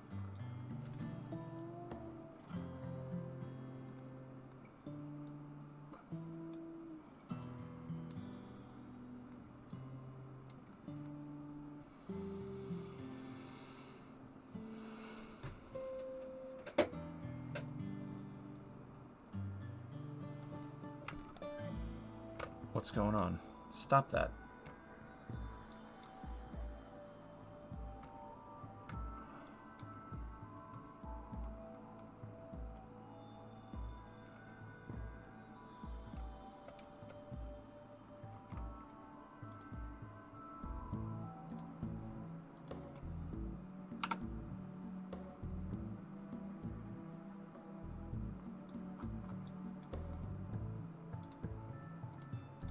Okay.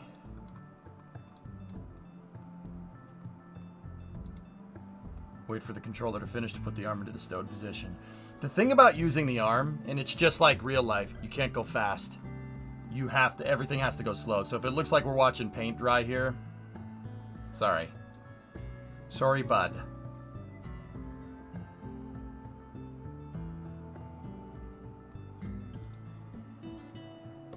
Okay. We are in the stowed position, locking out.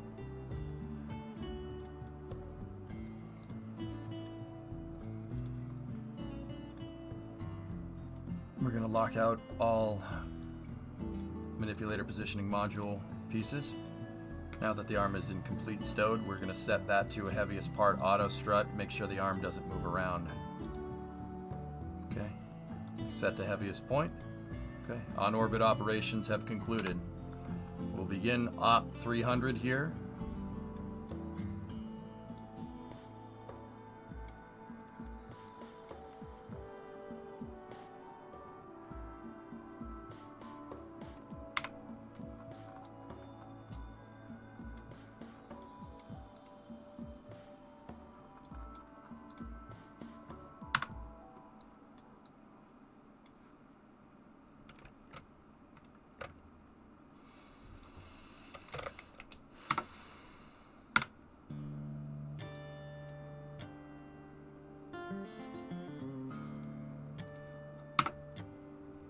Okay.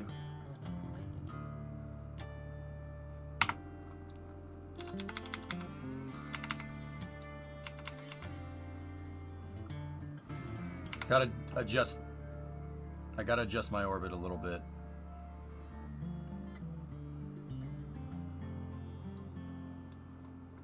I know this sounds cliche, but the American flag generally looks badass on spacecrafts. Yeah, I agree, 100%.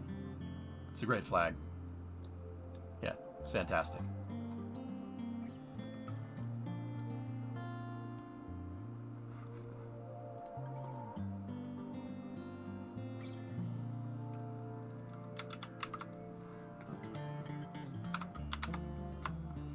What the hell is this, Penta?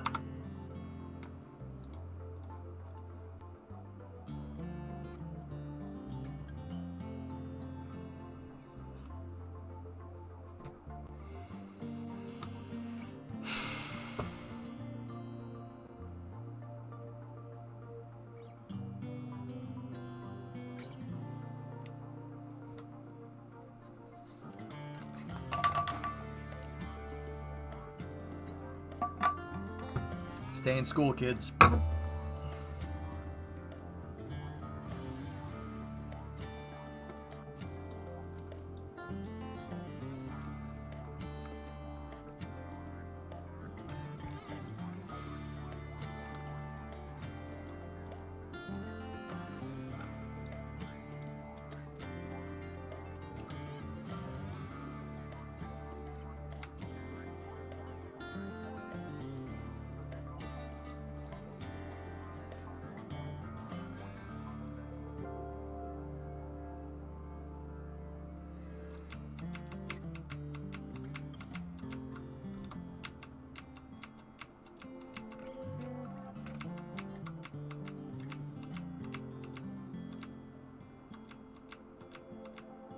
Just making some small adjustments to the orbit here. All right.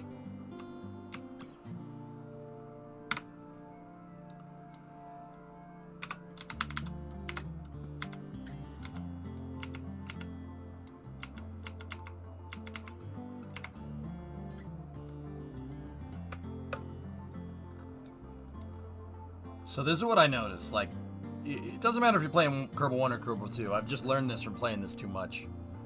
Go slow. See, I'm not like going crazy with the RCS or the Cheese Whiz. Just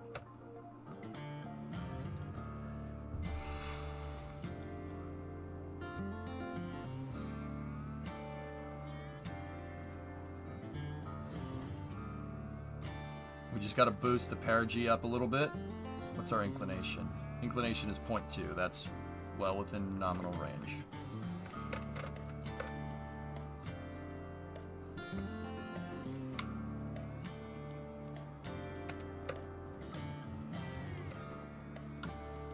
Okay. We can begin op 300. Chat. Preparations for landing. We're going to dial in the deorbit burn maneuver.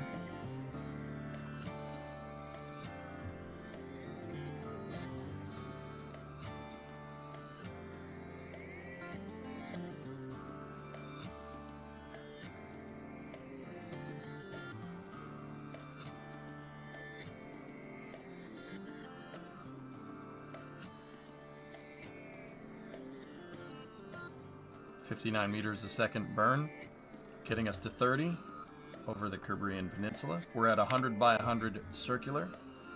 What we're going to do, that node is in T-minus 10 minutes. I'm going to reorient the vehicle. Was the shuttle capable of atmospheric skipping? No. Not because it couldn't. Well, it couldn't. It didn't need to. The shuttle only goes to low Earth orbit, dude.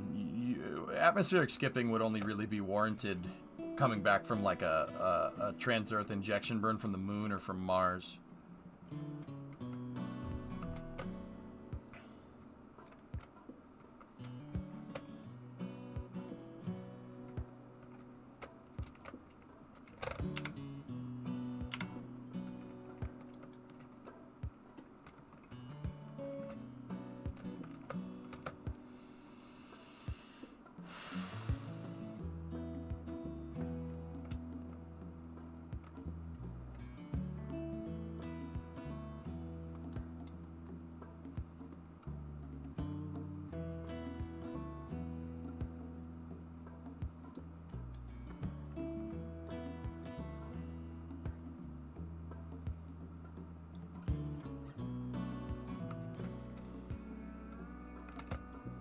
So because the shuttle was only designed to come back from low Earth orbit, you don't need to skip. The thermal protection systems don't. So why do spacecraft skip? Why would you do that? What's the purpose of that? The purpose is to make sure that your tiles and your heat shield, well, don't overheat, I guess is the right way to say that. You don't want them overheating. Seriously, think about it. The heat shield can only take so much. You overheat it, it's going to burn through. Same with the tiles. The tiles can only take so much heat. They can take a lot of heat, but they can't take too much. If the shuttle tried to do a skip maneuver coming back from trans-Earth injection, it would rip itself to pieces. Basically, exactly what Starship did the other day. It would do something like that. your thermal protection systems are only designed for, what's the right engineering way to say it? They're only designed for a quantitative maximum amount of heat, right? Like the total impulse of heat that's taken from reentry. So how much heat is generated? Because remember, the amount of heat that gets generated is very, very easy to calculate. That's, well, not easy. It's not, nothing is easy in this. That should be pretty straightforward stuff, and the material science should back your findings, right? So the thermal protection system is only designed to be able to take so much heat before you have a problem, right? Now, in the case of Apollo, in the case of Orion, they figured out that if you bounce off the atmosphere, it'll be a little bit more of a rowdy reentry, right? But for a second, the second that you skip, right, you're lowering the you're lowering the temperature of the heat shield. Think about it like you don't want to flash fry the heat shield. You want to slow cook the heat shield, right? Anybody hungry? So we're talking like barbecue smoker. That's what you want to do with the heat shield. You want to slow cook it. You don't want to flash fry it. You flash fry it, it'll. That's the end of that. That's the other thing that not a lot of people talk about. I haven't heard a lot of people talk about this with IFT3. That re-entry trajectory would have killed Starship even if it was oriented correctly. Yeah, that's not opinion. That's pretty factual. That re-entry trajectory is so ridiculously steep. Okay, nothing is certain with engineering. If Starship can take that kind of re-entry, they should have no problem re-entering from the moon. That is the re-entry trajectory that it took is extremely steep. Like, dude, very, very steep. That would have obliterated a space shuttle too. Oh, easily. Yeah. With vehicles like this, you have to stay, with the shuttle, Starship, they spend more time in the very, very highest parts of the atmosphere, and that's where they do the majority of their deceleration. The reason why they do that is, once again, heat. You go down too far, too fast, too much heat. You're fluxing too much heat. Bye-bye. Discovery. That's the end of that. Hey, Montblanc, tier 328 month resub. Merci beaucoup, mon ami. So, yeah, like I said, if Starship can make it through that trajectory all the way down to the surface in the future, I'd be very impressed. But I don't think a lot of people are talking about that I'm not sure it would have made it. It did have some tiles missing. That thing would have fried, that type of reentry that it took would have fried anything. Capsule, shuttle, Dream Chaser, whatever. It would have cooked anything. If Starship can flux that much heat and take it and do that type of reentry, I'm going to be very impressed. That is an insane reentry trajectory. Guys, let me put it to you like this. Do you see my reentry trajectory here? Now, keep in mind, this is Kerbal, right? It's KSP. I get it. Kerbal is in real life. See, even my entry trajectory here, right?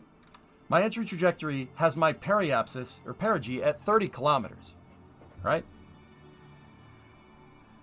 You with me? That's like how most vehicles deorbit. The perigee never goes negative.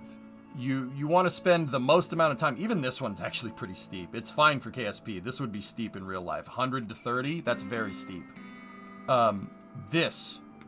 With that being said, Starship did something like that.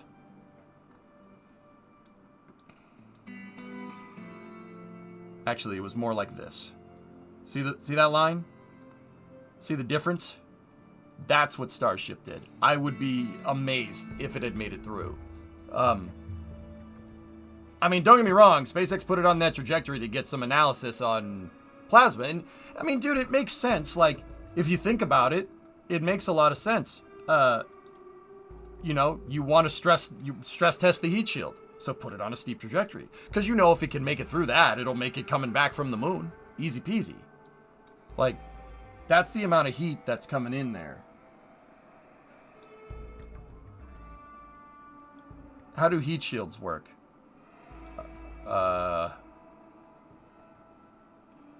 What type of heat shield? Well, it is steel in contact with cryofluids, so maybe. Yeah.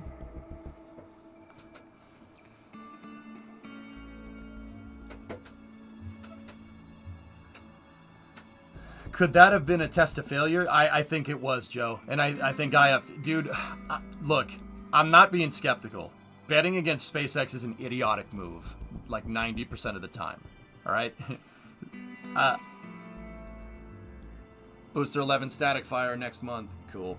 Betting against SpaceX would be really stupid at this point. What I'm trying to say is that I think SpaceX did that on purpose. If IFT-4 makes it all the way down to the surface, I'm going to be very impressed. Because no spacecraft could take that kind of re-entry. Nothing. We don't have anything that can do that. I'm telling you, man. The shuttle flew on an extremely shallow trajectory, and even then, you know, one little piece of the heat shield's missing. That's it. Game over. If Starship can make it through that type of re-entry, if IFT-4 hits the water in one piece, I will be amazed. That, like, once again, I'm not saying that the material science doesn't exist to get that done. I don't want people getting me confused with people that love talking about spaceflight. They're like, it's never gonna do it. It's never gonna do it. I hate those people. I want to hit them. Physical violence is wrong, but I want to. It doesn't change the fact that I want to deliver one right to their suckhole. You don't know more than SpaceX. Shut up. Sorry, that got a little personal for a second. But if it does make it, it will be a triumph of material science, dude. And if anybody can, it's SpaceX. Absolutely. I mean, did you see what we saw last week? Unfrickin' believable. Unbelievable. They are not all the same. No, Clayton. Tiles on a shuttle are very different than the Apollo spacecraft. Space news. Oh, yeah. Let's put the hammer down. Let's get this thing back down to the surface. Then we will go for space news. Okay. Go for Op 303 or 301 payload bay door. We're going to do this a little quick. We're going to wrap it up.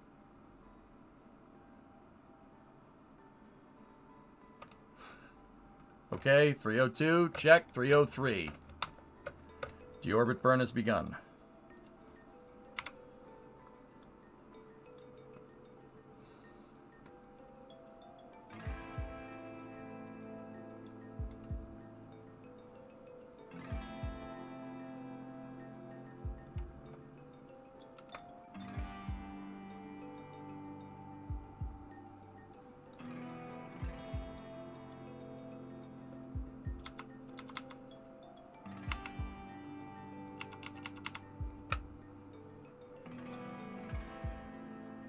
I had to do a little bit more because I rushed.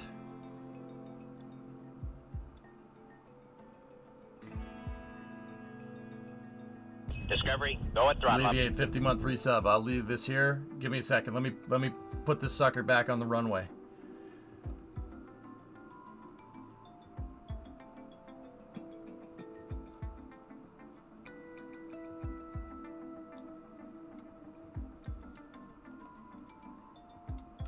Oh, I screwed this up really bad. Good thing we have a lot of fuel left over. I'm gonna have to make some little changes here.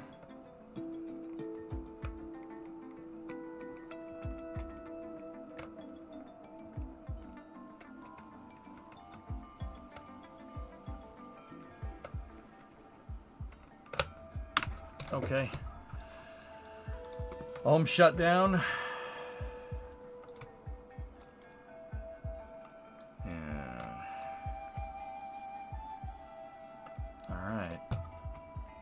See what happens.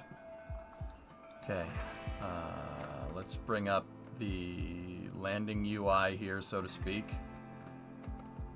Verify speed brake systems are working. Speed brake hydraulics are working. Body flap hydraulics.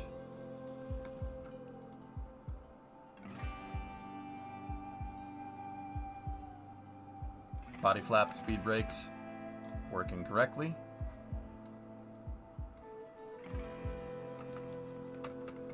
Control surface master arms for the elevons is open.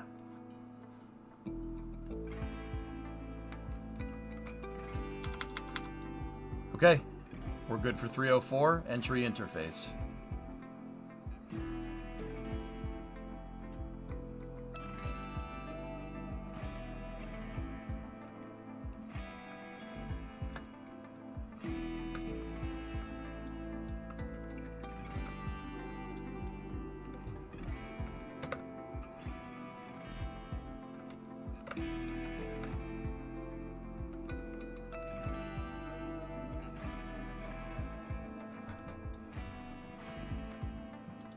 We are going to establish the flight control point here.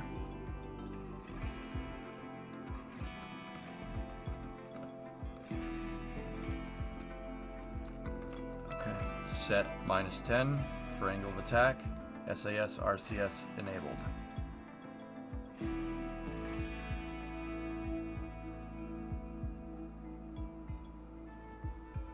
Because of orbit, we show a negative.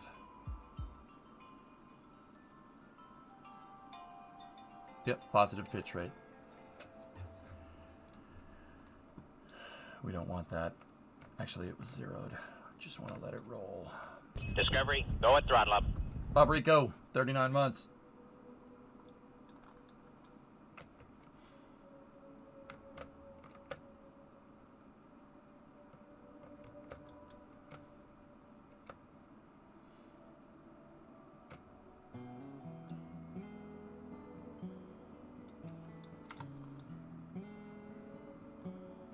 Oh, not warm yet.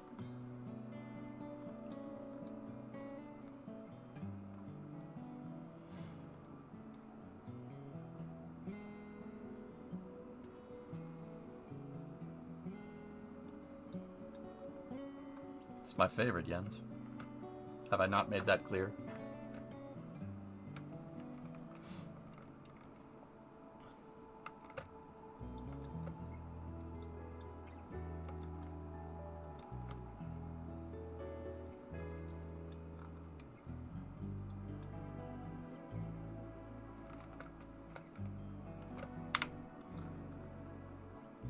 Trajectory looks good.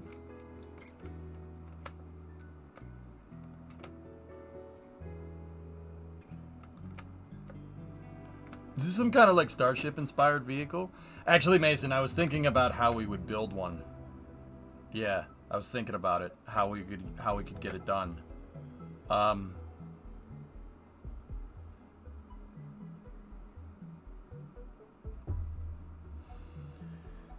I have a couple of ideas floating around in my head for how we would do a Starship payload bay, but I'm not sure if they're going to work. It'd be cool to have a Starship with an RMS.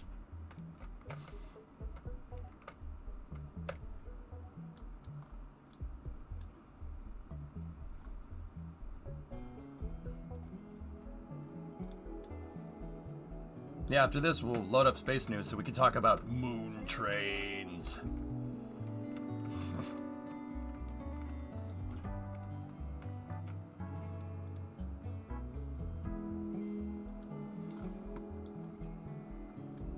Clamshell that opens up instead of down. I think it should have shuttle-style payload bay doors, dude. Or the breadbasket one where the doors would kind of slide, like that. I think that would be a good idea too.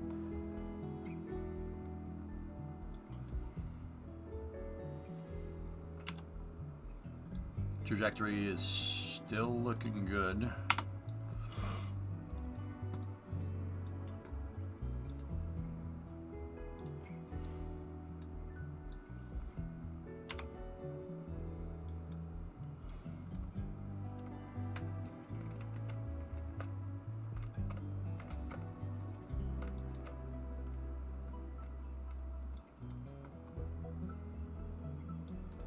You could build a Starship for MLV.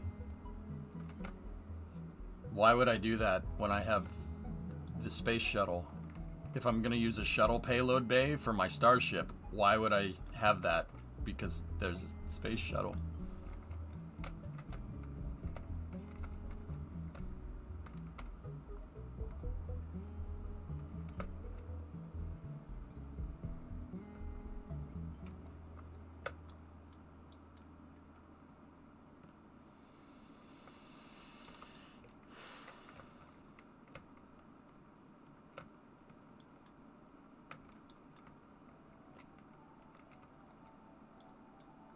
Come on, baby. Stay with me.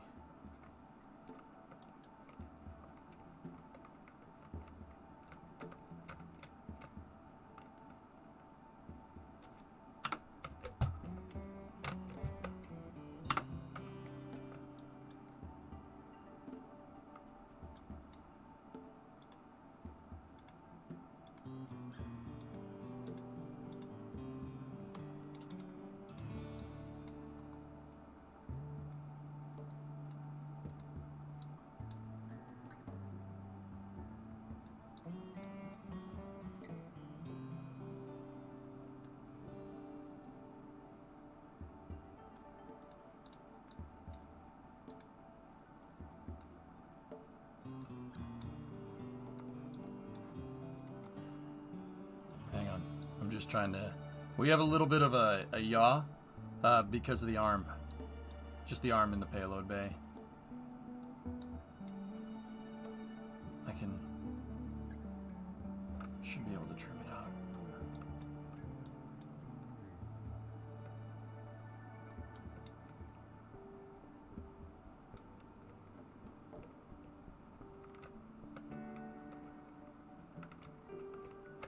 Come on, baby.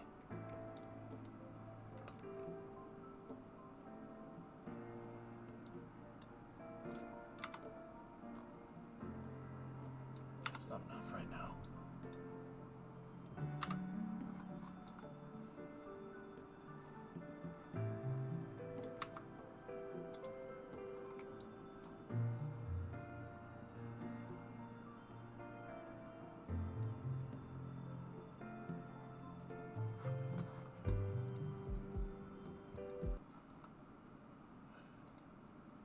Hang on.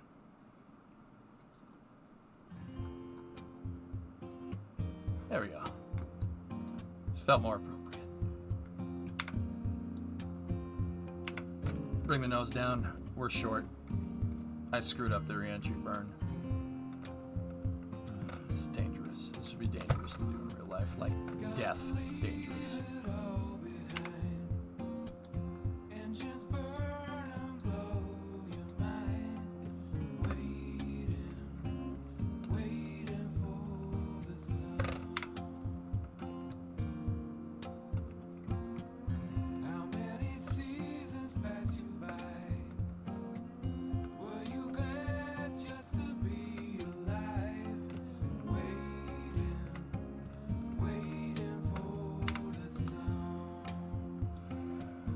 Actually, you know, that's not bad. We can bring the nose back up just a smidge.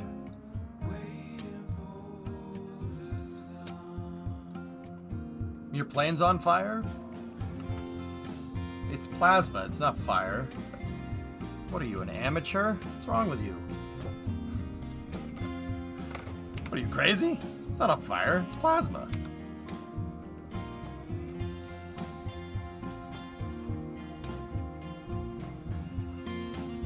Bring up the rates.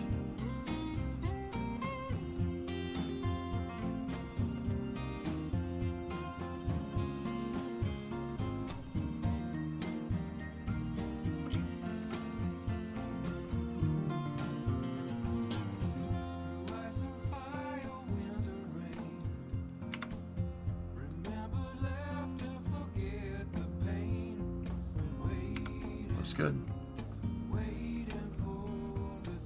Okay. Yeah, this is fine. We're on track.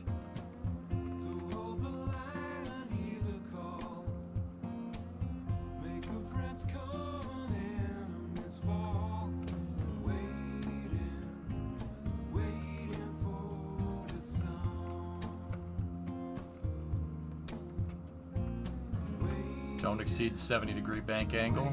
First S turn.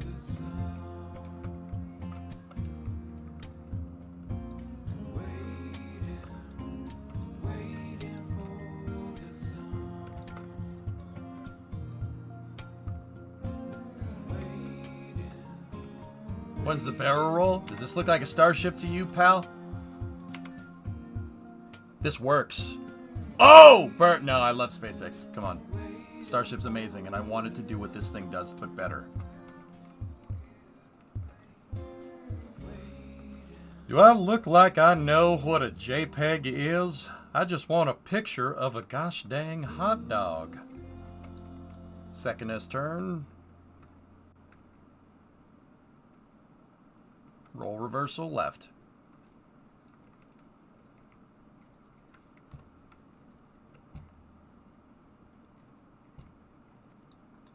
Shuttle did this, you know. Slow down. Once it basically got its entry trajectory for like final descent figured out, right?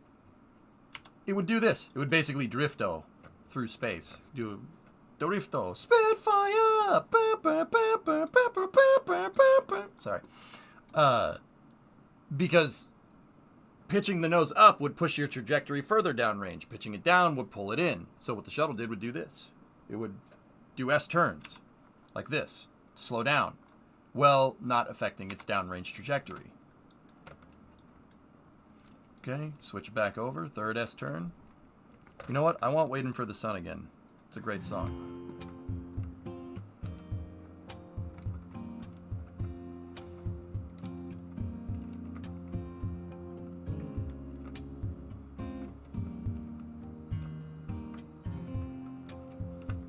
Roll reversal right. 1800. Pull the speed brake. Coming in a little hot.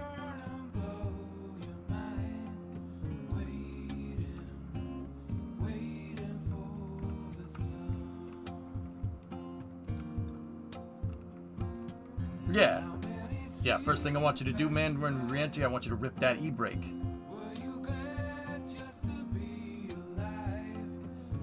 It's called Waiting for the Sun, Arg Blue. It's off the RimWorld soundtrack. Waiting for the Sun. I'm kind of busy right now. I can't really link it.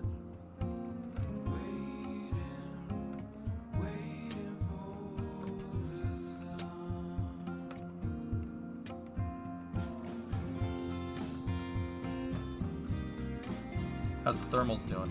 Yep, tiles, nose cone, everything's doing its job.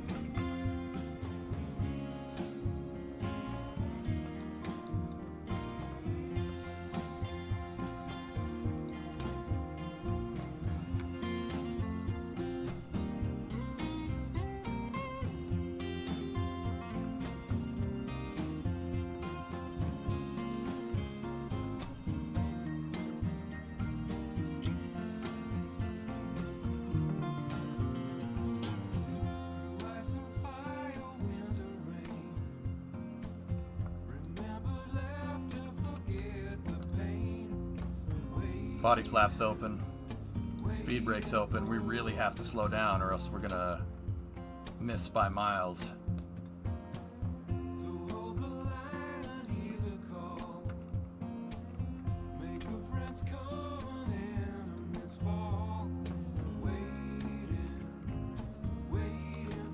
Come on, baby.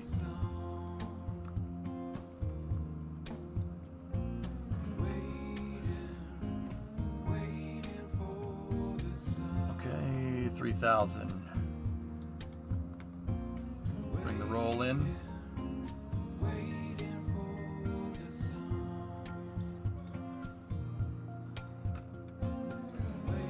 How's that? Cutting in the control surfaces.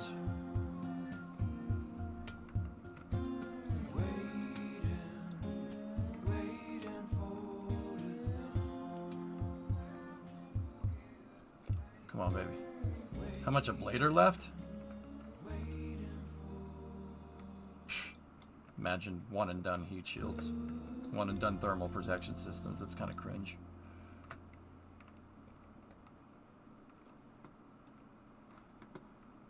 Oh, man. This is rough. Rough re-entry. Yeah, we gotta be 30 kilometers down there. No problem.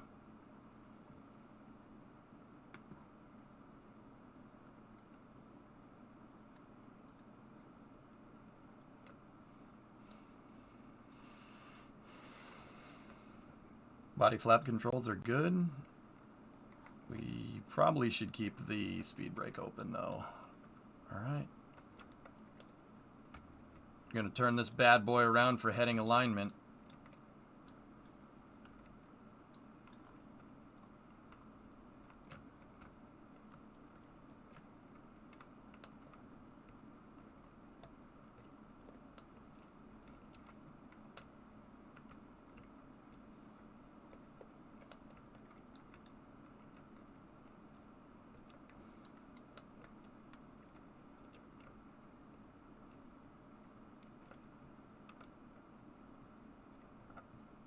This is a little ballsy.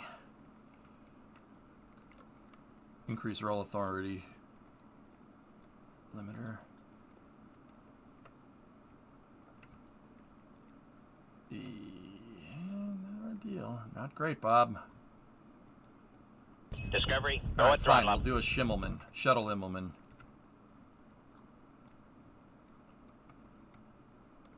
Which at this point, it would be death. We would die, like right there. The shuttle would have ripped itself to pieces.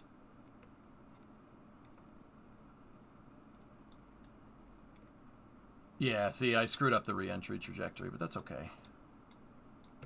Should be able to pull out of this one. What I'm really failing to understand is... Okay. Yeah, alright, cool. There we go, bring her around.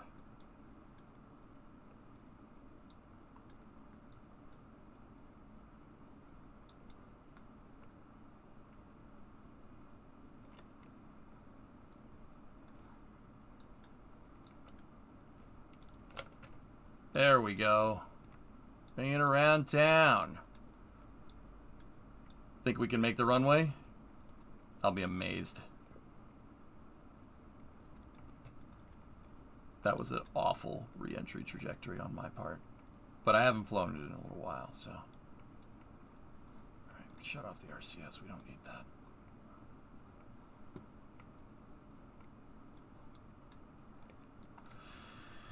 She really doesn't want to do that. That was a loss of control. I put the systems in, and we had an LOC right there. That was not good. All right, just chill.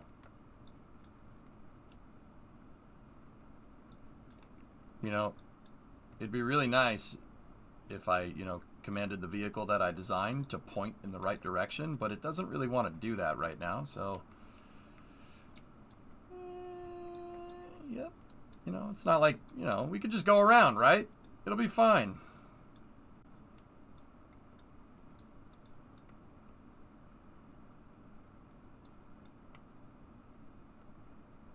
(31/8) rise run. No way. Yeah, the Schimmelman was not a good idea. It wasn't a good idea when I was good at flying this thing, and it's not a good idea now, but we did it, so that's in the past. Yeah, guys, this thing doesn't fly very well down here on purpose. It's supposed to fly like poo-poo, like the real one. In fact, I had to put systems on this thing to make it fly worse because stuff in Kerbal flies too well.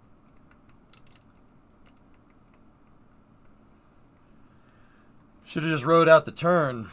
Yeah, Zonku. The real problem is that I didn't turn the yaw on. Yeah, that would be bad. And then I didn't adjust my authority limiter for my roll controls correctly. This is what I mean, dude. I rushed it. I rushed the re-entry because I want to get Space News done. The island runway is hard to land on. That's a difficult runway to land on because it's short, but...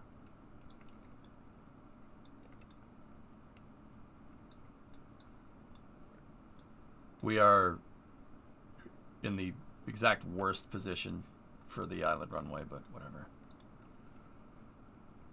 Schimmelman 2, Shuttle Boogaloo, engaged.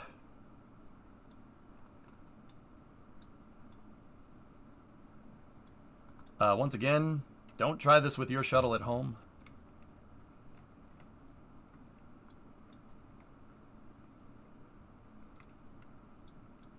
I don't like it when I have something and I want it to land on the runway and I have to land on the island runway. All that means is that I didn't do it right.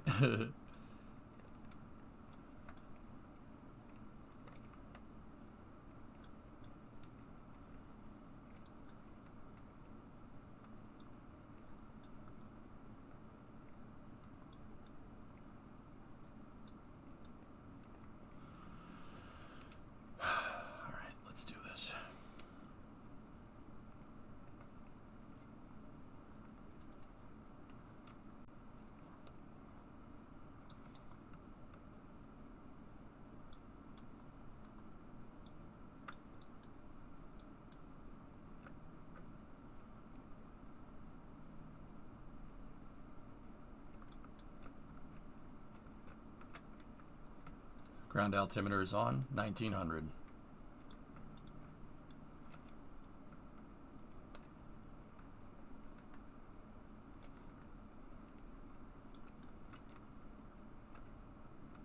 All right, let's see if I can still do this.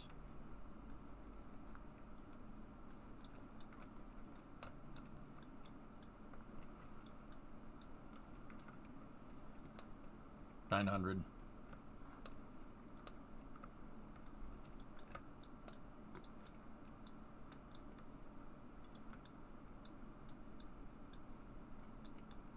Ground's gonna come up real quick here. Gear coming.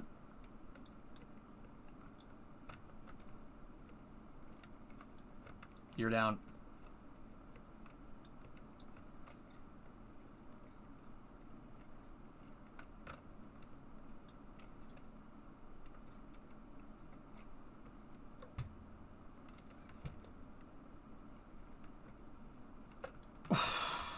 Brakes.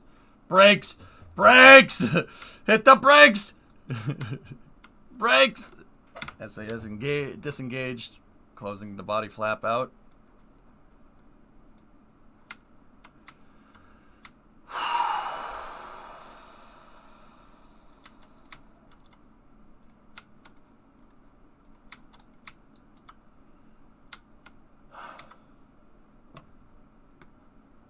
Control surface closeout.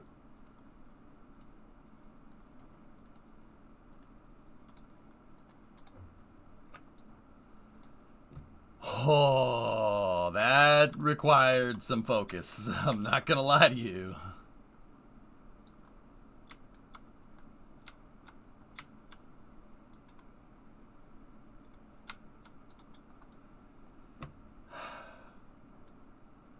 We'll stop.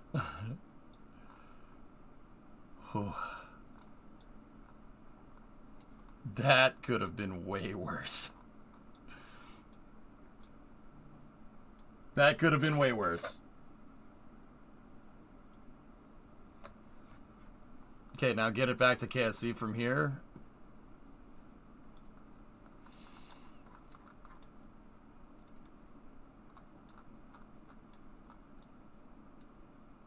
Nah, I'm good, thanks. Nah, I'm good.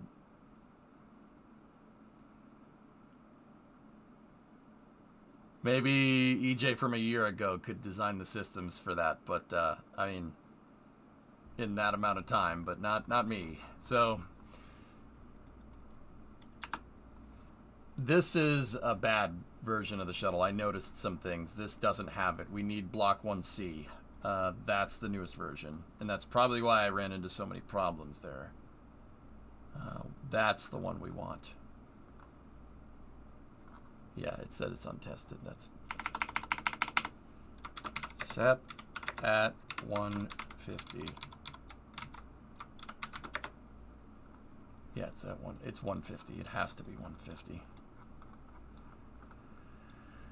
EJ, why don't they do the heat shield tiles larger? Is it too difficult to make it like pre-molded instead of using thousands? Use only a dozen. Price? Cost of manufacturing, Yuli. Yeah, cost of manufacturing all day. Yeah, that was a big one. I mean, it's easier just to make a small one. I mean, dude, the SpaceX ones are actually huge. The Starship tiles are like a basketball. The shuttle tiles are about this big. Just dip the whole ship in liquid shield. Yeah, it'll be fine. Liquid shield, yeah, it'll be great. All right, guys. Well, I'm going to take 5 here, and then we'll start space news. Yeah? You know what? I want to do this. Why is this game's name?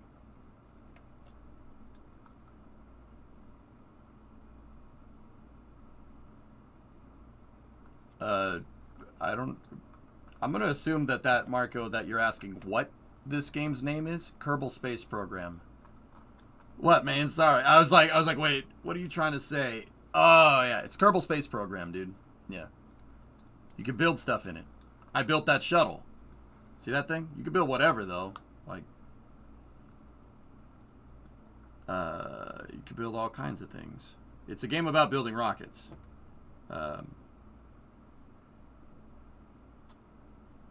Yeah, you can really do a lot. You can build Saturn V's, you can build shuttles, you can build Falcon 9s, you can build whatever, as long as you know how to do it. Can you simulate ICBMs? Sure. Yeah, of course. Why not? Yeah, dude, you could, like, Barracks, I actually engineered that thing. Like, I know it's a video game, You don't know how hard it was to make that stupid thing work. Like, shuttles are really complicated, man. It's really hard to make one. It's a rite of passage for every Kerbal player.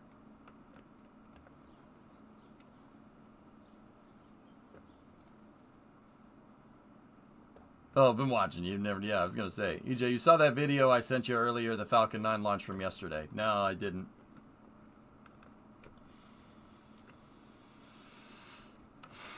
You know what? We're playing Kerbal again tomorrow. We're going to go Kerbal Space News and then Workers at night. Yeah, that's we're going to do this again tomorrow. I want to play. Yeah. I want to see if we can get that shuttle dialed in. We got the RTLS on MLV dialed in, which is pretty sweet. I'm going to go like this. Launch happening in 10, 9. So, like, you could build whatever in KSP, dude. It's like, here, check this out. Look at this auto gyro. This is my K92. It's the auto gyro that we made. Here, look at this thing. Check it out whenever you like. Well, I don't want it right now. I'm still waiting for you to survive as Finland. Oh. Yeah, I could probably get that done. Actually, workers and resources made me better at micromanaging stuff, John. So that, I'm telling you, that Argentinian run, I made that look really easy. Like, we just absolutely thrashed everyone. It was like, Chile, afuera! You know, Ecuador, afuera! Bolivia, afuera! Uruguay, afuera! You know, like, it was pretty nuts, man. Anyway, hence whenever you like. I know. I was kidding. Revs, what is this? Is this Falcon from S? Oh, did you get the jellyfish? Oh, you did. Yes, you did.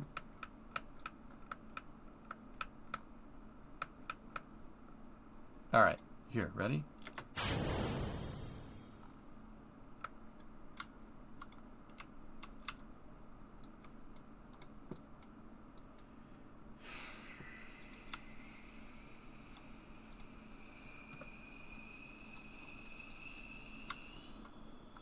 You know what? I don't like that Kerbal is underdriving the sound, and I don't know why it's doing it, so...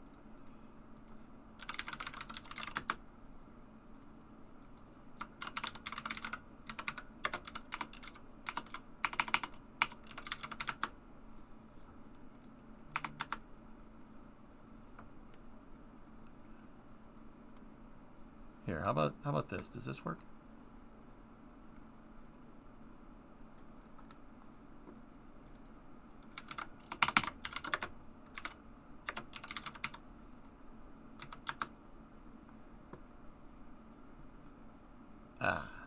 Here we go.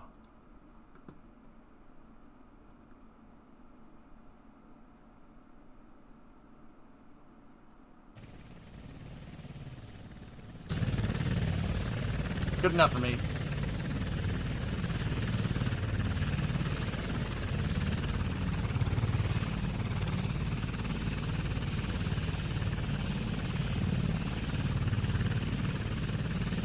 It's not an Osprey, CJ, no. It's an auto gyro. Not a V22. V22 is too complicated. Not too complicated to make in KSP, it's just...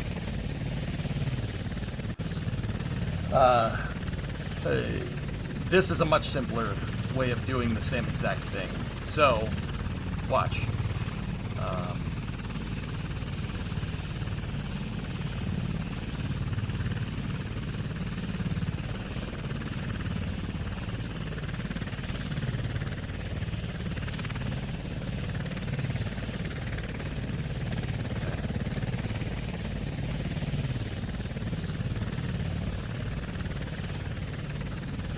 So watch what we can do. Trigger the flight avionics. Switch to auto gyro mode. Shut those down. Uh-oh, that's not good.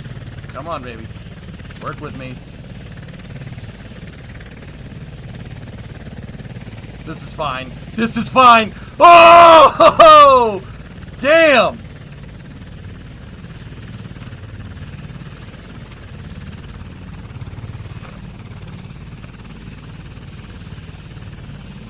Yeah, we're not surviving.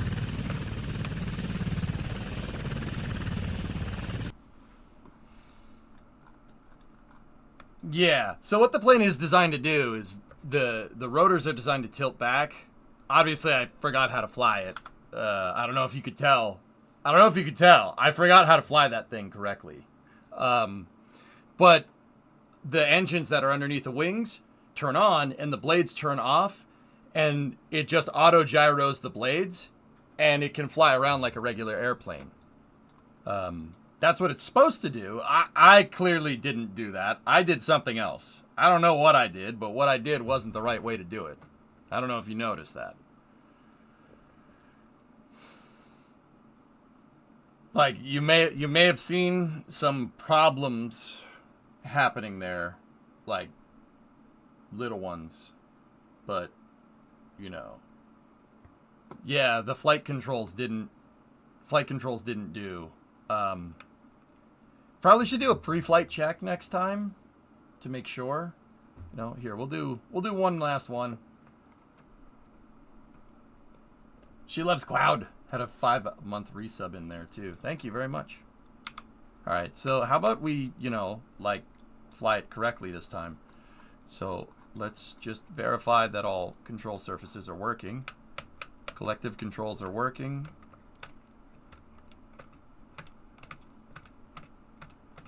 Okay, good. Control surfaces. Yep, everything's good. All right, powered up. I don't know why the motor noise is not there, but it's not. That's...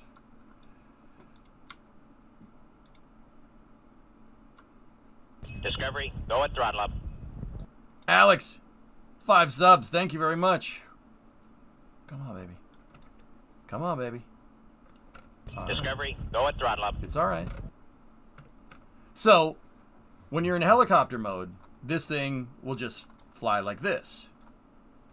Discovery, Fly go like at a throttle regular up. helicopter. And it maneuvers very similar to an Osprey.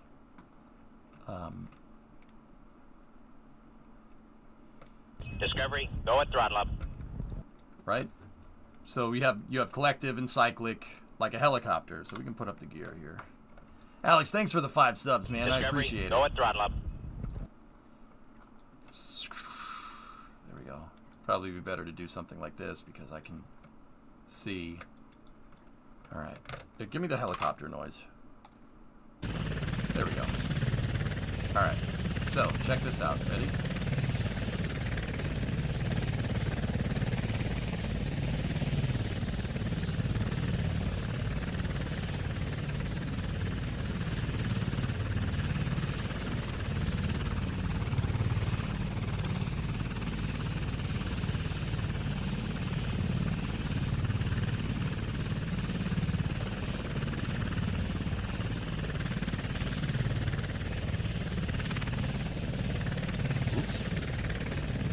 No more oops.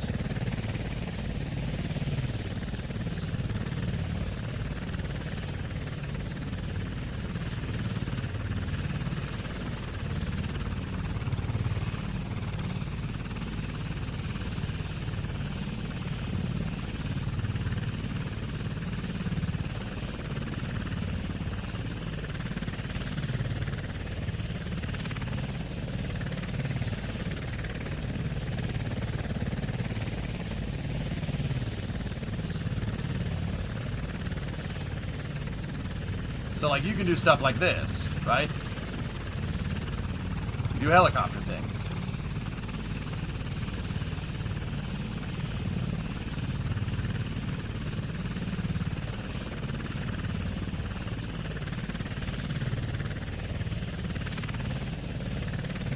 All right, ready? Watch.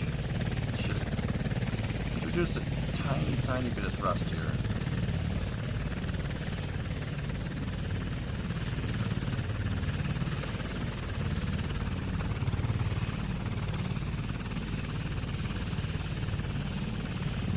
Oh, what the hell just happened? That was bad. All right. Never mind. You saw nothing. So, you can hover it like a helicopter, right? I can get it to sit there, but I haven't done that in a little while. It's a little bit of a party trick. All right, so watch. Let's get out of here. Let's go up.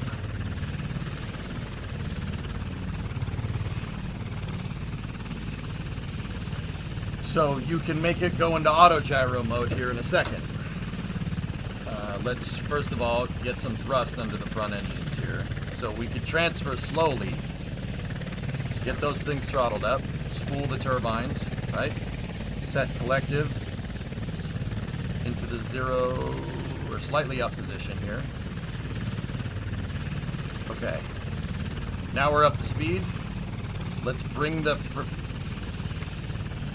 helicopter blade torque. So the helicopter blade motors, shut them off.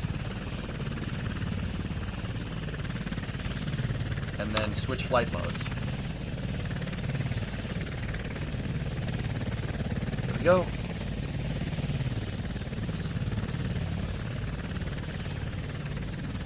Blades are disengaged.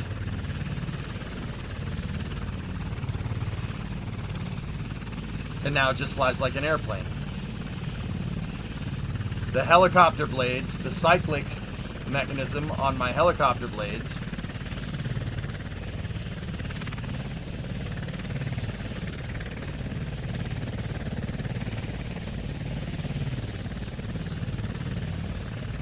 why the thing's being so jerky. It usually isn't that bad.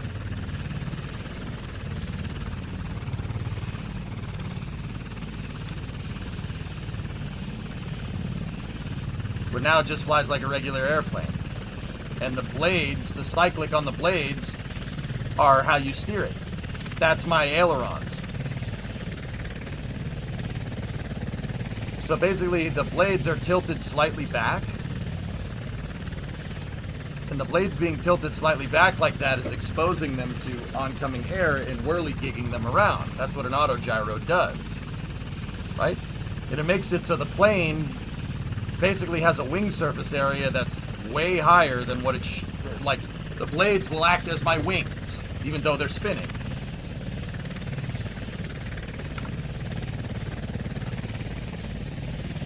I don't know why it's doing that. It shouldn't be doing that.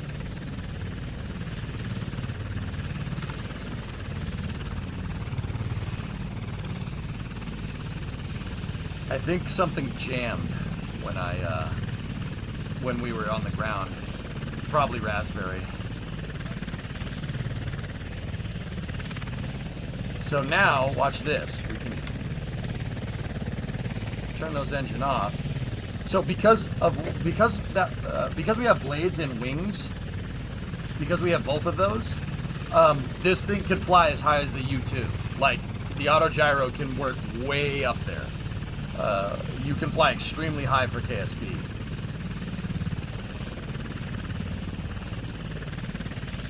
I don't know. Maybe. This has no synchro in it.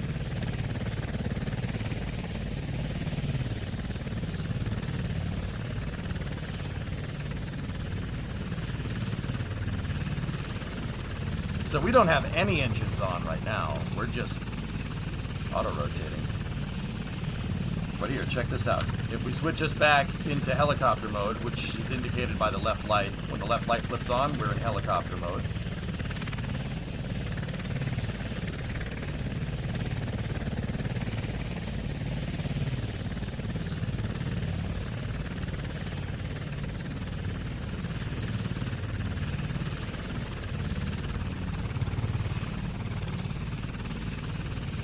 So we have no engines on right now. Nothing.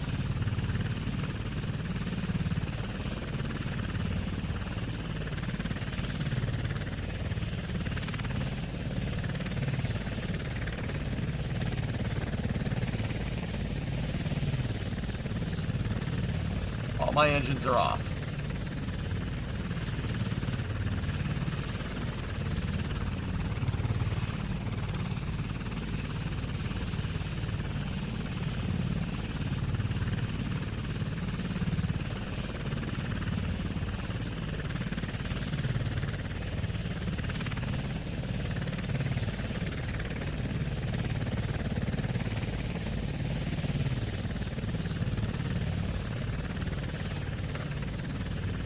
See that?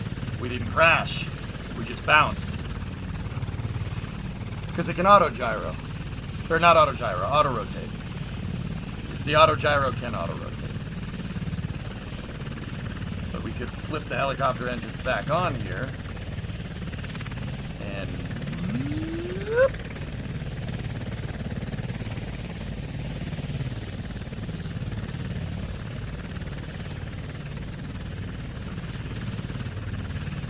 It's actually... I was about to say it's super easy to fly, but I did crash it, so... Now, we gotta do space news.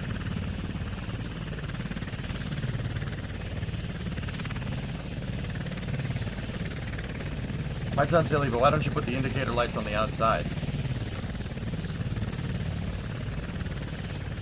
You want to put indicator lights for the pilot on the outside of the aircraft? How are you gonna see it when if you're not inside the aircraft? I put it with the cow controllers, dude. All you gotta do is open up the back and it'll work right.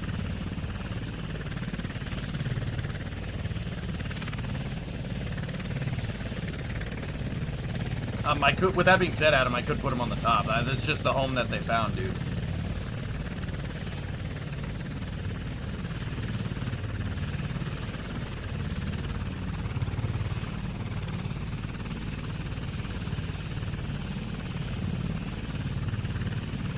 A complex system of mirrors. Now watch this. Ready? All right, I'll try to do the party trick. Ready?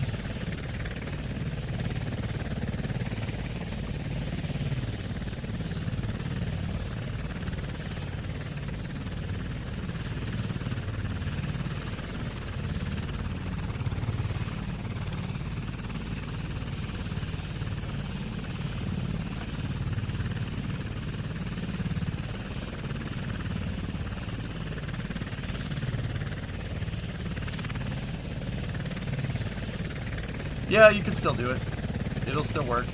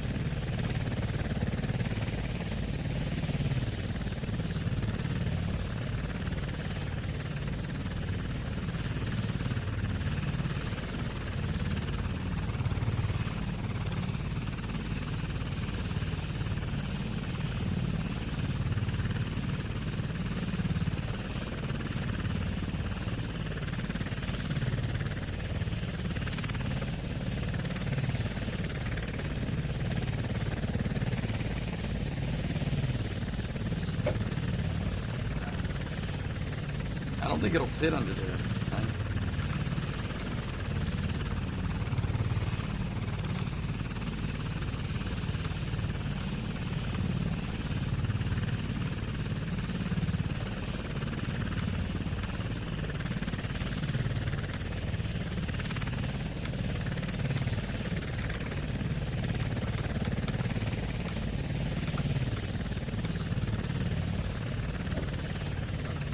Oh yeah, pleasure to fly it when you don't make it not work correctly.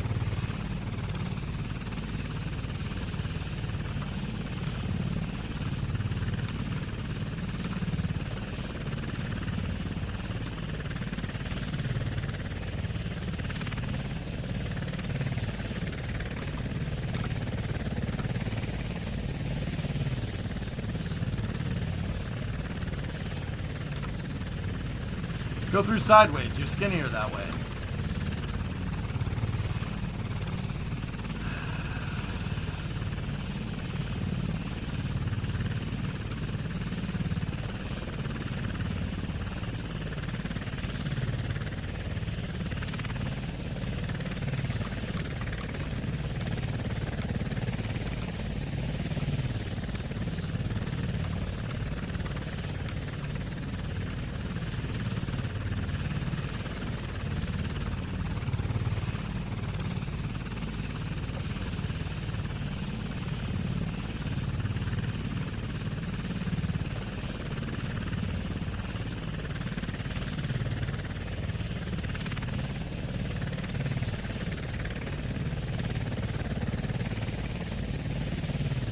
This could end very poorly, very fast. Oh, yep, no, I wimped out. Yep, nope, that's not working. Yep, I wimped out. Yep, nope, I'm not doing that. It won't fit. It's too wide. Make that thing a quadcopter? Why?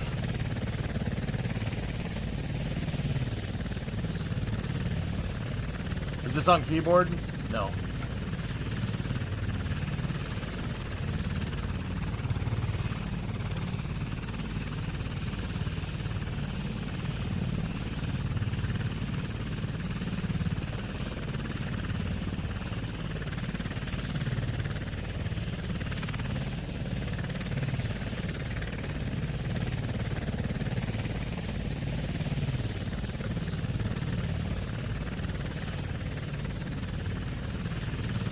Okay, shut the helicopter noise off.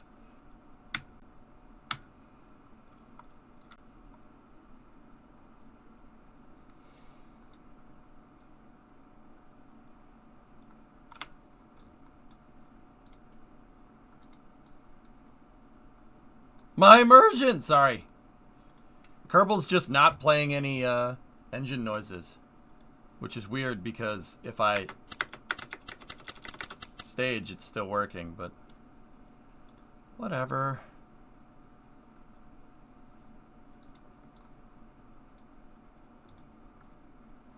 Don't have a rotor brake on this thing.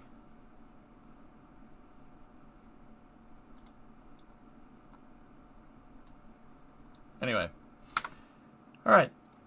Cool. Yeah, you can make whatever in this game. It's pretty sweet. We've made all kinds of stuff, dude. I have made drones. I don't know if I still have the drone craft file loaded into this save, but I've made it.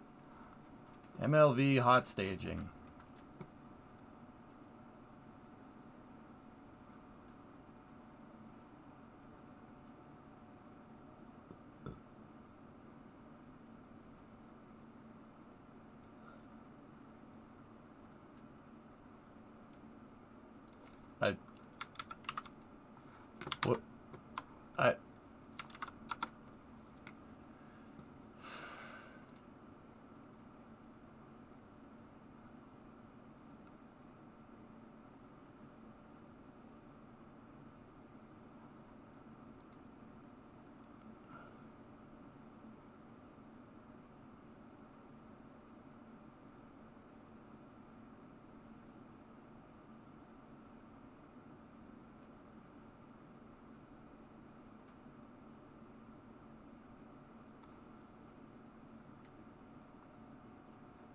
What?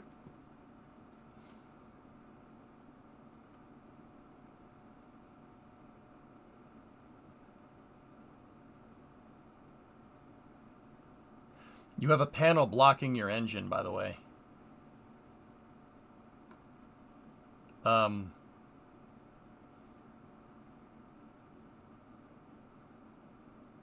Yeah, notice, so this isn't, you're not hot staging anything here. Notice how your vehicle is accelerating away on its ullage motors, which, see RJ, see what I mean? Watch what happens when it blows the panel up. There's one last panel right there, it blows up, and then the thing zips off. Yeah, no, you didn't, I don't think you did that, I don't think you did that right.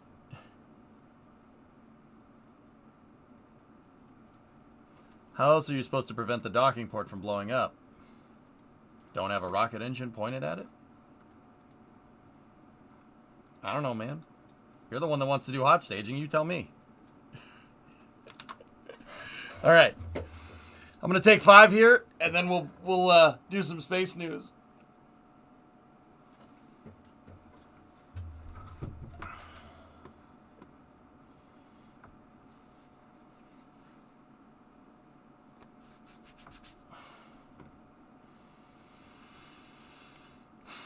Kerbal's taking forever to close out.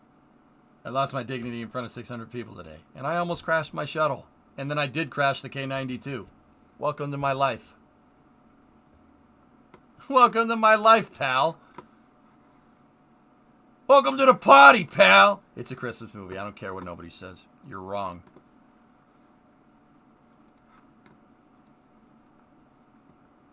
All right, so we're going to do that, and then after some space news, we'll go play Workers and Resources. EJ's Space and Rocket Review.